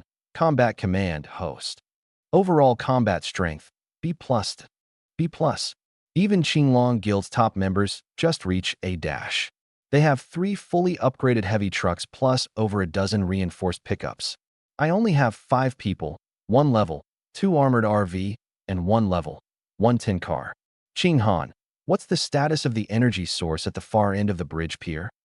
Su Qinghan closed her eyes and sensed for 3 seconds, frowning. The pulse rhythm has changed. It's no longer a single biological pulse. There's mechanical frequency mixed in. It's like damaged metal. Lin Wei looked up. Could be a mutated mechanical body. Blackstone Heavy Industries ran weaponization tests around here. The scrap heaps have been under the bridge piers for years. The dead fog just brought them back to life. She clipped a pencil behind her ear. The weak spot is the drive core, and its position isn't fixed. It can self-repair. When badly damaged, repairs are halved, and if it can't sustain the lock-in loop, it'll self-destruct. She didn't mention the explosion radius. I noted it quietly. A muffled thud came from the trunk partition. Xinyao shifted her position and bumped the iron plate. Hands and feet are gone, mouth gagged. Even the intelligence chief of the Qinglong Society's team is a variable. Lin Wei, once the reactive armor plates are welded on, how much frontal impact can the vehicle bear? Direct collisions under 3 tons on the front won't break the skin. Above 3 tons depends on the angle. Theoretically, it can withstand a head-on crash with an out-of-control railway freight car, but the occupants might not. Strengthen the low wall on the east side with scrap metal. We might have to block a group tonight. I'm on it. Lin Wei grabbed the toolbox and jumped out of the car. Su Qinghan crossed her arms, leaning back in her seat. Master, the woman who's been following us all the way is still at the toll station. Hasn't moved for 40 minutes. She's waiting for an opportunity. If there's chaos by the bridge pier, she can sneak in. Outside, the welding machine whirred, sparks flickering in the shadows of the low wall. Akai's footsteps circled around the gas station. Tong Yin was baking cookies on the electromagnetic plate. Master, want to eat something to hold you over first? Bake one. Split it between you and Qinghan. I'm not hungry. Third round of circle contraction countdown. 3 hours, 17 minutes. Suddenly, Akai's footsteps stopped. His voice came low over the walkie-talkie. Boss. At the 11 o'clock direction north side, there's a light. Not a mutant, it's headlights. 3 vehicles. I placed my hand on the stock of the assault rifle on the center console. Color. White. Not the standard Qinglong Society red light. A rogue convoy. Su Qinghan closed her eyes for 3 seconds, rare frowning. Master, I can't accurately gauge the energy signature of these 3 vehicles. One actively shielded its sensing signals. To actively shield sensing signals means either top-tier counter-surveillance equipment or they themselves have perception-blocking abilities. Definitely not ordinary rogues. Akai's voice resumed. The lead vehicle stopped. Someone got out, holding something in one hand. A woman. Su Qinghan's sensory network spread out. Energy signature is weak, a level 1 vehicle. The shielded one has an interference antenna installed on the roof. 12 people, mostly melee weapons, 2 small caliber guns. She paused. The woman who got off is a decoy. Someone in the other 2 vehicles is adjusting shooting positions. I rested my right hand on the rifle stock. Akai added. The woman got back in. The 3 vehicles turned, circled the perimeter, and headed northeast. Testing the waters. Su Qinghan opened her eyes. Not pursuing. Prepare to move out. The maintenance station is 2 kilometers northwest of the bridge piers. Qinghan, perform a preliminary sweep. The armored RV drove out of the gas station. Akai's tin car following 50 meters behind. The highway was riddled with cracked asphalt and toppled barricades in the gray haze. I kept speed to 30 miles per hour, spotlight on its lowest setting. At this visibility, light itself is a bullseye. 15 minutes later, the outline of the abandoned maintenance station emerged from the gray curtain. 2 steel frame factory buildings, with a half-collapsed lifting engine workshop in the middle. Su Qinghan extended her sensory net. No red dots at the maintenance station. Northeast direction, her voice suddenly tightened. Master, those 3 vehicles didn't leave. They circled around and are flanking from the northeast, moving fast. Distance, 1.6 kilometers. For minutes away. And there's more? No, 2 extra vehicles. 7 in total. All level 1 vehicles. 7 vehicles. A message popped up on the global channel. Zhao Tianhao Lu Yuan. You think changing locations means I can't find you? A 30,000 highway coin reward for your capture. This time you won't get away. I closed the channel. Lin Wei. Is the reactive armor plate welded tight? Welded shut 2 hours ago. Front can withstand 3 tons without damage. 600 rounds of medium caliber and 412.7 millimeters armor-piercing bullets for the heavy machine gun. I drove the RV beside the wreckage of the lifting engine workshop. The left building was half-collapsed. A row of scrap vehicles was on the right. The front view was open, a single possible attack direction. Akai, hide the tin car behind the factory. Get on the roof and reload for me. Got it. 30 seconds later, Akai climbed onto the roof carrying 2 boxes of ammo. 1 kilometer. Su Qinghan's voice was tight. The lead vehicle has a sniper position on the roof. The bullets are mixed with toxins. Poison rifles, Lin Wei said. Blackstone Heavy Industries banned contraband. The poison seeps through the bullet holes into the vehicle, causing neuroparalysis. Can't get through, I said. With 120 defense points of titanium alloy armor and the front reactive plates, the rifles of a level 1 vehicle can't even scratch the paint. Unless they shoot the windows. Lin Wei, are the windows bulletproof enough? The original one is not enough. Give me 30 seconds. She grabbed the plasma welder, knelt on one knee in the passenger seat, and welded a piece of alloy plate onto the lower right corner of the windshield, right in front of the driver's head. Sparks flew as the weld cooled. 800 meters ahead, 7 white beams of light suddenly lit up simultaneously in the gray mist. Lu Yuan. Zhao Tianhao's voice came from the roof of the lead vehicle, wildly aggressive. This time, I brought 7 cars and 12 brothers. Hand over all the upgrade blueprints for the Spirit Spring water. None of the women in your car will be left alive. Bang! I pulled the trigger. The dark gold barrel of the mid-level assault rifle spat fire. 600 meters away, a bullet with 60 attack power hit the loudspeaker bracket precisely. Clang! The loudspeaker broke in half, falling onto the hood and causing a short circuit. Silence. Open fire. I pulled down the control lever of the heavy machine gun with my left hand. Dong, dong, dong, dong. The twin heavy machine guns tore through the gray fog. The 12.7 millimeters armor-piercing rounds formed 2 crisscrossing fire whips, covering the first 2 vehicles. Level 1 thin iron skin was like paper. The hood of the first car was riddled with holes. The front tire of the second car blew out and crashed into a concrete pillar. Scatter. Snipers shoot. Break the windows. Zhao Tianhao roared. Su Qinghan's eyes snapped open. 11 o'clock direction. On the roof of the 4th car. A figure was lying on the shooting platform in the gray mist, the muzzle glowing green. The green light flickered. Ding! A bullet hit the alloy plate Lin Wei just welded, embedding in the metal layer without penetration. A puddle of dark green viscous liquid oozed on the surface, a pungent stench wafting. "Don't touch it," Tongyan screamed. "Neurotoxin." I remained expressionless, turning the muzzle toward the fourth car. Da-da-da-da. With the dual-axis universal mount, 8 bullets poured out within 2 seconds around the shooting platform. The sniper did not even scream.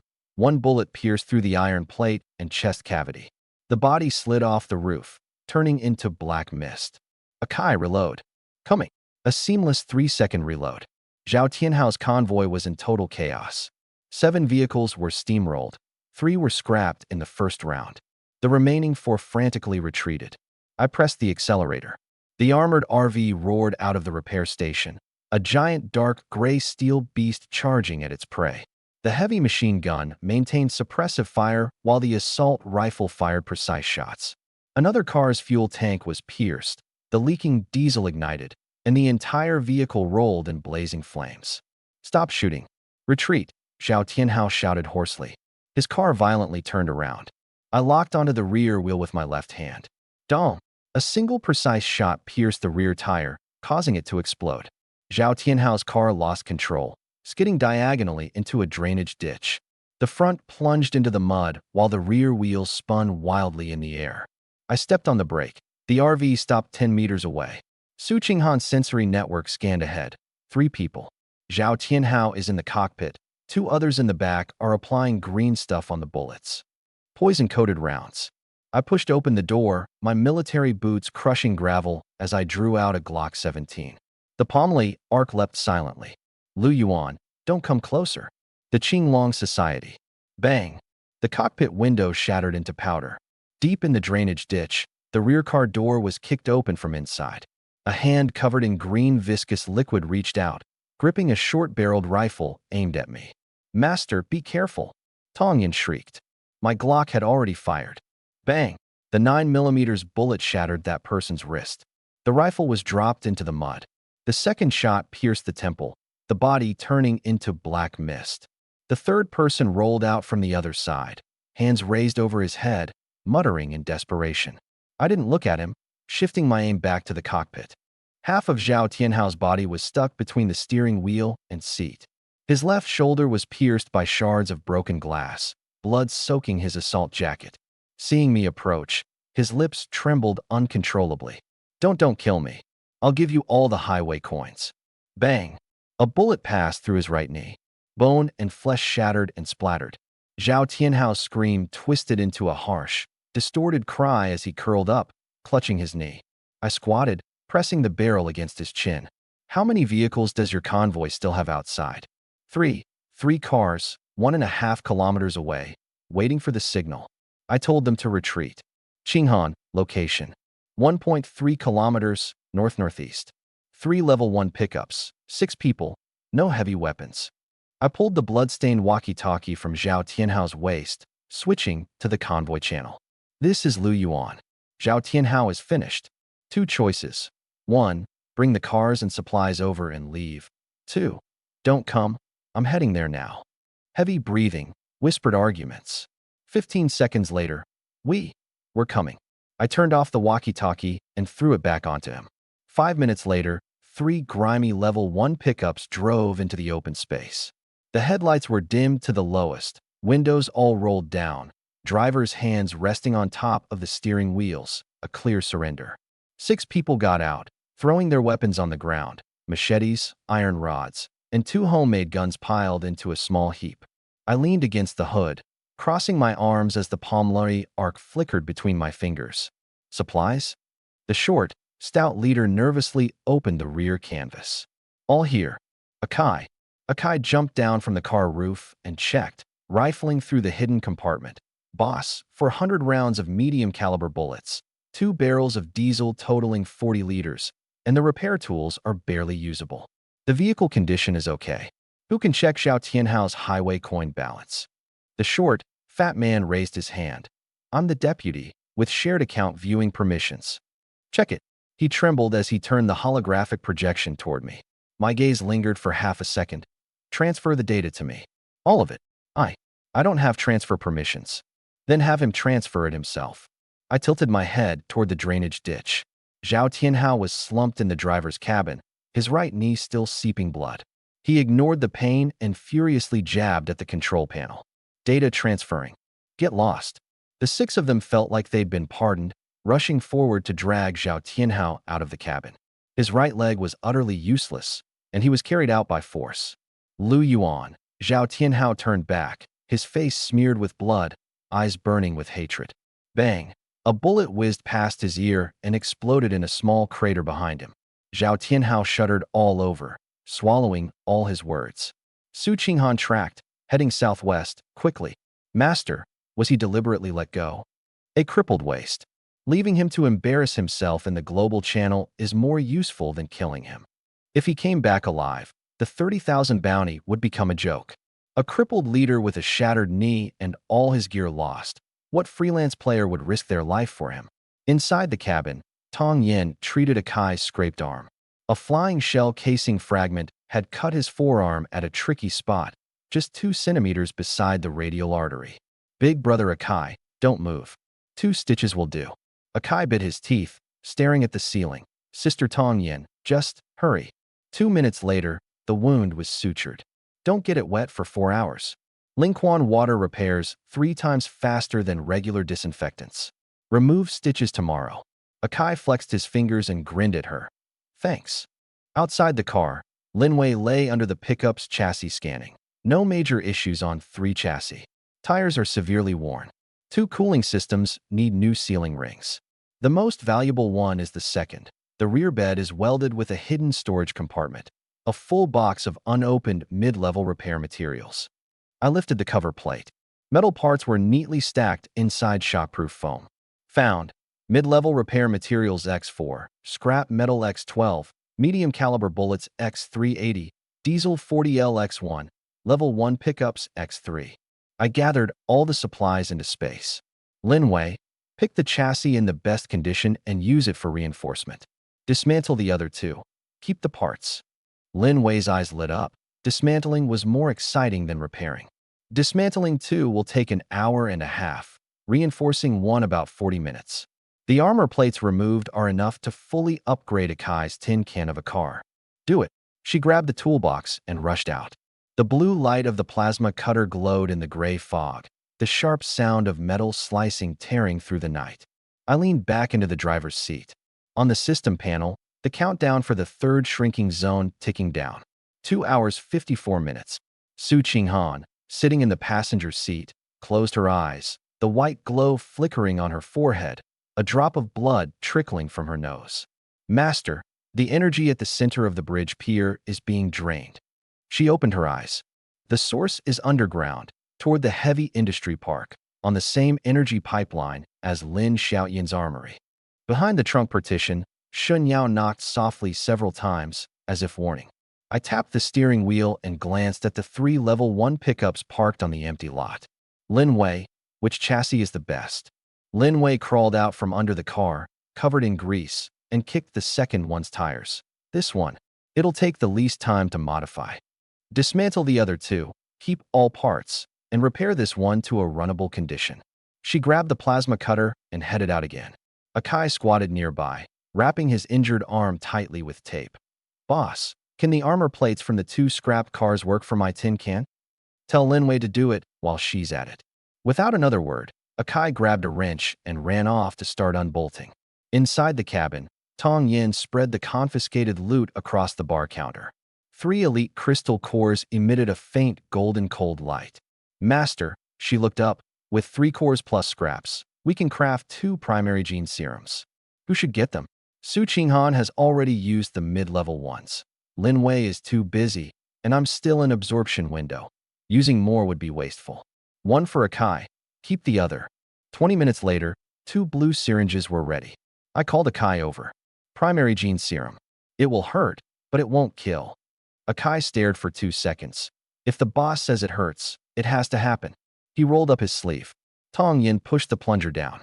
Akai's neck veins bulged, his jaw clenched hard, but he didn't utter a sound. 1.5 minutes later, he exhaled. Damn, that hurts more than pulling teeth. Zhang Kai has completed primary gene enhancement. Nerve response speed plus 15%. Loyalty raised to 85%. Akai clenched his fist. Boss, I feel like my grip strength's increased. Not imagining things. Tong Yin said. He rolled down his sleeve and went out to continue working. Outside, Lin Wei was making rapid progress. Sheets of armor plates, drive shafts, and shock springs were stacked in batches on the ground. She cut off the last piece of the side skirt armor and stood up. Akai, bring that busted vehicle over here. Lin Wei circled around the tin car and knocked on the hood. This rust bucket still runs on the highway these days, hasn't fallen apart, yet purely by luck. 40 minutes later, the tin car's chassis had been reinforced enough to withstand initial-level mutant claw strikes, and 2 composite plates were added to the front. Su Qinghan suddenly spoke. Master, that woman at the toll station is still there. She's moved southeast by about 800 meters. She's watching us. Any energy readings? There are jamming devices inside the car, can't see through. But she's alone. Single person, top-grade shielding, not exposing herself proactively. A lone wanderer who can loiter before the third-round shrinkage must have some serious skills up her sleeve. Let her circle around. Over an hour later, the Level 1 pickup had been modified. A flip-top turret was welded onto the roof. Resource integration complete. Team combat effectiveness evaluation, A-. It had just been A+. 2 hours, 31 minutes. Tong Yin handed Lin Wei a stamina refresh injector. Lin Wei took it and injected it directly into her arm. Thanks. Su Qinghan's voice suddenly tightened. Master, the bridge pier over there. That energy pipeline broke. She snapped her eyes open, blood gushing from her nose. Lin Xiaotian has opened the first gate. A blood-red alert exploded across everyone's vision. The third round of shrinkage begins. Safe zone is 6 kilometers, end zone 1 kilometer. Shrink cycle 30 minutes. Elite mutants will spawn in the end zone. Su Qinghan pointed to the left front of the windshield. The end zone is southeast by east, 2.8 kilometers straight line. There's an abandoned highway overpass that's the shortest path. I pressed the ignition key. Akai, stay close. Don't exceed 30 meters. Kill the lights on the overpass. Follow my taillights. Understood. The armored RV burst forward. The tin car followed close behind. Su Qinghan kept scanning. 30 meters to the left, 2 primary mutant dogs. I didn't turn the wheel, just ran straight over them. 2 muffled thuds. The abandoned overpass emerged from the gray mist. The guardrails collapsed into rusty iron posts, with the widest crack half a meter wide. I adjusted my wrist slightly and let the right wheel ride on the left edge of the crack, crossing it using the drive shaft. The vehicle dipped, then rose again. Tong Yan's knee bumped into the bar counter, a muffled groan. Lin Wei's shoulder hit the storage locker corner. The welds are fine, she said. After crossing the overpass, a kilometer ahead, several sets of car lights were converging in the same direction. At least 7 teams, Su Qinghan said. 2 teams have stronger energy signatures than the others. One of them came over the bridge, just like us. No lights appeared in the rearview mirror. But Su Qinghan's senses rarely faltered. Right in the center of the end zone stood a 5-story old dispatch building, an ideal high ground. Lin Wei, if someone sets up a gun inside, and we have to storm it, what can you do? The ground floor support columns will break if 2 of them are cut.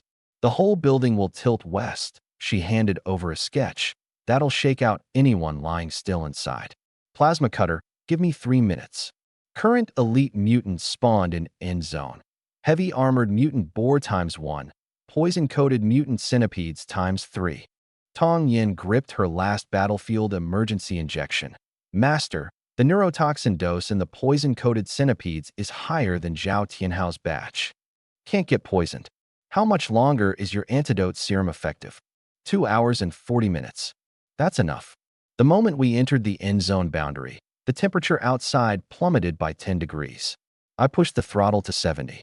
The freight yard gate was rusted shut, secured with chains looped multiple times. We rammed straight into the anti-collision spikes. Bang! The iron gate crashed open. The dispatch building was 300 meters straight ahead. On the outside wall of the first floor, 5 flashlight beams were sweeping. Su Qinghan suddenly sat up straight. About 9 people on the 3rd floor, 2 sentries on the 1st floor. That's the team I couldn't identify clearly before. I switched on all spotlights. The 5 beams illuminated the dispatch building clearly. Stop! A woman's voice came through the loudspeaker, calm, or my people will open fire. I stepped on the brakes. The RV came to a stop 80 meters away. Two people on the third floor manning heavy crossbows, aiming at our front. Su Qinghan frowned. The woman's voice came again. Black armored RV, you're the first team to enter. There are 4 elite mutants. Once the shrinkage ends, all will activate. One vehicle can't hold back enemies coming simultaneously from 2 directions. I rolled down the window. You mean negotiate? I have 7 people. The third floor controls the north side. Your heavy machine gun controls the south. The dense fog pressed in outside. Other teams' headlights appeared at the entrance direction. Lin Wei lowered her voice. Boss, that crossbow is enhanced grade, with a 200-meter range. Once it hits the window, we're done. I stared at the dispatch building's third floor. I'll drive in. You take out those 2 crossbows. I control the south side. You control the north. Elite crystal cores. Whoever kills them keeps them. A brief silence. All right, Zheng Yin answered. But I need to confirm one thing. Xin Yao is in your car, right? Behind the trunk partition, the voice that had been silent for so long suddenly tensed sharply. Before the words were out, metal clanged from the 3rd floor of the dispatch building. Behind the container pile on the south side of the freight yard, a series of heavy impacts erupted. Master, 200 meters south, 7 red dots. 5 elite human-headed dogs, plus 2 8-legged, spider-like creatures. Su Qinghan shouted, tilting her head. I pushed the matter of Xun Yao to the back of my mind and grabbed the controls of the heavy machine gun. The fog shattered. The first elite human-headed dog charged out, significantly larger than before, its skin covered in black keratinous plates, its mouth stretched to the ears, revealing 3 rows of sharp fangs. Roar! The 5 spread out in a fan shape, encircling the RV. Akai, get the tin truck out and lead 2 on the left wing away. Use the container alley to run. Narrow paths will limit their movement. Roger. The tin truck roared out with a piercing horn. 2 human-headed dogs turned and chased after it. Thud, thud, thud, thud. The dual heavy machine gun opened fire. The 12.7 millimeters armor-piercing round struck the foremost one, embedding in its armor but failing to penetrate. Defense at least 20. Weak spot at the back of the neck. Su Qinghan yelled. I switched to the mid-level assault rifle, locking the holographic crosshair on the nape. Rat-a-tat. The first shot tore through the skin, the second shattered the cervical vertebrae. The howl abruptly stopped. Elite mutant eliminated. Keratin human-headed dog. Acquired elite crystal core X1. The second one lunged at the front of the vehicle, claws striking the armor, scattering spiderweb-like cracks. The third circled around from the right wing. The rifle fired several bursts. 2 shots took down the one at the front. I drew the Glock 17 with my left hand, firing 2 shots backward to force the enemy retreat on the right. The 9mm bullets hit its face, forcing it off balance.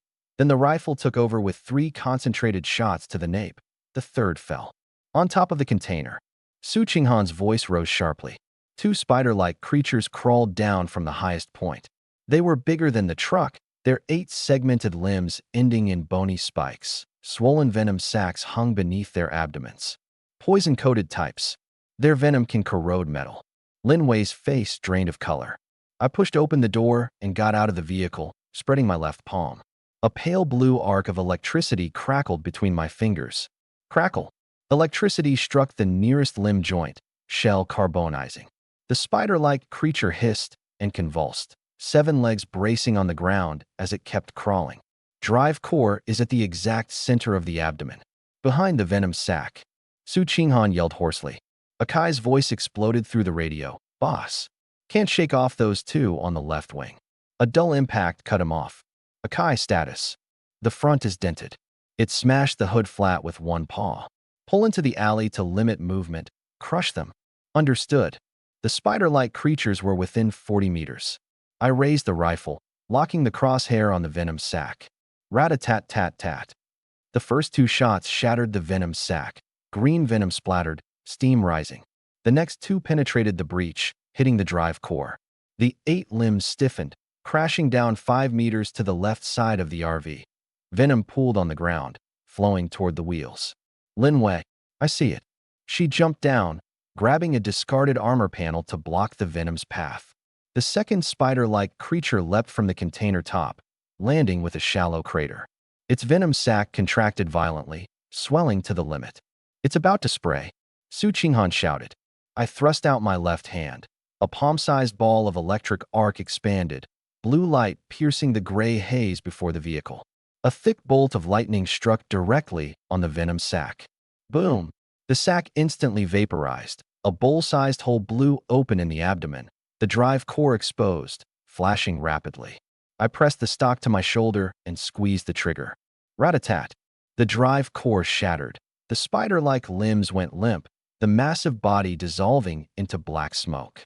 Akai's breathy voice came through the radio. "Boss, it's done here. 7 elite mutants, all annihilated." But my vehicle took a beating. 6 deep claw marks on the right armor plate, 2 cracks on the front chassis, half the exhaust pipe corroded by venom, front suspension bolts loosened, and the rear hub embedded with broken bone spikes. Current RV defense, 48/120. "Lin Wei, come here." She had already crawled under the vehicle. The blue scanning light of her diagnostic device swept beneath the chassis. 15 minutes. Defense can be boosted to 60. "Get to it." The welding machine sparked and flared under the car. Tong Yin ran over carrying a medkit, applying pressure dressings to a wound on Akai's left arm. I crouched down to pick up the crystal cores. Acquired. Elite Mutant Crystal Cores X7. Rare Material. Poison-Coated Keratin Plate X2. Highway Credits X700. 15 minutes later, Lin Wei emerged from beneath the vehicle, her face smeared with grease. "Done. Defense at 60. If we took another hit of this intensity, the main beam would have issues." I glanced up at the 3rd floor of the dispatch building. Zheng Yan's people hadn't fired a single shot. Su Qinghan lowered her voice. "Master, she's been observing all along, recording our firepower deployment and ability limits." The walkie-talkie buzzed again, and Zheng Yan's voice carried an added layer of caution. "Lu Yuan, that fight just now was impressive. Your lightning ability output exceeded my estimates." She paused, then added, "We'll discuss Shen Yao after the circle shrinks. But I want to ask, was that piece of cloth stuffed in her mouth your idea, or did she bite it herself?"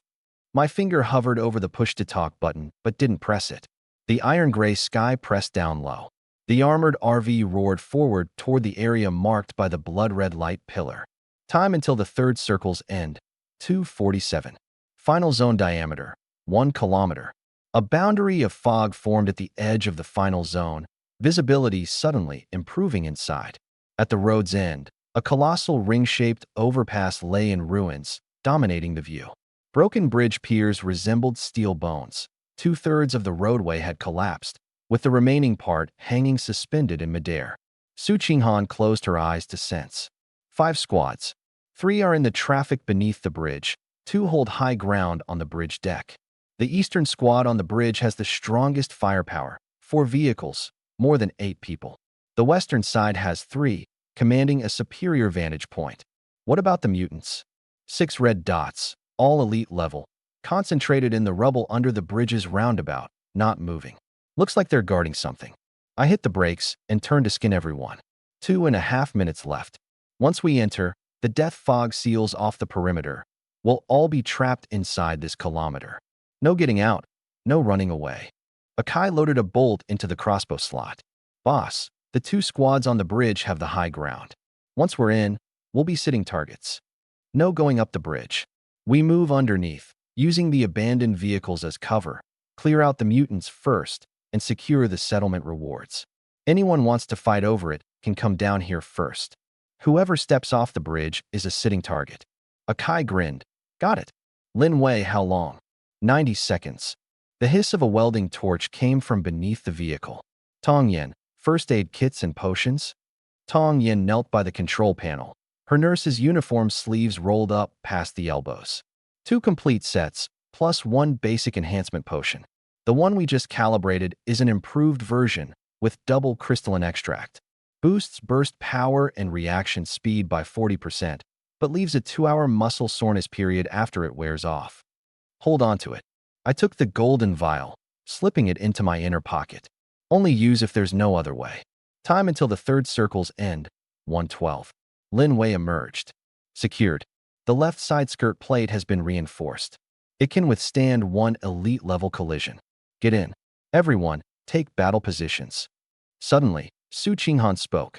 Master, I recognize an ID in the Eastern Bridge Squad, Lu Zhenbang. One of his subordinates is a sniper wielding a quality-grade sniper crossbow with a range exceeding 300 meters. I tapped the steering wheel twice. The RV's blast-proof windows won't stop that thing. Location: behind the third broken pier on the east side. Any vehicle entering the bridge bottom head-on is in his shooting range. Flanking will take time. I pulled up the system panel.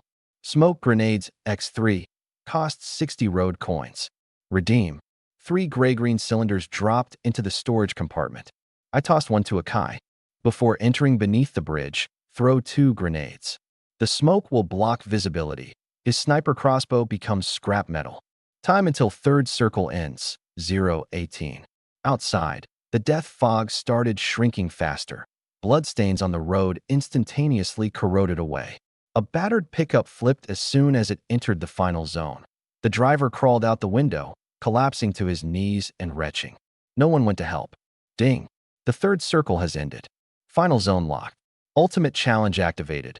Eliminate all elite mutants in the final zone. Current live players in the final zone, 31. From 10,000 down to 31. None of those still alive are kind souls. I shifted into drive and floored the gas. The armored RV growled as it rolled into the final zone. Deep under the bridge, 6 dark red points glowed slowly amid the rubble. Crushing through the remains of a mutant yet to dissipate, the RV entered the traffic zone. On both sides, wrecked vehicles stacked 3 to 4 layers high, forming a steel canyon just wide enough for passage. Su Qinghan's sensory network expanded. 4 elites beneath the bridge haven't moved. But behind the pile of wrecks on the left traffic lane, someone. 3 people, 2 crossbows, 1 modified short-barreled shotgun. Distance, 40 meters.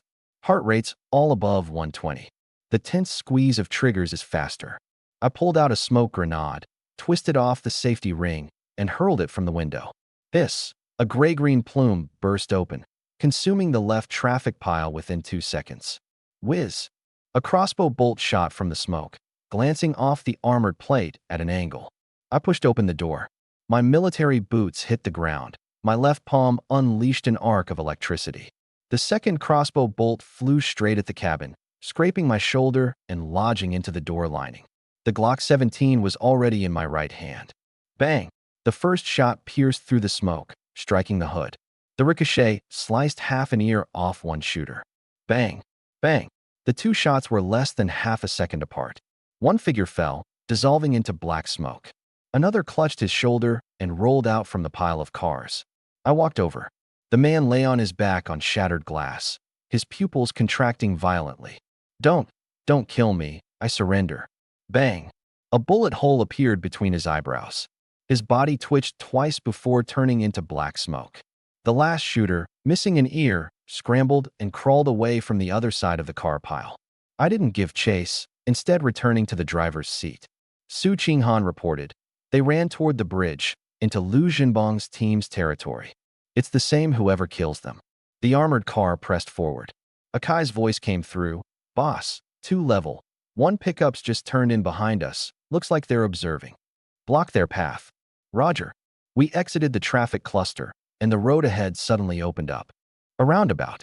A 60-meter diameter circular space, with a rust-colored traffic control tower standing in the center. 4 elite mutants were scattered in the 4 corners. 2 carapace-headed dog mutants lay on gravel mounds. A heavily armored mutated boar, adorned with spiked vertebrae on its back, was pawing the ground. A venom-infused centipede coiled atop the tower base, its segmented limbs oozing dark green liquid. I slammed the brakes. Qinghan, any reactions on the bridge? They're watching. All teams have stopped, waiting to capitalize. Linwei, how many rounds left in the heavy machine gun belt? 320. Enough. I aimed the car's nose at the roundabout entrance, revving to 3,000 RPM. Hold on tight. I floored the accelerator. The armored vehicle charged into the roundabout like a rampaging iron rhinoceros. The front plate collided with the first carapace-headed dog, crushing it into minced meat under 3 tons of force. Thud, thud, thud, thud. The heavy machine gun opened fire simultaneously, flames sweeping toward the second dog-headed mutant. Armor-piercing bullets sparked against its carapace, forcing it back behind a gravel wall. The heavy bore roared and charged. I whipped the steering wheel. The vehicle skidded in an arc, narrowly avoiding its tusks. The tusks scraped against the left side panel, tearing a half-meter-long gash. It's attacking again. I didn't slow down, circling the tower in an arc. My left hand extended out the window, palm crackling as the electrical arc reached its peak. Crackle! A bolt of lightning struck the venomous centipede. Its shell exploded, detonating its toxic sacs. Dark green steam hissed out. The centipede shrieked for 3 seconds before its power core shattered, turning into black smoke. I retracted my left hand and locked the holographic crosshair onto the heavy bore. It was turning around for a third charge, exposing its soft belly. Rat-a-tat-tat-tat. 4 shots hit its abdomen. The dark gold bullets with 60 attack points tore through flesh into the organs. The boar howled and staggered, its front legs hitting the ground on one knee. The last dog-headed mutant lunged from behind the gravel wall, claws slashing toward the roof. I raised the gun and aimed at the back of its neck. Rat-tat. Neck vertebrae shattered. The body slid off the roof and dissolved into black smoke. The armored car circled back to the boar's side. It crushed down. Boom. The sound of bones breaking was so vivid it made my teeth ache. The boar was completely still. Elite mutants killed. Carapace dog-headed mutant X3, heavy armored mutated boar X1, venom-infused mutated centipede X1. Rewards obtained. Elite crystal core X5. All elite mutants in the endpoint area eliminated. Primary difficulty loop progress, 82%. Remaining objectives: eliminate all hostile players within the endpoint, or survive until the settlement countdown ends. I parked the armored vehicle beside the tower and scanned the bridge. Dead silent. The massacre that had lasted less than 3 minutes was witnessed clearly by everyone. No shots fired, no voices called out. Boss, Su Qinghan whispered. The 3-man squad on the west side has retreated to the edge of the death mist. Lu Zhenbang's men on the east side haven't moved. My gaze fell on a shadow 150 meters south of the roundabout. There was a vehicle parked there. Not Lu Zhenbang's. A deep gray customized armored vehicle, deliberately weathered to blend in with the scrap heap, almost invisible. No weapon racks, no lights on the roof. It looked like a chunk of scrap metal. Su Qinghan's senses swept over it, brow furrowed. Signals jammed. Exactly like the one that tracked us before. Lin Wei scanned the chassis with her diagnostic tool, face turning pale. Boss, the energy signature on that chassis. That's level 2. There shouldn't be a second level. 2 vehicle in the whole endpoint area besides mine. Su Qinghan scanned 3 more times. The signal was completely swallowed in the shield. Can't probe any further. I just moved my eyes away when the base of the tower suddenly emitted a heavy cracking sound. Concrete shards flew into the air, splitting a 2-meter-wide gap. Thick blood mist surged from the black hole. Primary difficulty ultimate boss spawned. Lord class abnormal zombie, Bloodbone Slaughter King. Attack power, 80. Defense, 35. Special abilities, Bone Spike Piercing, Blood Mist Domain. A giant hand pulsing with black blood vessel patterns emerged from the crack, fingers pressing against the ground. The nails had hardened into 5 curved bone knives. The second hand followed, then the head. The thing stood up, 3.2 meters tall. Its spine was covered with crooked bone spurs, the longest as thick as a forearm. The ribs on the outer side of its chest were all flared outward, like a twisted iron cage, inside which a dark red lump of flesh pulsated, the heart exposed. A mist of blood spread out from beneath its feet. Su Qinghan's perception instantly retracted from the blood mist, her face going pale. Master, the blood mist has a weakening effect. Within a 20-meter radius centered on it, all attributes drop by 20%. Heart's exposed. Aim for that. No. The outward flared ribs have extremely high defense and will deflect frontal attacks. She closed her eyes, scanning for half a second. The back. There's a crack at the base of the 3rd spinal bone spur, leading straight to the chest cavity. I slammed on the steering wheel. The RV circled around the boss in an arc. The Bloodbone Warlord turned its head, its vertical pupils and scarlet eyes locking on to the vehicle. Its spinal bone spurs trembled violently. It's about to fire. Bang, bang, bang. 3 bone spurs shot out like bone javelins. The first spear struck the hood, penetrating the outer armor layer. The second skimmed over the roof, cutting off the mounting bracket of the heavy machine gun's ammo belt guide. The third pierced right through the right side window. Clang! The alloy plate Linwei welded on saved us. The bone spur was embedded 2/3 in, its tip less than 2 centimeters from the inner wall. The spear through the hood pierced the cooling pipes. The engine will overheat and stall within 5 minutes. You go pull it out. Boss, there's blood mist outside. Wet cloth over mouth and nose. 30 seconds to finish. Linwei clenched her teeth, tore a cloth, soaked it with spirit spring water, covered her mouth and nose, and leapt out. I switched to the intermediate assault rifle, aiming the reticle at the boss's back. But it faced me head-on. Akai, have the tin car rush past its left rear and honk. Make it turn around. Roger. The tin car roared out, the horn blaring harshly. The Bloodbone warlord's vertical pupil shifted. It turned around. The crack at the base of the third spinal bone spur was exposed in my line of fire. Tat, tat, tat, tat. 4 shots all hit the crack. The first shattered the keratin layer, the second tore open the fissure, the third drilled inside, and the fourth squeezed into the chest cavity pathway. The Bloodbone warlord's roar was a shockwave, blowing the stones around the ring road into the air. Su Qinghan's nose bled. It got in, but it missed the heart by 2 centimeters. Another round. The boss gave no second chance. It charged at the tin car, each step punching out half-meter deep pits, faster than an armored vehicle. Akai, run. The tin car screeched in reverse gear. Too late by half a beat. The Bloodbone warlord's palms slammed into the tin car. The reinforced composite armor Linwei added dented like tinfoil. The entire rear wheel lifted off the ground, and the front nose crumpled into the earth. Akai rolled out of the shattered window, screaming. Tong Yen. I shouted. Already out. Tong Yen had jumped from the side door, crouched low, and dashed towards Akai through the shadow of the scrap pile. Even with a bleeding knee, she didn't stop, clutching an emergency injection and half a bottle of spirit spring water. I floored the accelerator. The armored RV charged directly at the Bloodbone warlord's side. 120 defense steel body, a 60-mile-an-hour frontal collision. The metal shriek pierced my eardrums. The Bloodbone warlord was sent flying 3 meters, breaking 2 ribs on its right side. It looked down. An opening had formed in the flared rib cage, exposing the pulsing dark red heart inside. I pushed open the door, extended my left palm, and poured all my mental power into it. The eerie blue electric arcs expanded until they were blinding. Crackle! A thick pillar of lightning struck precisely into the gap, hitting the heart directly.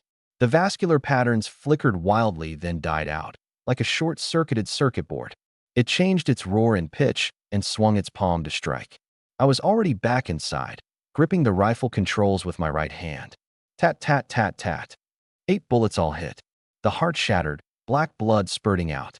The 3.2-meter body crashed down with a tremendous noise, dissolving into black mist. Left on the spot was a blood-red crystal about the size of a fist, with a golden thread slowly moving inside, as if alive. Lord-level mutated zombie defeated. Bloodbone warlord. Rewards. Mutation Crystal Core X3. Mutated Bone Steel X4. Unknown item. Blood Red Core X1. Primary difficulty loop complete. I bent down and picked up the blood red core. It was scorching hot in my hand. The golden thread pulsed once. The system panel showed only 4 words. Usage, unknown. I stored it in my space. Tong Yen was already injecting Akai's shoulder. Linwei raised her head by the hood, hands covered with coolant and blood. The bone spurs are pulled out. The engine can still run. Silence surrounded the ring road. All the lights on the bridge teams were off. The dark gray modified RV remained motionless. Su Qinghan wiped her nosebleed, voice hoarse. Master, the gray car's door opened. I looked up. 150 meters away, a tall, slender figure stepped out of the gray car. Moonlight illuminated that face. Su Qinghan's breath caught. It's the woman from the toll station. She walked to the 80-meter mark and stopped. Short hair, dark gray trench coat, a long-handled tactical knife stained with blood hanging at her waist. She looked at my vehicle for 3 seconds, then turned back to it, and the car door closed. The system panel exploded with blood-red text. Primary difficulty, 3 rounds of circle contraction, all completed. Comprehensive rating settling. The gears turned for 15 seconds. A burst of golden light exploded. Player, Lu Yuan. Comprehensive rating, ESTA. Kill score, SSS, first in the entire server. Survival score, S, special bonus. First kill of Lord-level boss, plus 3,000 S-level rewards. Highway credits X 15,000. A level 2 armored RV perfect upgrade blueprint X1. Advanced gene enhancement serum X1. Medium difficulty supply pack X1. Vehicle system unlocked. Autonomous driving module primary. My highway credits jumped from 8,400 directly to 23,400. Immediately after, a second full-screen announcement, visible to the whole server. Player Lu Yuan achieved the first S-level rating. Global broadcast announced 3 times. The whole server chat exploded instantly. Casual player S-level. This game even has S-level. Anonymous, crazy. Zhao Tianhao. I closed the channel, my finger hovering for half a second over the advanced gene enhancement serum, but didn't tap to use it. Su Qinghan opened his eyes. Lu Zhenbang's men have withdrawn. That woman's car moved too. 150 meters away, the dark gray RV's taillights lit up and it slowly drove out, moving southeast along the outer ring of the roundabout without accelerating. It seemed to be making sure I could clearly see the direction she was leaving in. Su Qinghan's sensation network was bounced back by a blocking layer. Can't keep up. I'm not following. 3 rhythmic knocks came from the trunk partition. Xinyao. I didn't open it. Tong Yin. Check the usage conditions of the advanced gene enhancement serum. Tong Yin flipped open the panel, biting her lip. Master. This one's different from the intermediate level. It requires the matching gene stabilizer, or else it will cause gene collapse. Stabilizer formula? Her pupils contracted sharply. One of the raw materials is the scarlet core extract. The cabin went silent. I pulled that core out from space. Golden veins slowly undulated under the cold light. Can it be extracted? Tong Yin took the core, her fingertips touching the golden pattern, which flickered. Her expression shifted from tense to excited. Requires high-precision centrifugal separation. At least 3 hours. No interruptions midway. Enough time. All surviving players will advance to medium difficulty in 24 hours. Dead fog corrosion damage increased to 5 points per second. Minimum mutation level, elite. I closed the panel. Lin Wei, blueprints. The dark gold parchment was spread out on the bar, the modification schematics densely arranged. Lin Wei's fingernail caught the edge of the paper. Her atoms apple-bobbed. Boss, once this vehicle's fully modified, it won't be an RV anymore. What will it be? She looked up, golden light reflected in her eyes. A mobile fortress. The dead fog was receding in the distance. At the bottom of the global chat, a piece of gray text floated quietly. Anonymous, S-level player. Interesting. See you at medium difficulty. I drove the armored RV into a half-enclosed interchange ramp on the south side. 3 sides of collapsed concrete guardrails formed a natural cover. The entrance was narrow, only allowing 1 vehicle through. Akai, the iron sheet car is blocking the entrance, engine still on. Understood. I pulled up the panel. A level 2 armored RV perfect upgrade. Required highway credits, 8,000. Upgrade. White light exploded from beneath the vehicle. The metal frame self-restructured, extended, and thickened under the system's energy drive. All personnel disembark. Lin Wei was the second to touch down, tilting her head up to look at the swelling vehicle body. Her pupils shone brighter than a welding machine. The frame system's covered. I'll handle the welding precision. She climbed onto the transforming roof, steadying herself with 1 leg crossed over the heavy machine gun mount. Her cargo pants were blown tight against her leg lines by the wind, sweat trickling down her spine. Tong Yin, bolt number 3. Tong Yin ran over with the toolbox, tiptoed to hand it over. The collar of her pink nurse's outfit gaped open a bit. Qinghan, status of the surroundings. Su Qinghan closed his eyes, a white glow flickering between his brows. No red dots within 2 kilometers. All casual players' vehicles have withdrawn. That gray car completely vanished from perception. Good. 15 minutes passed. The vehicle body stopped expanding. The RV extended from 7.2 meters to 8.5 meters in length. The cabin volume increased by 30%. Lin Wei slid down and circled the vehicle, flicking her fingernails against the new armor plating. The outer armor is off by 0.5 millimeters. I'll cut again. She crawled under the car, her voice brimming with excitement that she couldn't suppress. Boss, these 4 holes are pre-installed interfaces for the hidden maintenance platform. Module included on page 7 of the blueprints. Install it. Tong Yin pulled out a sealed vial from her pocket, half filled with deep red liquid. Master, the first layer of impurities from the scarlet core has precipitated. Needs 2 more hours. Wait until the vehicle modification is done to continue. 20 minutes later, Su Qinghan suddenly turned her head. 800 meters at 10 o'clock, a car heading straight for the ramp. 2 people, level 1 vehicle, no heavy weapons. Akai's voice came through the radio. Seen it, silver gray SUV. Stop. Su Qinghan opened her eyes. Driver got out, hands raised above his head empty. The other stayed in the car, a wounded. In the gray fog, a tall, slender figure shouted in this direction. Trade. Akai, you go out, stop at 200 meters, ask what they want to trade. Receive. A clicking sound came from under the car. Foldable vehicle-mounted repair station installed. On-the-move repairs and modifications possible.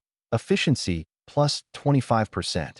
Level 2 armored RV upgrade fully complete. Defense 180.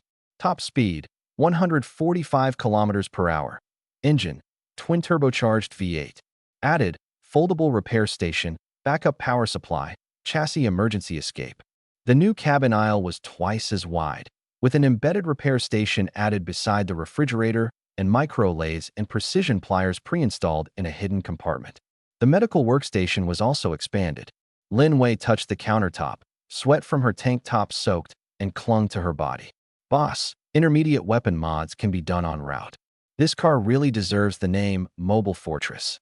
Akai's voice cut through the silence on the radio. Boss, he has an intermediate difficulty map fragment. Wants to trade for 2 stamina recovery injections. Also said he's seen the entrance to Lin Xiaoyan's armory. I sent that lone wolf away. The trade, 2 stamina recovery shots for 1 suspicious fragment. Not worth it. As for the armory intel, the other party couldn't give coordinates. Only dropped level 3 underground at Heavy Industry Park before Akai kicked him out. Inside the cabin, Tong Yin advanced the extraction to the 2nd stage. The centrifuge hummed as the golden sediment at the bottom of the test tube thickened twice over.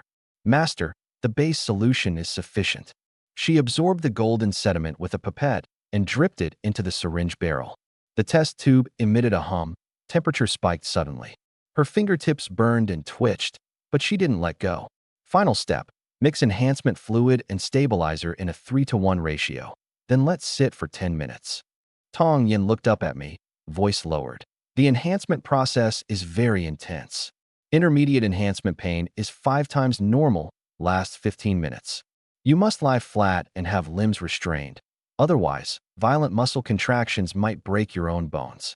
She pulled out 4 medical restraint straps and laid them across the seat. If core body temperature exceeds 42 degrees C, I'll inject a cooling agent. Lin Wei, cover the perimeter. Qinghan, rest. Understood. Lin Wei grabbed her gun and slipped out the door. Su Qinghan opened her mouth to say something. Rest. She shut up and leaned back into the seat, dried blood under her nose dark red under the cold light. Tong Yin finished mixing. 2 syringes side by side. The left deep gold enhancement fluid, thick and nearly opaque. The right pale red stabilizer, golden particles suspended within. Inject the stabilizer first. Enhancement fluid 3 minutes later. Tong Yin wiped my left elbow crease, fingertips trembling, took a breath to steady herself. Master, beginning. The needle pierced skin. The plunger pushed all the way down. The pale red liquid entered my vein, and my entire arm felt like it was immersed in ice water. The cold spread along the vein into my chest. Heart jumped suddenly. Body temp down by 1 degree. That's normal. Enhancement fluid in 3 minutes. 3 minutes passed. Only the compressor hummed, and the monitor beeped inside the cabin. I was strapped onto the folding seat, pale LED light shining on my face. Time's up. Tong Yin switched to the right arm vein. clutching the second syringe. The deep gold fluid was thick like molten gold. Plunger pushed. Nothing for the first 3 seconds. At the 4th second, my pupils contracted sharply. A blast of fire erupted from deep within my marrow. It wasn't burning pain, but a ripping sensation as every bone, every muscle fiber, every cell was torn apart and reassembled simultaneously. My spine arched. The restraint straps creaked under tension. Heart rate 180. Body temp 38.5 degrees and climbing. Tong Yin knelt beside me, one hand on the monitor, the other gripping the cooling agent, thumb on the plunger. I clenched my jaw hard. Veins in my neck bulged thick as earthworms.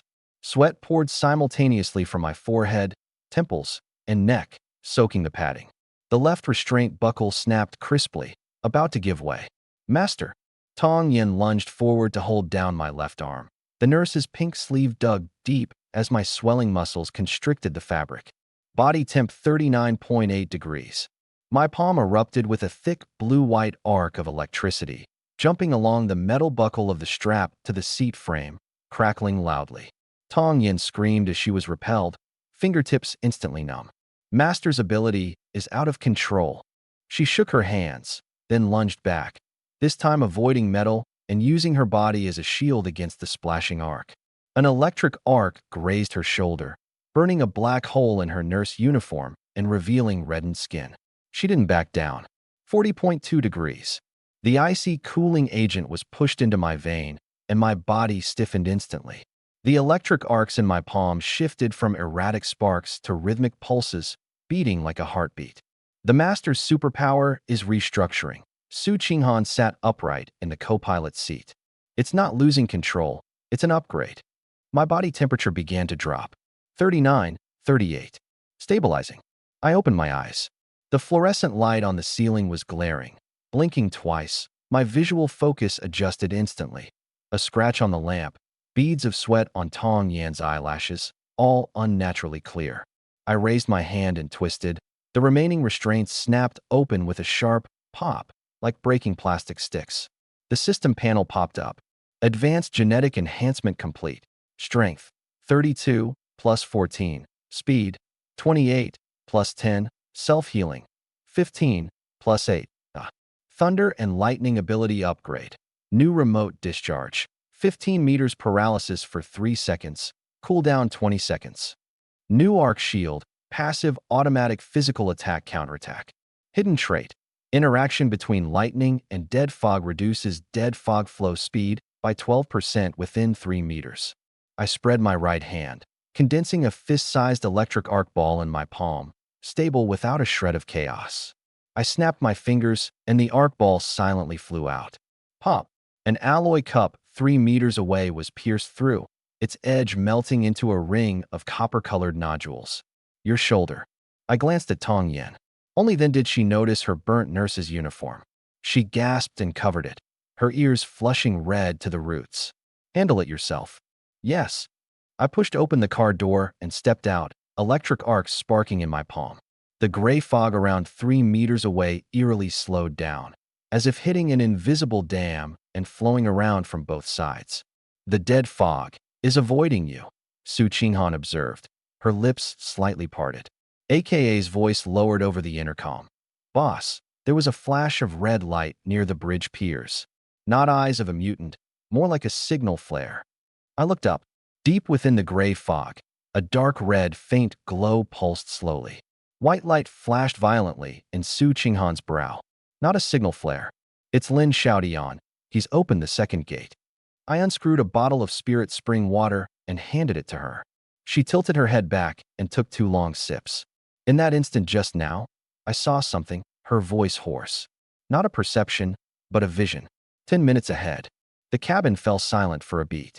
In 8 minutes, 12 elite mutants will surge out from the east side of the bridge piers, driven out by Lin Xiaoyan's energy waves. 9 minutes later, Lu Zhenbang's convoy will turn back, forced by those mutants to break through the north side ramp. She opened her eyes and stared at me. The image was so clear, like surveillance footage streamed directly into my brain. The system panel popped up. Su Qinghan's taming level has reached 100%. Ultimate skill unlocked. Global early warning. Predict all major events within the next 10 minutes. Cooldown 40 minutes. Exhaustion of mental power may cause unconsciousness. How much mental power do you have left? Less than 30%. No more forced usage. Rest first. Su Qinghan closed her eyes and leaned back into the seat. I pressed the intercom button. AKA, in 8 minutes, a convoy will forcibly break in from the north entrance. The tin truck turned around, front facing north side. The intercom was silent for a second. AKA didn't ask how I knew, just started the engine directly. Understood. Linway, heavy machine gun ammo belt fully loaded. 280 rounds on the belt, enough for 40 seconds of continuous fire. That's enough. Tong Yin rummaged through the medical box and found a vial. Master, I can prepare a mental restoration serum for Sister Su Qinghan. Made from elite crystal core extract, not as effective as regular medicine, but recovery time reduced to 25 minutes. Side effect: headaches lasting 2 hours. Inject it, Su Qinghan said with her eyes closed. Sister Su Qinghan. Inject. If another wave comes in 25 minutes, how can I report your positions with my eyes shut? Tong Yin pinched the syringe and plunged it into her vein. The pale blue liquid flowed in. Su Qinghan tensed for half a second and then relaxed. Intermediate difficulty countdown. 21 hours, 37 minutes. Lord level spawn frequency increased by 300%. 300. I pressed this number deep into my mind. AKA's voice came quietly over the intercom. Hoarse. Boss. Sounds from the north side. Engine noises. More than one vehicle. 5 minutes. Not an instant off. Su Qinghan snapped upright as the mental restoration serum kicked in early. White light in her brow lit up again. 12 elite mutants are surging from the east side of the bridge piers toward the ramp, moving 8 meters per second, arriving in 60 seconds. Lu Zhenbang's convoy has 4 vehicles coming from the north, 900 meters away. Behind them are 4 elite man-headed dogs. I pressed the accelerator. The RV turned, front facing the breach. The heavy machine gun followed the turn northward. In the darkness, 4 pairs of headlights burst through the gray fog. One vehicle's front bumper hung off, scraping the ground and sparking. Shadows flickered behind, elite man-headed dogs. AKA, clear the entry. Let them charge in. AKA hesitated for 0.3 of a second. Then the tin truck roared into reverse, yielding a single vehicle width. The first, second, and third vehicles rushed into the ramp. The rear wheel of the 4th vehicle was smashed by a swipe from the head dog, causing the vehicle to lose control and get stuck at the entrance. Blocked, Su Qinghan said. The head dog leapt onto the roof of the 4th vehicle, its sharp claws tearing open the metal. I pulled down the control lever of the heavy machine gun. Dun dun dun dun dun. The 12.7mm armor-piercing rounds flew over the roof. 3 shots concentrated on the back of its neck, shattering its cervical vertebrae.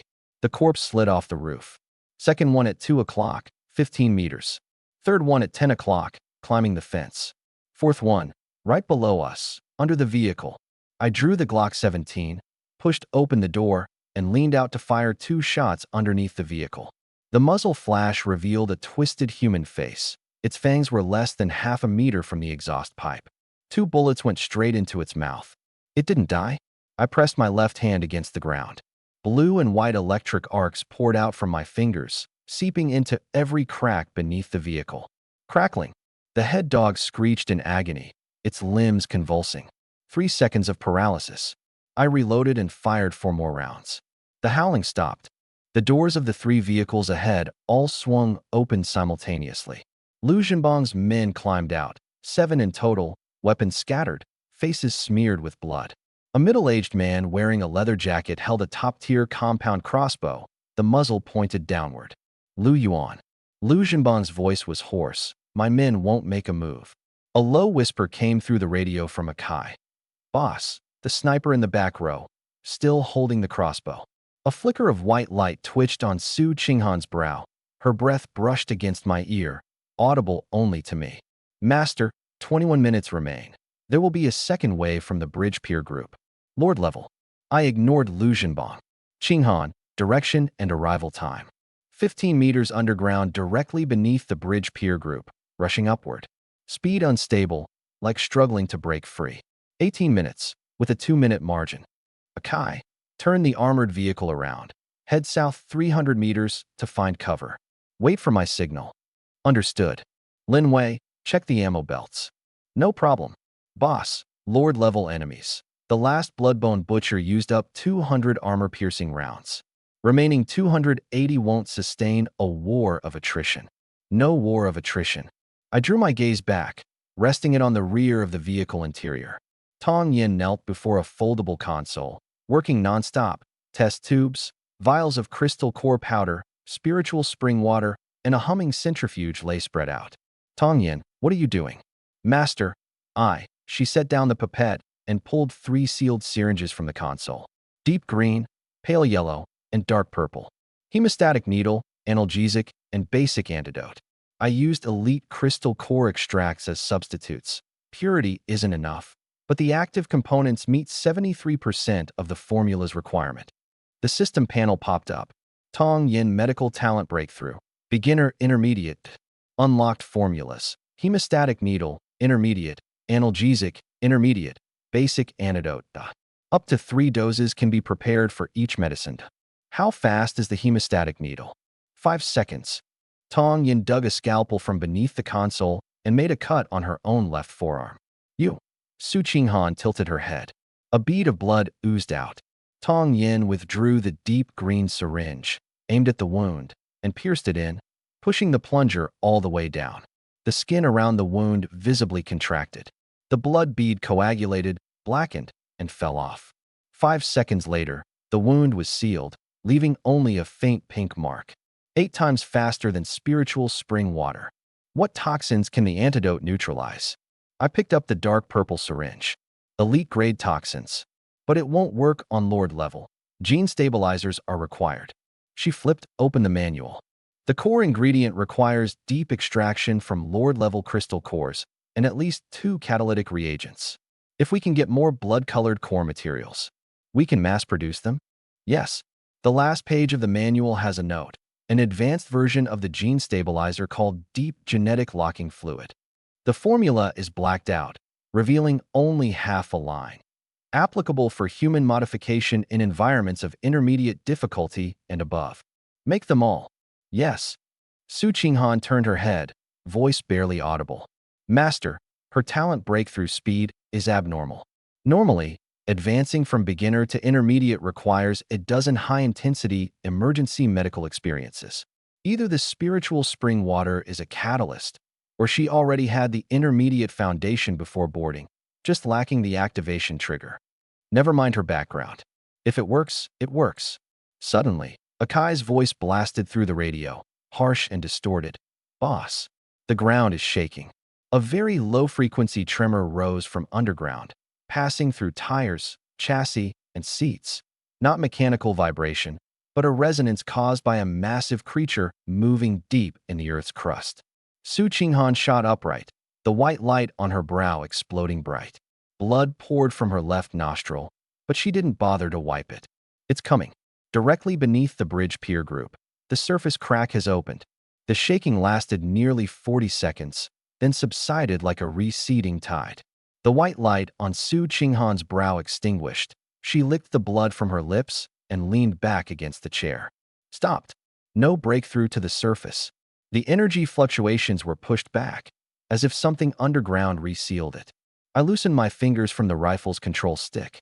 Su Qinghan closed his eyes and said, "Not sure if Lin Xiaodian sealed it." The frequency of that energy pipeline's fluctuations changed. First gate was a single frequency pulse. Second gate was a dual frequency overlay.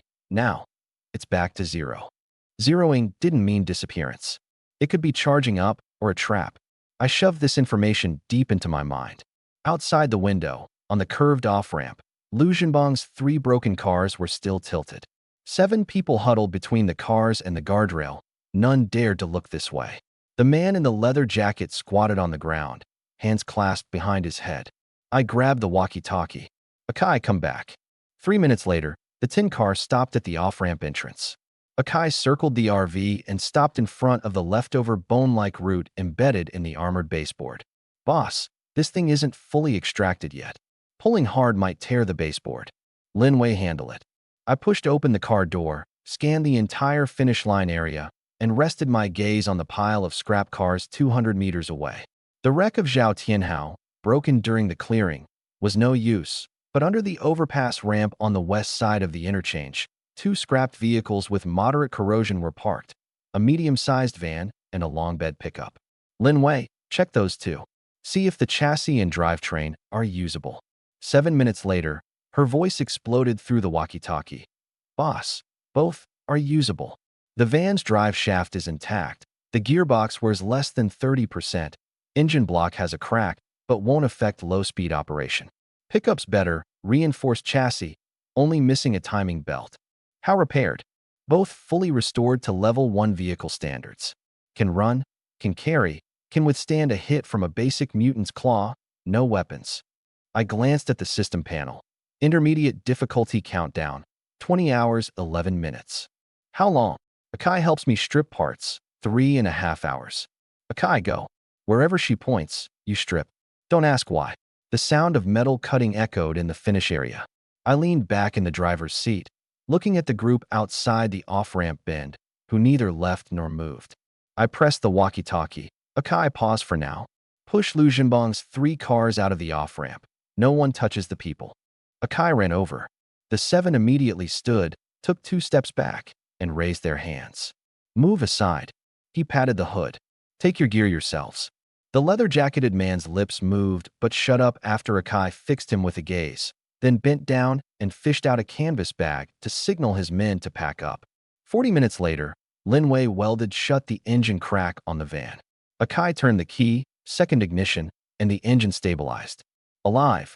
2.5 hours later, the van was fully fixed.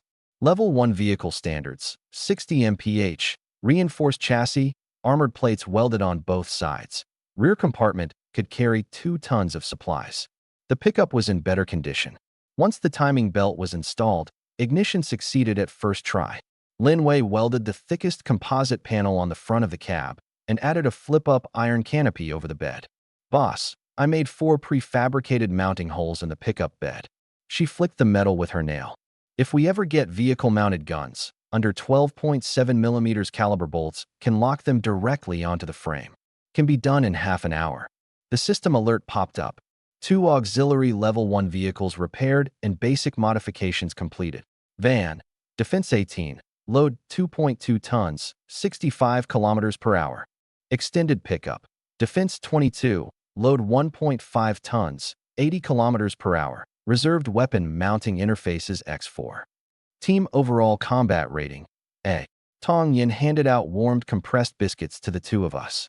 Su Qinghan's voice, hoarse from energy restoration agents, drifted out of the cabin. Master, that gray car has appeared again. Southeast by south, 1.2 kilometers away, hasn't moved. Doors open, no one inside. I pressed the walkie-talkie. Everyone, get back in the vehicle. 5 squeezed into the cabin. After reaching level 2 perfection, the space was barely sufficient. I leaned against the bar counter, arms crossed. The intermediate difficulty countdown has 20 hours remaining. Elite mutants turned back into basic monsters. Overlord spawn rate tripled. Death fog erodes 5 points per second. Solo fighting won't survive the first wave. I paused, then said, from now on, division of labor is fixed. Not a suggestion, a command. Su Qinghan, early warning. Full map alert requires mandatory 40-minute rest after each use, with low power coverage over 500 meters in between. Last time you overloaded yourself 3 times consecutively, had a nosebleed covering half your face. Next time you overexert, I'll have Tong Yin inject you with sedatives to force sleep. Su Qinghan was silent for 2 seconds, then nodded. Tong Yin, medical and pharmaceuticals. No leaving the cabin during combat. Tong Yin opened her mouth to say something. You left the vehicle last time to give Akai an emergency injection, crossing through the death fog. You have no combat ability.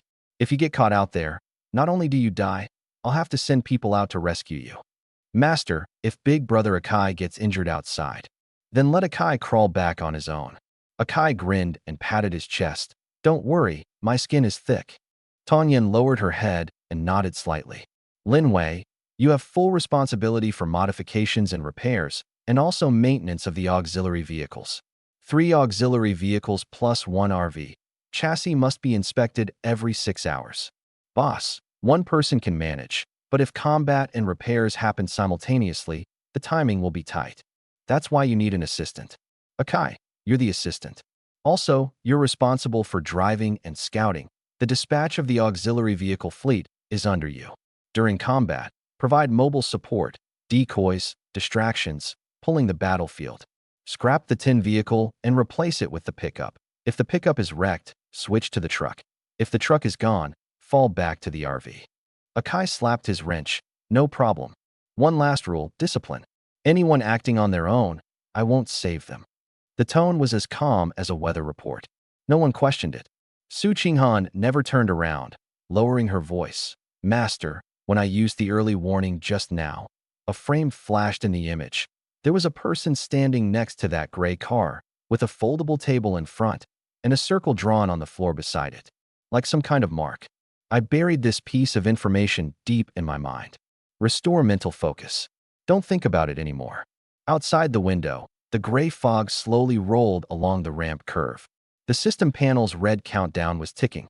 Intermediate difficulty countdown, 19 hours, 48 minutes. Behind the trunk partition was quiet for a long time. No knocking sounds. Lin Wei jumped out to conduct the first comprehensive scan after the RV upgrade, and Akai followed out to inspect the auxiliary vehicles. Only 3 people remained in the compartment. Su Qinghan seemed asleep. Tong Yin squatted in front of the control panel tidying up the medicine box. I sat in the driver's seat. Occasionally, blue electric arcs flickered between the fingers of my left hand. Remote discharge, 15 meters, 3 seconds of paralysis. The arc shield triggered passively, slowing the death fog by 12%. Lin Wei's voice came from under the car. Boss, all 4 new modular interfaces on the chassis are functioning normally. The dual turbines run smoothly. Fuel efficiency is 40% better than before the upgrade. This vehicle's power now is enough to tow another level 1 vehicle. Akai reported through the radio. All 3 auxiliary vehicles have been checked, ready to move anytime. 19 hours and 48 minutes. Enough time to do many things, or possibly not enough to do any. My gaze fixed on the swirling gray fog outside the ramp bend. Deep in the fog, beneath the cluster of bridge piers, the energy pipeline that had returned to zero lay silently 15 meters underground. Returning to zero is not the end. Behind the trunk partition came an extremely light breath. Shenyao woke up. Lin Wei slid out from under the car, about to report, when Su Qinghan's voice suddenly cut her off. Master, 1.4 kilometers to the northwest. 3 vehicles, 11 people, 3 level 1 pickups, poorly modified. They have crossbows and shotguns, no heavy firepower. Charging straight at us, as if they've locked onto a target. Akai blocked the ramp entrance with the tin vehicle. Lin Wei stood still and looked northwest. 3 blurry lights flickered deep within the gray fog. Her expression changed. Not nervous, but like something frozen was cracking open a seam. Boss. Her voice was unervingly flat. The first vehicle's chassis is low, missing a piece of the right front fender. I looked at her. I modified it. Lin Wei's knuckles whitened as she spoke. I modified the cars in the previous team. I took the fender to patch another vehicle's side skirt. Su Qinghan added, the driver of the first vehicle is chubby, the speed is dropping. Seems like he's confirming the location. You know him? Sun Bo. Lin Wei squeezed out the name through clenched teeth. My former team leader. Tong Yin looked up, almost dropping the test tube in her hand. I didn't ask about her past. The system gave a background summary when she was taken in. Her modification achievements were snatched by former teammates, and she was left by the roadside to die. My concern now was only their strength and intentions. They know you're here. I installed a positioning beacon on that vehicle. The RV's upgraded power supply might have activated it. She pulled out a diagnostic device. A line of red text flashed on the screen. Already switched off, but the position was exposed. What's Sun Bo's capability? He's passable at driving and average at fighting. But he has a lackey named Ma Cheng, who comes from an underground boxing gym, good in close combat. The rest are just random stragglers picked up along the way. I modified all 3 vehicles, but they don't maintain them. The chassis are at least 30% loose. Akai interrupted over the radio. Boss, I see it. That welding looks chewed by dogs. Let them come in. Akai hesitated for half a second. Then the tin vehicle moved, opening the way. 3 level 1 pickups drove in single file. The first vehicle indeed lacked the right front fender, and the third vehicle's left rear wheel hub was deformed, emitting a metallic wail with every rotation. The 3 vehicles stopped 40 meters in front of the RV. A short, stocky man jumped out. A round face, bushy beard, dirty bulletproof vest. Behind him were 10 loosely armed men. 3 compound bows, 2 shotguns, the rest armed with iron pipes and steel bars.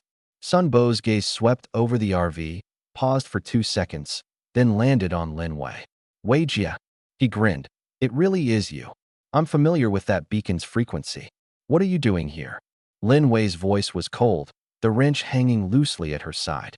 Sun Bo's smile stiffened for a moment, then warmed up again. Wei Jia. We used to be on the same team. Back then, my buddies didn't treat you right. Leaving you by the roadside, I admit that. But supplies were tight, so we could only seize my toolbox and modification materials and throw me to the zombie dogs. Sun Bo's Adam's apple bobbed, and his smile faltered. His eyes shifted past Lin Wei and fixed on the RV. Wei Jia, you found a new boss, huh? This vehicle is nice, level 2? You did the modifications. Lin Wei didn't respond. Sun Bo waved behind him. The bald man called Ma Chung stepped forward, veins bulging on his arms, clutching a metal pipe. Wei Jia, here's the deal. Sun Bo's tone became tentatively threatening. Our 11 people, 3 vehicles. Sun Bo was still grinning and bargaining with me. New boss, the car is good. Just a few of you. Share some supplies with the brothers. I raised my hand and fired a shot. The bullet hit near his foot, sending gravel scattering up his pant leg. 10 seconds. Leave the vehicle and people behind, then scram. Akai's heavy machine gun turned atop the vehicle, aimed straight at Ma Cheng's chest. The entire overpass was sealed off by crossfire from both directions. Sun Bo's face turned pale. He raised his hands, voice trembling. Don't shoot. The vehicle's yours, all the supplies too. Metal pipes, crossbows, and shotguns clattered to the ground. I turned to Lin Wei. Your people, you deal with them. Lin Wei gripped her wrench and walked over. Sun Bo instinctively stepped back, but with a smash of the wrench, the sound of bones snapping echoed over the ramp. That hand pushed my toolbox off the vehicle back then. She stood straight and faced Ma Chung. Ma Chung swung the metal pipe, but she dodged with a sidestep. The wrench struck upward with precision, hitting the elbow joint. Crack. The pipe dropped to the ground. Crew member Lin Wei's tameness level increased to 95%. Modification efficiency plus 5%. I closed the system panel and walked up to Sun Bo. Any other convoys in this area? B Black Crow Convoy. 6 kilometers east, abandoned gas station cluster. Over 30 people, leaders called Crow. They have watchtowers and landmines. Please let us go. Get lost. Sun Bo fled with his men in a scramble, too scared even to gather their weapons. Su Qinghan's perception net scanned for 5 seconds. Master, Black Crow Convoy, 6 kilometers east. I looked at the corner of the system panel. Intermediate difficulty countdown, 19 hours 12 minutes. Lin Wei was already crouched under the pickup, cutting parts. Her movements steadier, faster than before. In the gray mist outside the overpass, from the direction 6 kilometers east, a metallic glint flashed once, then vanished. When the countdown hit 0, there was no alert sound. All panels shattered into red particles, and the world went black. It wasn't mist. The ground was moving. The armored RV's chassis shuddered violently. The entire road twisted beyond the windshield. Hold tight, everyone. Tong Yin slammed onto the control console, fingers barely grasping the last vial of antidote. Lin Wei collided with the storage cabinet. Su Qinghan's forehead emitted a white flash of light, then it faded. 7 seconds of darkness. On the 8th second, the light returned. Dusk. The lead gray sky revealed a streak of dirty yellow afterglow. The overpass was gone, the interchange was gone, the freight yard was gone. In its place was a 2-way, 4-lane town road, flanked by low buildings covered in gray-black mold stains, their signs hanging crookedly. An abandoned small town. Intermediate difficulty officially started. Safe zone diameter, 8 kilometers, endpoint 1.5 kilometers. Circle shrink cycle, 25 minutes. Death fog damage, 3 points per second. Minimum mutant level, elite. Lord level spawn rate plus 300%. Surviving players, 31. First circle shrink countdown, 25:00. Qinghan. Su Qinghan closed his eyes and expanded the perception net. 3 seconds later, he opened them. Extremely dense buildings, very poor visibility. Within 1 kilometer range, 47 red dots, all elite level. 47 elites. Lin Wei's hands froze. Akai's voice crackled nervously over the radio. Boss, the 3 attached vehicles have been teleported here. I glanced at the rearview mirror. The 3 vehicles were parked crookedly behind us. Don't move. Wait for my order. I pushed open the door and stepped out. The air was at least 10 degrees colder than at beginner level, a stench of rot and rusted iron filling my nostrils. Black liquid oozed from cracks in the asphalt, crunching softly with each step. Lin Wei, the road condition. The main road can handle the RV, but not the side roads. Driving over them will cause the chassis to sink. Attached vehicles stick to the main road only. Akai, maintain 10 meters between each vehicle in single file. Truck in the middle, pickup at the rear. Speed no more than 30. Stop before turns. Every alley could be ambush. Speed through. Understood. The convoy slowly drove in. At 100 meters, silence. At 200 meters, Su Qinghan's breath hitched slightly. Second floor balcony on the left, a red dot. 2 at the alley entrance on the right. They're all watching. I switched my view from the rearview mirror. Behind a rusted iron railing lay an elite human-headed dog. For legs, a human face, saliva dripping in long strands, its cloudy eyes fixed on the convoy. 3 elites, not attacking, just staring. I neither slowed down nor sped up. The 3 followed for 50 meters, then simultaneously retreated back into the shadows. They're not avoiding us, they're letting us in. Su Qinghan suddenly sat upright. Turn right in 200 meters, 15 elites are blocking the road. I slammed the steering wheel hard to the left. The armored RV crushed the curb and charged into a residential side street. Akai left turn. 3 support vehicles followed in single file. The road after the left turn narrowed further, flanked by 4-story apartment buildings. The iron bars of the first-floor security windows were all deformed outward, as if something had pushed them from inside. Su Qinghan's sensory network scanned along the outer walls, 2 on the first floor of the 3rd building on the left. Shadows inside the window holes moved. Not human-headed dogs. A gray-white humanoid figure flipped out from the window frame, moving so fast it seemed catapulted. Its legs were 1/3 longer than a normal human's, with backward-bent knee joints. The jaw was dislocated, opened wide to reveal jagged, sharp teeth. An elite mutated zombie. Speed type, reaction time under 0.3 seconds. Its knee joints suddenly snapped straight, and its whole body darted along the ground like an arrow, covering 15 meters. I raised my rifle. Bang! A dark gold bullet struck the center of its chest cavity. 60 points of damage sent it flipping backward half a turn, crashing against the curb. Not dead. The edges of the gray-white muscle around the wound writhed inward, self-healing. 3 times faster than the basic type. I locked the second shot on its head. Bang! The skull exploded, the corpse dissolving into black smoke. On the ground lay a fist-sized dark red chunk of flesh, covered with a network of blood vessels still pulsing. Elite mutated zombie killed X1. Obtained, mutated flesh X1. Rare upgrade material. Can be used for organic armor modification or deep synthesis of gene-enhancing drugs. Tong Yin suddenly pounced onto the console. Master, this matches the description in my manual for the deep genetic locking solution blacked-out ingredient with extremely high consistency. She leaned forward. Her nurse's uniform collar parted to reveal a patch of pure white skin. Now's not the time for research. Sit down. Yes. She retracted quickly, knocking her knee on the floor and making a sharp hiss. The second one burst out from the right alley.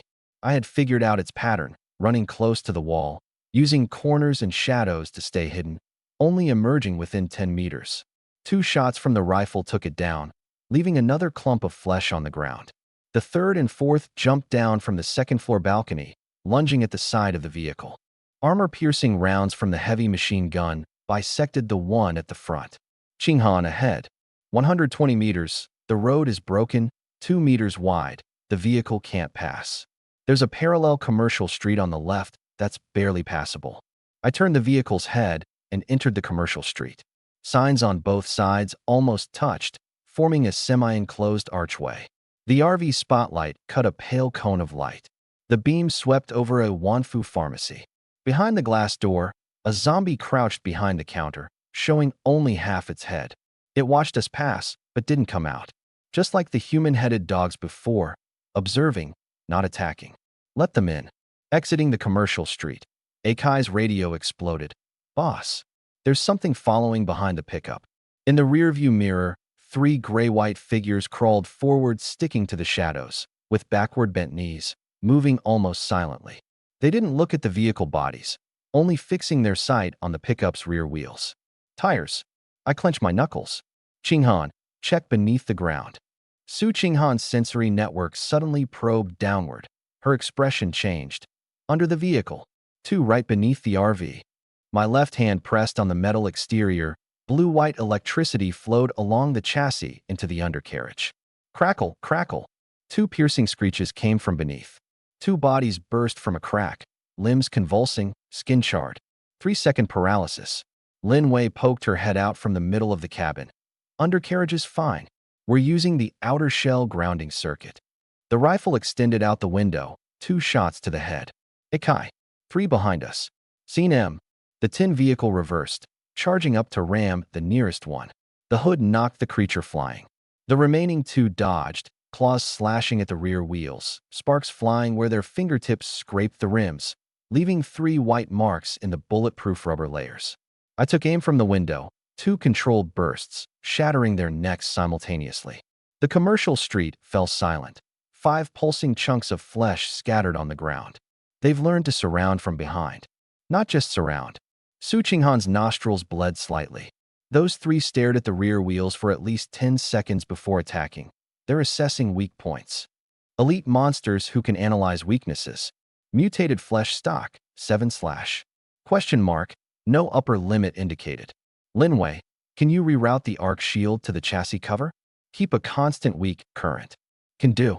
20 minutes while driving. Go ahead. Lin Wei crawled under the chassis to access the wiring. The convoy restarted and slowed down to 15 kilometers per hour. The lateral road ahead was blocked by a collapsed 6-story residential building, with rubble piled as high as 2 floors. Master, there is a large amount of metal reflecting signals behind the rubble, consistent with that golden mist area to the northeast. I didn't rush to find a detour. Su Qinghan's sensory network kept probing forward, suddenly tightening by half a degree. 300 meters behind the rubble, there's a standalone building. 1 human alone. Physical response is very strong, even higher than Akai's enhanced level. Heart rate 62, breathing steady. 11 elite zombies surrounding her, trapped on the 2nd floor, but her heart rate hasn't spiked. 11 besieging, heart rate 62. Gender, female. A faint golden line of text flashed briefly in the system panel corner, only visible for 0.3 seconds. High compatibility target detected. Approach recommended to. Building structure? 3 stories, reinforced steel and concrete. The 1st floor entrance is blocked, and there's an aluminum alloy floor-to-ceiling window on the west side, facing the side road behind the rubble. Wall thickness: 20 centimeters of concrete with brick infill. The vehicle weighed 3.8 tons, with a twin-turbocharged V8. We can break through. Akai, is there a gap on the left side of the rubble that the car can squeeze through? There is. The RV can side-squeeze through, but the support vehicles can't. You and the support vehicles block the gap on both ends. Lin Wei, come with me. Qinghan, be co-driver and report positions. Tong, Yin stays in the vehicle. Understood. Lin Wei slid out from under the chassis, dropped the welding machine, and climbed into the rear passenger seat. Almost done with the electrical modification, just the last connector left. I'll weld it back when we return. The RV squeezed sideways through the gap, the armored underbody panels scraping against the collapsed walls with an ear-grating metallic screech. Once through, the view suddenly opened wide. A 3-story standalone building stood on the left, with large areas of white ceramic tiles missing from the exterior walls. Heavy banging sounds came from the 1st floor main door. 7 are pounding on the steel door, and it's already deformed. 4 are at the 2nd floor stairwell. The person has retreated to the west side of the second floor. The floor-to-ceiling window. Right in that room, facing us. I looked through the windshield, locking onto the aluminum alloy floor-to-ceiling window. The curtains were drawn, so I couldn't see inside clearly. I turned to Lin Wei and asked, "Can the car ram the wall?" She stuck her head out and scanned the exterior wall. 20 centimeters of civilian concrete wall, the chassis can withstand it. The bumper will deform, but it can be repaired in 10 minutes. That was enough. I revved the engine up to 4,000 RPM. Qinghan, are there zombies beneath the floor-to-ceiling window? No, they're all crowding around the main entrance on the first floor. Then let's hurry. I floored the accelerator. The 3.8-ton armored RV crushed over the steps and slammed headfirst into the outer wall. Boom. Concrete shattered. Bricks and debris flew everywhere. The car's front smashed into the first-floor interior, punching a 2-meter-wide breach. The whole building trembled. Su Qinghan's voice came through. The 4 zombies at the second-floor stairwell got knocked down. They'll recover in 3 seconds. I opened the door, my military boots crunching on broken bricks. I raised my rifle to my shoulder, aiming at the stairwell doorway.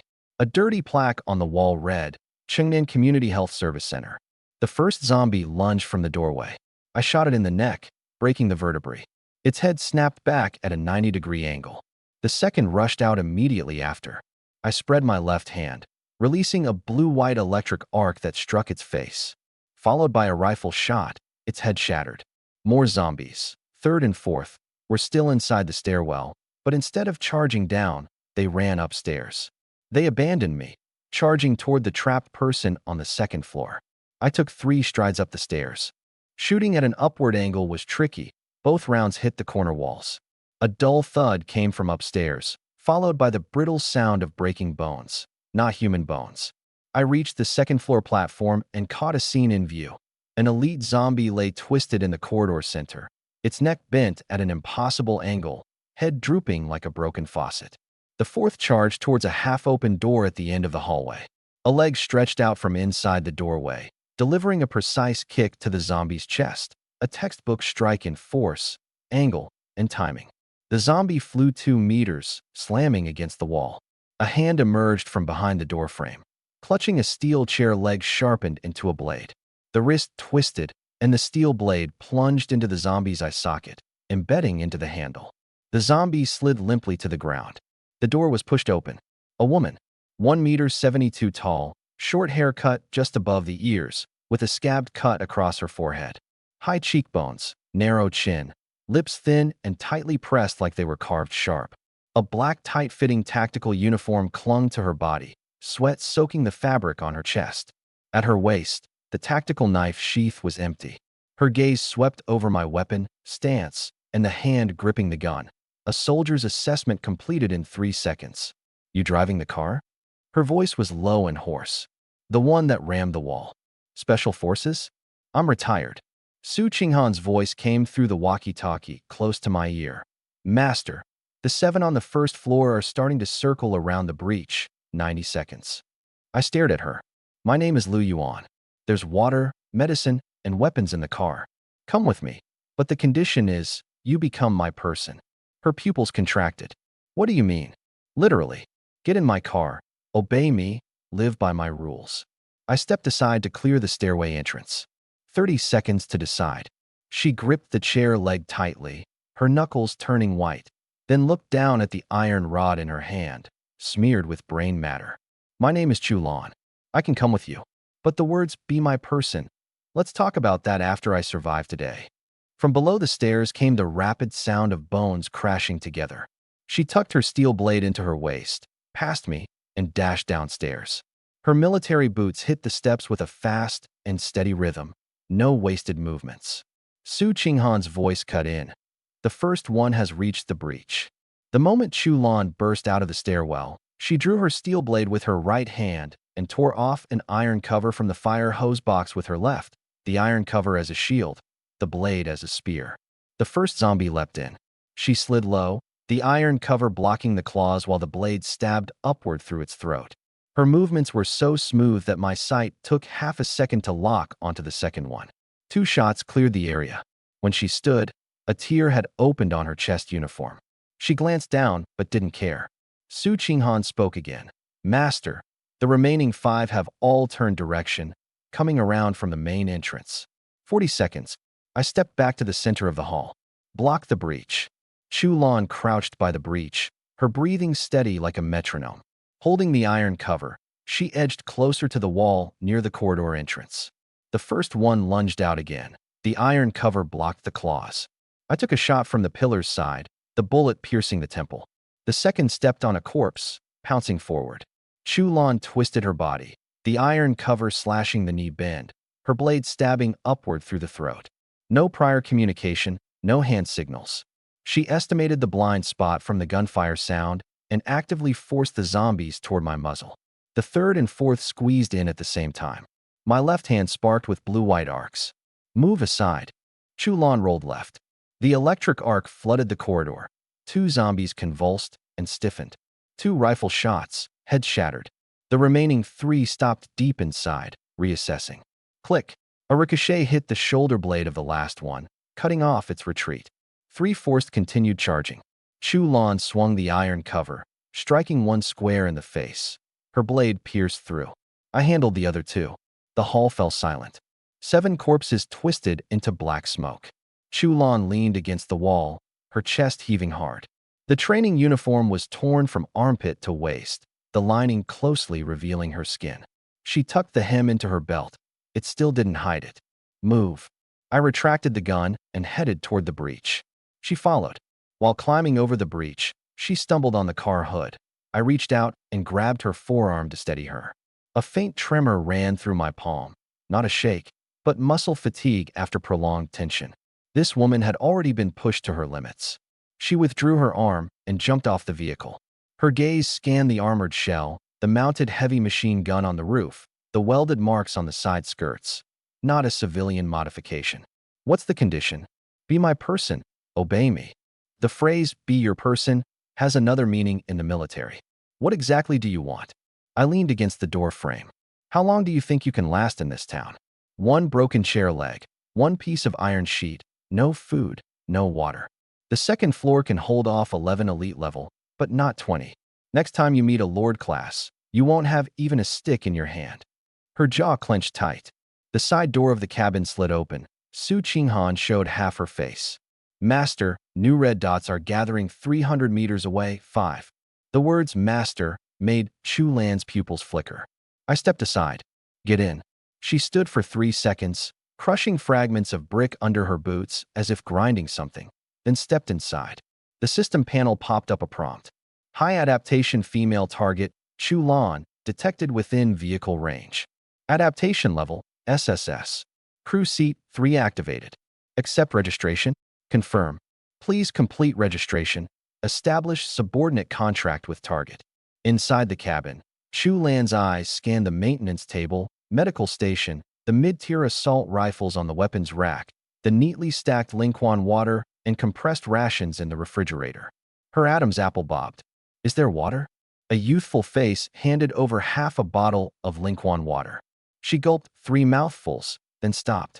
The cold rushed down her throat into her stomach, freezing her for a moment, eyes reddening abruptly. 1 second later, she forced it down. What do you want me to say? You just heard. Call you master? Call me whatever you want. I laid my fingers on the steering wheel. There's only one rule. My orders are executed without discount. What about during combat? Her tone shifted, not resistance, but negotiation. If the order is delayed, I'll decide the battle deployment. You handle the tactical execution and on-the-spot decisions. She held her breath for half a beat. Separation of deployment authority and execution authority. This was the command structure of a formal military unit. No one understood the weight of these words better than she did. She placed the iron rod on the bar counter. My name is Chu Lan. From now on, I take orders from you. Subordinate contract established. Crew member Chu Lan successfully enrolled. Initial taming level, 25%. Talent unlocked. Firearm mastery. All firearm proficiency plus 40%. Reload speed plus 25%. Talent unlocked. Tactical command. Team collaboration efficiency plus 15%. Road coin acquisition multiplier, x 4.0. Chu Lan's body swayed slightly. A certain energy poured into her feet from the van's floor, traveled up her spine. She clenched her fist. The sense of strength had clearly leveled up. Feel it. Su Qinghan opened her eyes, voice calm. You'll get used to it. Tong Yin walked over holding a hemostatic needle and gauze, looking up. Chu Lan's sister, let me help you treat the wound. Chu Lan's mouth twitched. The term sister tripped her up for a moment. She lowered her head. My gaze fell on the bulging waterproof document pouch at her waist. What's in the pouch? She pressed the bag, hesitated for 2 seconds, then tore open the tape and pulled out a piece of paper folded 4 times. A hand-drawn map. 6 kilometers northeast of the town, a thick black rectangle was drawn, beside it 3 characters. Armory. This was the last mission area before I retired. She pointed her fingertip on the rectangle. 2 underground levels, a militia reserve ammunition storage point. Rifles, ammo, bulletproof vests, if it hasn't been looted yet. Su Qinghan suddenly sat upright. Master, 1.6 kilometers northeast is exactly that golden mist area on the map. Akai's voice came sharply over the radio. Boss, there are car headlights outside the crack in the rubble. Not mutants, humans. At least 2 vehicles probing this way. Handle what's in front of us first. I switched to Akai's channel. What models? Level 1 pickups, roughly modified. Barbed wire tied to the roofs. No heavy weapons sighted, 2 people in each cab. Block the gap, don't let them in. Sound the horn if anyone gets out. Understood. I turned my attention back to Chu Lan. You said you can use any gun. I opened a concealed compartment. Inside was a top-grade compound crossbow and 3 magazines. Chu Lan took it, left hand supporting the body of the crossbow, right hand pulling the limb to check the tension, clipped in a magazine, lifted her hand to aim at the streetlight pole outside the window. The entire sequence took less than 4 seconds. Tension's a bit soft, effective range no more than 40 meters. Enough. I pulled up the system map. The armory is 1.6 kilometers out, with an entire building complex in between. Qinghan, chart the route with the lowest zombie density. Su Qinghan closed her eyes, then opened them 3 seconds later. There's a freight road along the river on the north side, wide enough for the RV, with 60% lower density than the main street. But there's a bridge tunnel in the middle, at least 20 red dots clustered around its sides. Can't go around it. The tunnel is the only passage. Both sides are river channels. The vehicle can't cross. I looked at Chu Lan.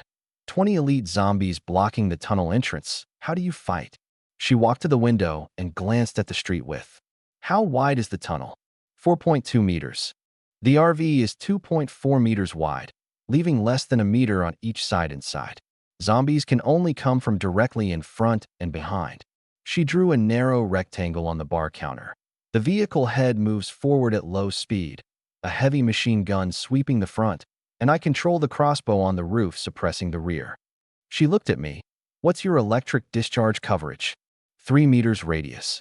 Discharge once inside the tunnel. The walls on both sides reflect the arcs, can seal off the entire cross-section. Frontline firepower, rear suppression, midsection arc blockade. 20 elite zombies squeezed in a 4-meter-wide passage, like target practice. Lin Wei leaned in. Any zombies on top of the bridge tunnel? Chu Lan froze for a moment. Su Qinghan scanned the area, frowning. Yes, 3. Lying on the prefabricated slabs atop the tunnel. I'll adjust the angle of the rooftop shooting mount. Lin Wei was already opening the door. 10 minutes. Chu Lan stared at her for 2 seconds. Have you worked together many times? Not many, but enough. 10 minutes later, the convoy reassembled. The RV led, 10 trucks followed. The freight truck and pickup stayed inside the rubble pile, Akai keeping watch. Those 2 unknown pickups hadn't moved the entire time. The convoy advanced northeast along the northern freight road. On the right were abandoned storage warehouses. On the left, a dried riverbed. Gray-white fungal mycelium covered the muddy riverbed like a sickly fuzz. Density rising 600 meters ahead. I slowed the vehicle to 15 miles per hour. Chu Lan climbed up from the side door to the roof, half squatting to steady herself. The compound crossbow rested on the mount's horizontal bar, the muzzle pointed backward.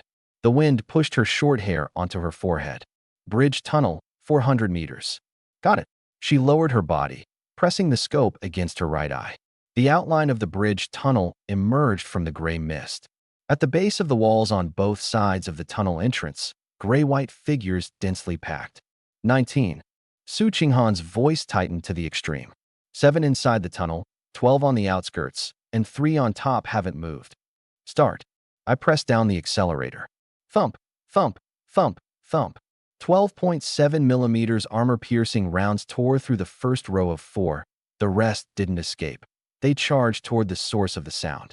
12 became 8. 8 became 6. The heavy machine gun plowed a path of blood, shell casings falling in a clatter. The RV charged into the tunnel. The roaring engine compressed into a deafening echo inside the 4-meter-wide passage. 7 lunged straight ahead. My left hand slapped the metal frame of the car door.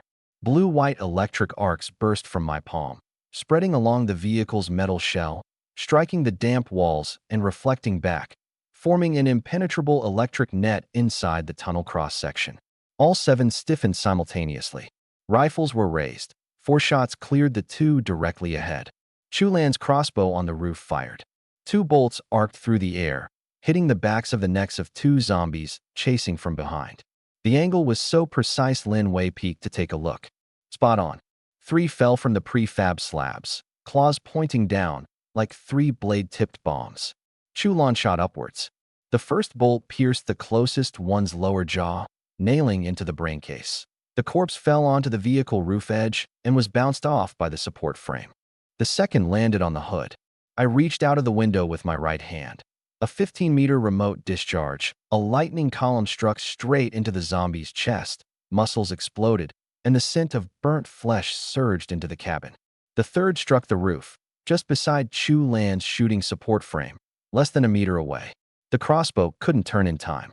She released it and drew the backup tactical knife I'd given her from her waist, holding the blade reversed. A claw slashed at her shoulder. Her military boot kicked against the support bar, sliding her half a body to the right. The claw grazed her left shoulder, tearing the seam of her training uniform, exposing sweaty, shiny skin. The knife stabbed upward through the throat, the tip piercing out the back of the neck. She twisted the blade. The sensation of crushed cervical vertebrae transmitted to her palm. The zombie slid off the roof, dissipating into black mist. The RV rushed out of the tunnel. All 22 elite zombies were wiped out.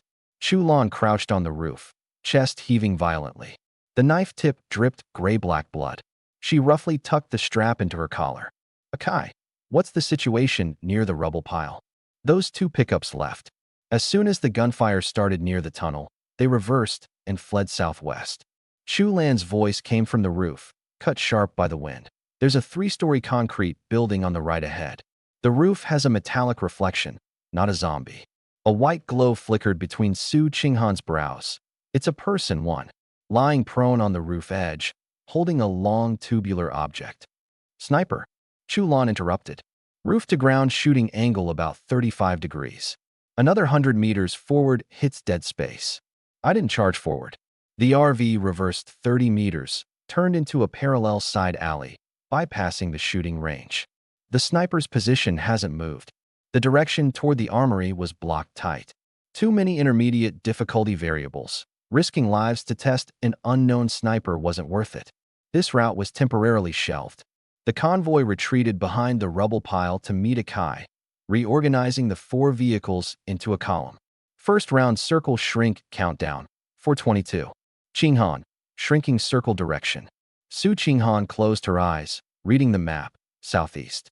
The end zone diameter is 1.5 kilometers. The center is, she pointed, the playground of an abandoned middle school. I pulled up the system map. The convoy was in the northwest of the town, the safe zone center at the southeast corner, 3 kilometers in a straight line. Between them lay a whole block of buildings, and at least 2 main roads were blocked by collapses. In 4 minutes, the death fog would shrink, eroding at 3.0 points per second. The iron plates of Level 1 auxiliary vehicles wouldn't last long. The fastest route. Su Qinghan traced a broken line on the map. Go east along the main road. At the first intersection, turn right into a southbound side road. Connect to the commercial pedestrian street. Then onto the ring road, straight to the southeast corner. Road conditions? The first 300 meters are fine. At the intersection, her brows furrowed. I sensed large-scale fracture echoes on the road surface. Probably a collapse. Probably. Spirit powers at 20%.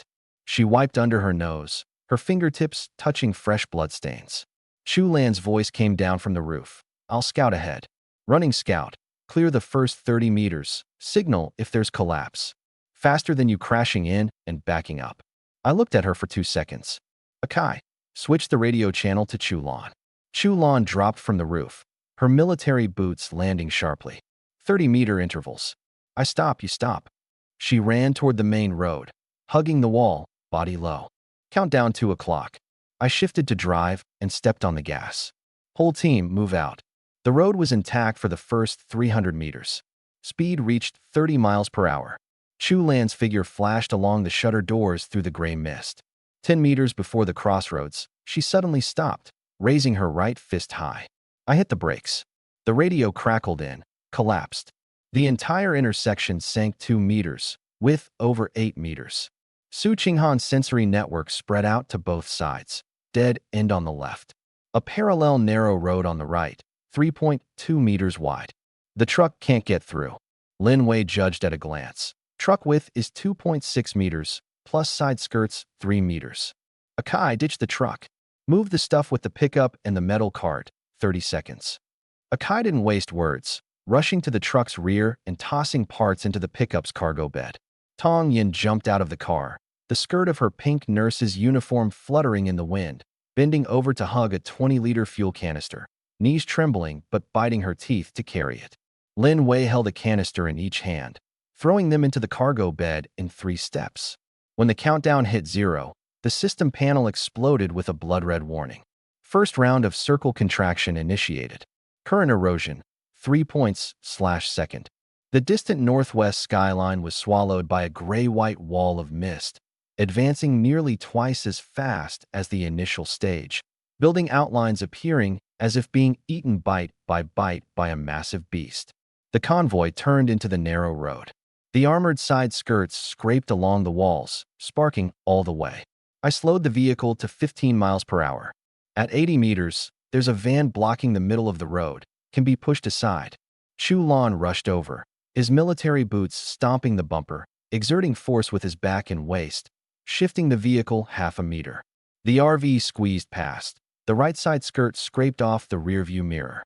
We entered the southbound branch road, speeding up to 40. The branch road collapsed again halfway through. Su Qinghan's voice tightened, 15 meters long, with a 2-meter-wide roadbed still holding in the middle. Can't get through.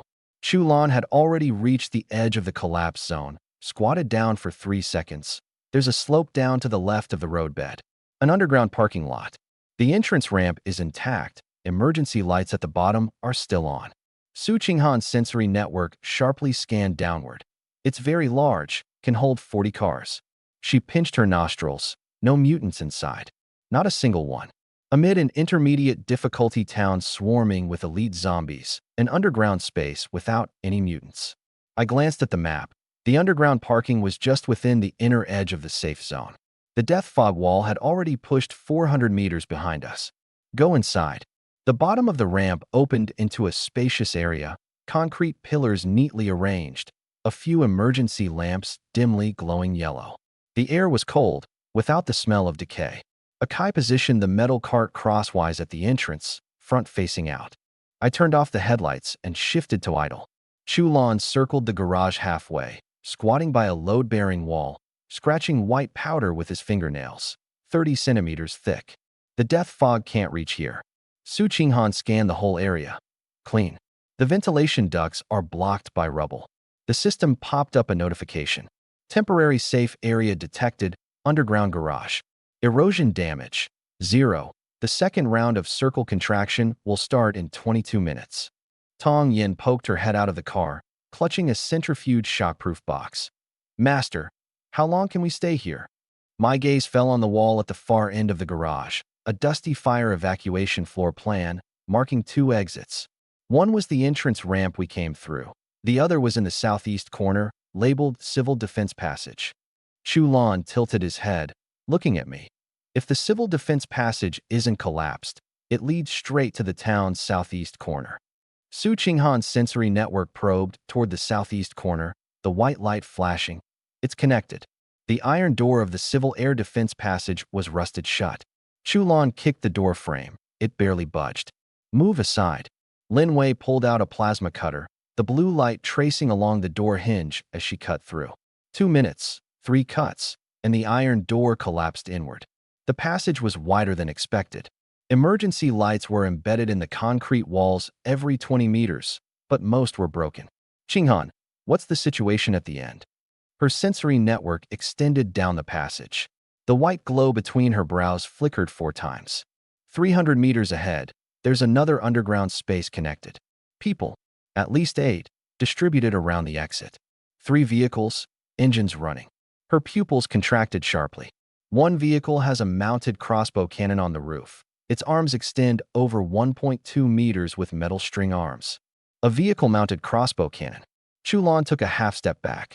Black Crow, 8 people, 3 vehicles, crossbow cannon. I didn't shift my gaze. Matches what Sunbow said. Akai came through the radio. Boss, can we go around the ramp? No way. Su Qinghan marked on the map. That's a connection between 2 garage sections. They're blocking the eastern exit of the vehicle passage. Only one entrance and exit. Blocking it means a complete lock-in. Have they seen us? No cameras inside the passage. But the east exit has sentries hiding behind concrete pillars. Their line of sight directly faces the passage direction. There are 3 emergency lights lit in the last 50 meters. Su Qinghan replied. Chulan tilted her head. Cut the lights, move to 50 meters outside, then what? Then no need to move further. I turned toward the RV, drive through. Boss, is the passage wide enough? Lin Wei asked. 3.1 meters. The RV is 2.4, leaving just over 30 centimeters on each side. It can pass, but can't swerve. Chulan answered. I opened the door. Leave the support vehicle here. Akai, keep watch. The RV goes alone, breaks through their blockade line. Akai's mouth shut tight. Chulan climbed onto the roof-mounted crossbow. Lin Wei slipped back into the cabin to check the ammunition. Tong Yin secured the equipment and crouched under the bar, hugging her knees. Su Qinghan leaned against the passenger seat, her sensory network fully covering the front. Go. The engine's low roar was compressed into a dull thunder in the 3-meter-wide concrete tunnel, shaking the walls and causing dust and plaster flakes to fall. 200 meters. 150. 100 meters, sentries spotted us. Lights spilled from the end of the passage. 3 pickups were lined up in a curved blockade before the exit, the leftmost vehicle's roof crossbow cannon slowly turning toward the tunnel mouth. The crossbow arms spread, a thumb-thick steel bolt strung on the string. The crossbow cannon is cocked. Everyone brace. I floored the accelerator. The 3.8-ton armored block jumped from 15 to 50 yards in an instant. The crossbow fired. Bang! Spiderweb cracks exploded at the windshield's upper right corner. The bolt embedded into the bulletproof laminate, but didn't penetrate. Fragments scattered into Su Qinghan's hair. The RV burst through the passage exit, directly smashing the rear of the rightmost pickup. Boom! The pickup slid sideways like a kicked tin can for 4 or 5 meters, slamming into a pillar. The blockade line tore open a gap. I hit the brakes, sharply turning the wheel left. The vehicle swerved, and the heavy machine gun opened fire on the blockade line. The crossbow pickup operator was cocking a second bolt. Dong, dong, dong. The armor-piercing rounds tore off the crossbow cannon along with half the roof. The operator tumbled off, clutching his shoulder. The remaining pickup's door flew open, and 4 men jumped out. Duh-duh. Chulan's crossbow fired 2 shots. The first bolt nailed the nearest shotgunner's right thigh. The second shot missed. 2 on the right pillar cluster. 1 retreated behind the easternmost pickup. Another fled, running up from the east staircase. Upwards. Above ground. I switched to the rifle. A figure flashed between the pillars. The composite crossbow bolt pinged off the armor plate. I pushed open the door, half my body exposed, rifle against the shoulder. Sight locked on half a shoulder peaked from the pillar's edge. Duh! A scream. The second man dropped his crossbow and raised his hands.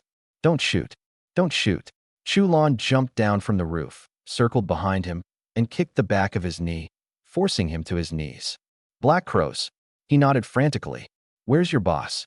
Crow Bro is on the third floor of the main building. There are more than 10 others upstairs. Chulan bound his hands behind and shoved him beside a pillar. Su Qinghan's sensory network pushed toward the stairwell. 2 people running up the stairs. Main building, third floor, dense personnel signals. 13. 13 people. Adding the 8 cleared in the garage, Black Crow's stronghold had at least over 20. Akai, bring the support vehicle over. Tong Yin crawled out from under the bar, her knees covered in dust. Her first move was to check the centrifuge's mounting clips. All intact. Boss, the windshield. It's holding up. Lin Wei was already crouched beside the front windshield, inspecting. Pierced the outer layer. The middle layer held. Just need to patch the sealant. Su Qinghan turned her head slightly, her breath brushing against my ear. There are people moving on the third floor, gathering near the stairwell. The footsteps in the stairwell grew denser, the concrete walls muffling the echoes into a dull rumble. All 13 of them are concentrated at the third-floor stairway entrance. No sign of them coming down. A trace of blood seeped from her nostrils again. They're hesitating. If they don't come down, there's no fight. Block this entrance, and the people on the third floor will be like fish suspended in midair. Chulan, you seal off the stairwell entrance. Use that pickup truck? Lin Wei pointed to the wreckage. The chassis is broken, but the front end still weighs over 800 pounds. If wedged into the door frame, it'll take them ages just to pry it out. Akai and Chu Lan each took one side, pushing the detached front section of the truck into the doorway. The metal shell wedged tightly into the concrete frame, fitting snugly without a gap. Chu Lan then placed 2 precast concrete slabs behind it as a barricade, setting up the crossbow mounts. We need to block the ramp entrance as well. She stood up. The iron skin vehicle's side defense is too weak. Weld the alloy plates left on the truck body to both sides. Lin Wei had already pulled out the welding machine. 20 minutes. The garage fell silent. Su Qinghan maintained the sensory network at minimum power. They're moving stuff on the third floor, blocking the stairwell entrance, thinking the same as us. They're mutually blocking each other, a temporary stalemate. Second round circle contraction countdown, 1842. Current position, inside the safe zone. 18 minutes is enough time to do a lot. Tong Yin, check the wounded. Start with Chu Lan. Tong Yin ran over carrying the medical kit. Chu Lan was adjusting the tension on her crossbow. Ignore the cut on my forehead. Sis Chu Lan, let me see your shoulder.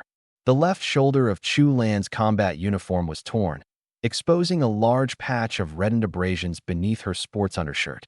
Sweat soaked the wounds, the salt causing the edges to whiten painfully. Abrasion shouldn't be a problem. Still, it needs disinfecting. It's a moderate risk. The air is thick with mutated spores. If untreated, it'll get infected. Tong Yin squatted down, pulling out cotton swabs and half a bottle of Lingquan water. The cool liquid touched Chu Lan's skin, making the muscles in her shoulder tense slightly. Cold. Tong Yin wrapped 3 layers of sterile gauze around the shoulder. Done. Change the dressing in 20 minutes. Chu Lan moved her shoulder a couple of times. This water, what's in it? Lingquan water. System produced. Disinfectant, painkiller, promotes healing, and the base ingredient for all medicines. Is there enough? A quarter bottle. Tong Yan's smile lasted half a second before fading. Not really. Chu Lan didn't ask further. She remounted her crossbow on the precast slabs, eyes fixed on the direction of the doorway. On the ramp, Lin Wei's welding machine cast blinking blue light, welding the alloy plates onto the iron skin vehicle's sides. Akai crouched nearby, handing over bolts. Done. Lin Wei removed her mask and wiped sweat with her sleeve. Her tank top stuck to her back, soaked through. She circled the vehicle, tapping the welded joints with a wrench to hear the echoes. This can withstand a direct shot from a superior-grade crossbow. 2 shots from the vehicle-mounted crossbow cannon are fine, but the third would be risky. That's enough. 3 vehicles. The armored RV parked center of the garage, headlights aimed towards the civil defense passage. The iron skin vehicle blocked across the ramp entrance with alloy plates welded on both sides. The pickup truck parked behind and to the right of the RV. 2 sealed entrances. Night shift schedule. 2 hours each, 1 person per direction. Chu Lan and Akai first shift, Lin Wei and Qinghan second. I leaned on the door frame, a faint blue electric arc flickering occasionally beneath the palm of my right hand. Boss, my mental energy. You still have 4 hours to recover before the second shift. Use minimum power. Alert us if anything unusual. Tong Yin won't be on the roster. Your task is to tend to everyone's wounds. Then take stock of the medicine supplies and the uses of the mutated flesh. Understood. The centrifuge hummed to life. Akai rubbed the red spots on his hand burned by welding sparks and walked over to Chu Lan, sitting beside the precast slabs. He rested his rifle on his knees and leaned against the pillar. Sis Chu, what was your role in the military before?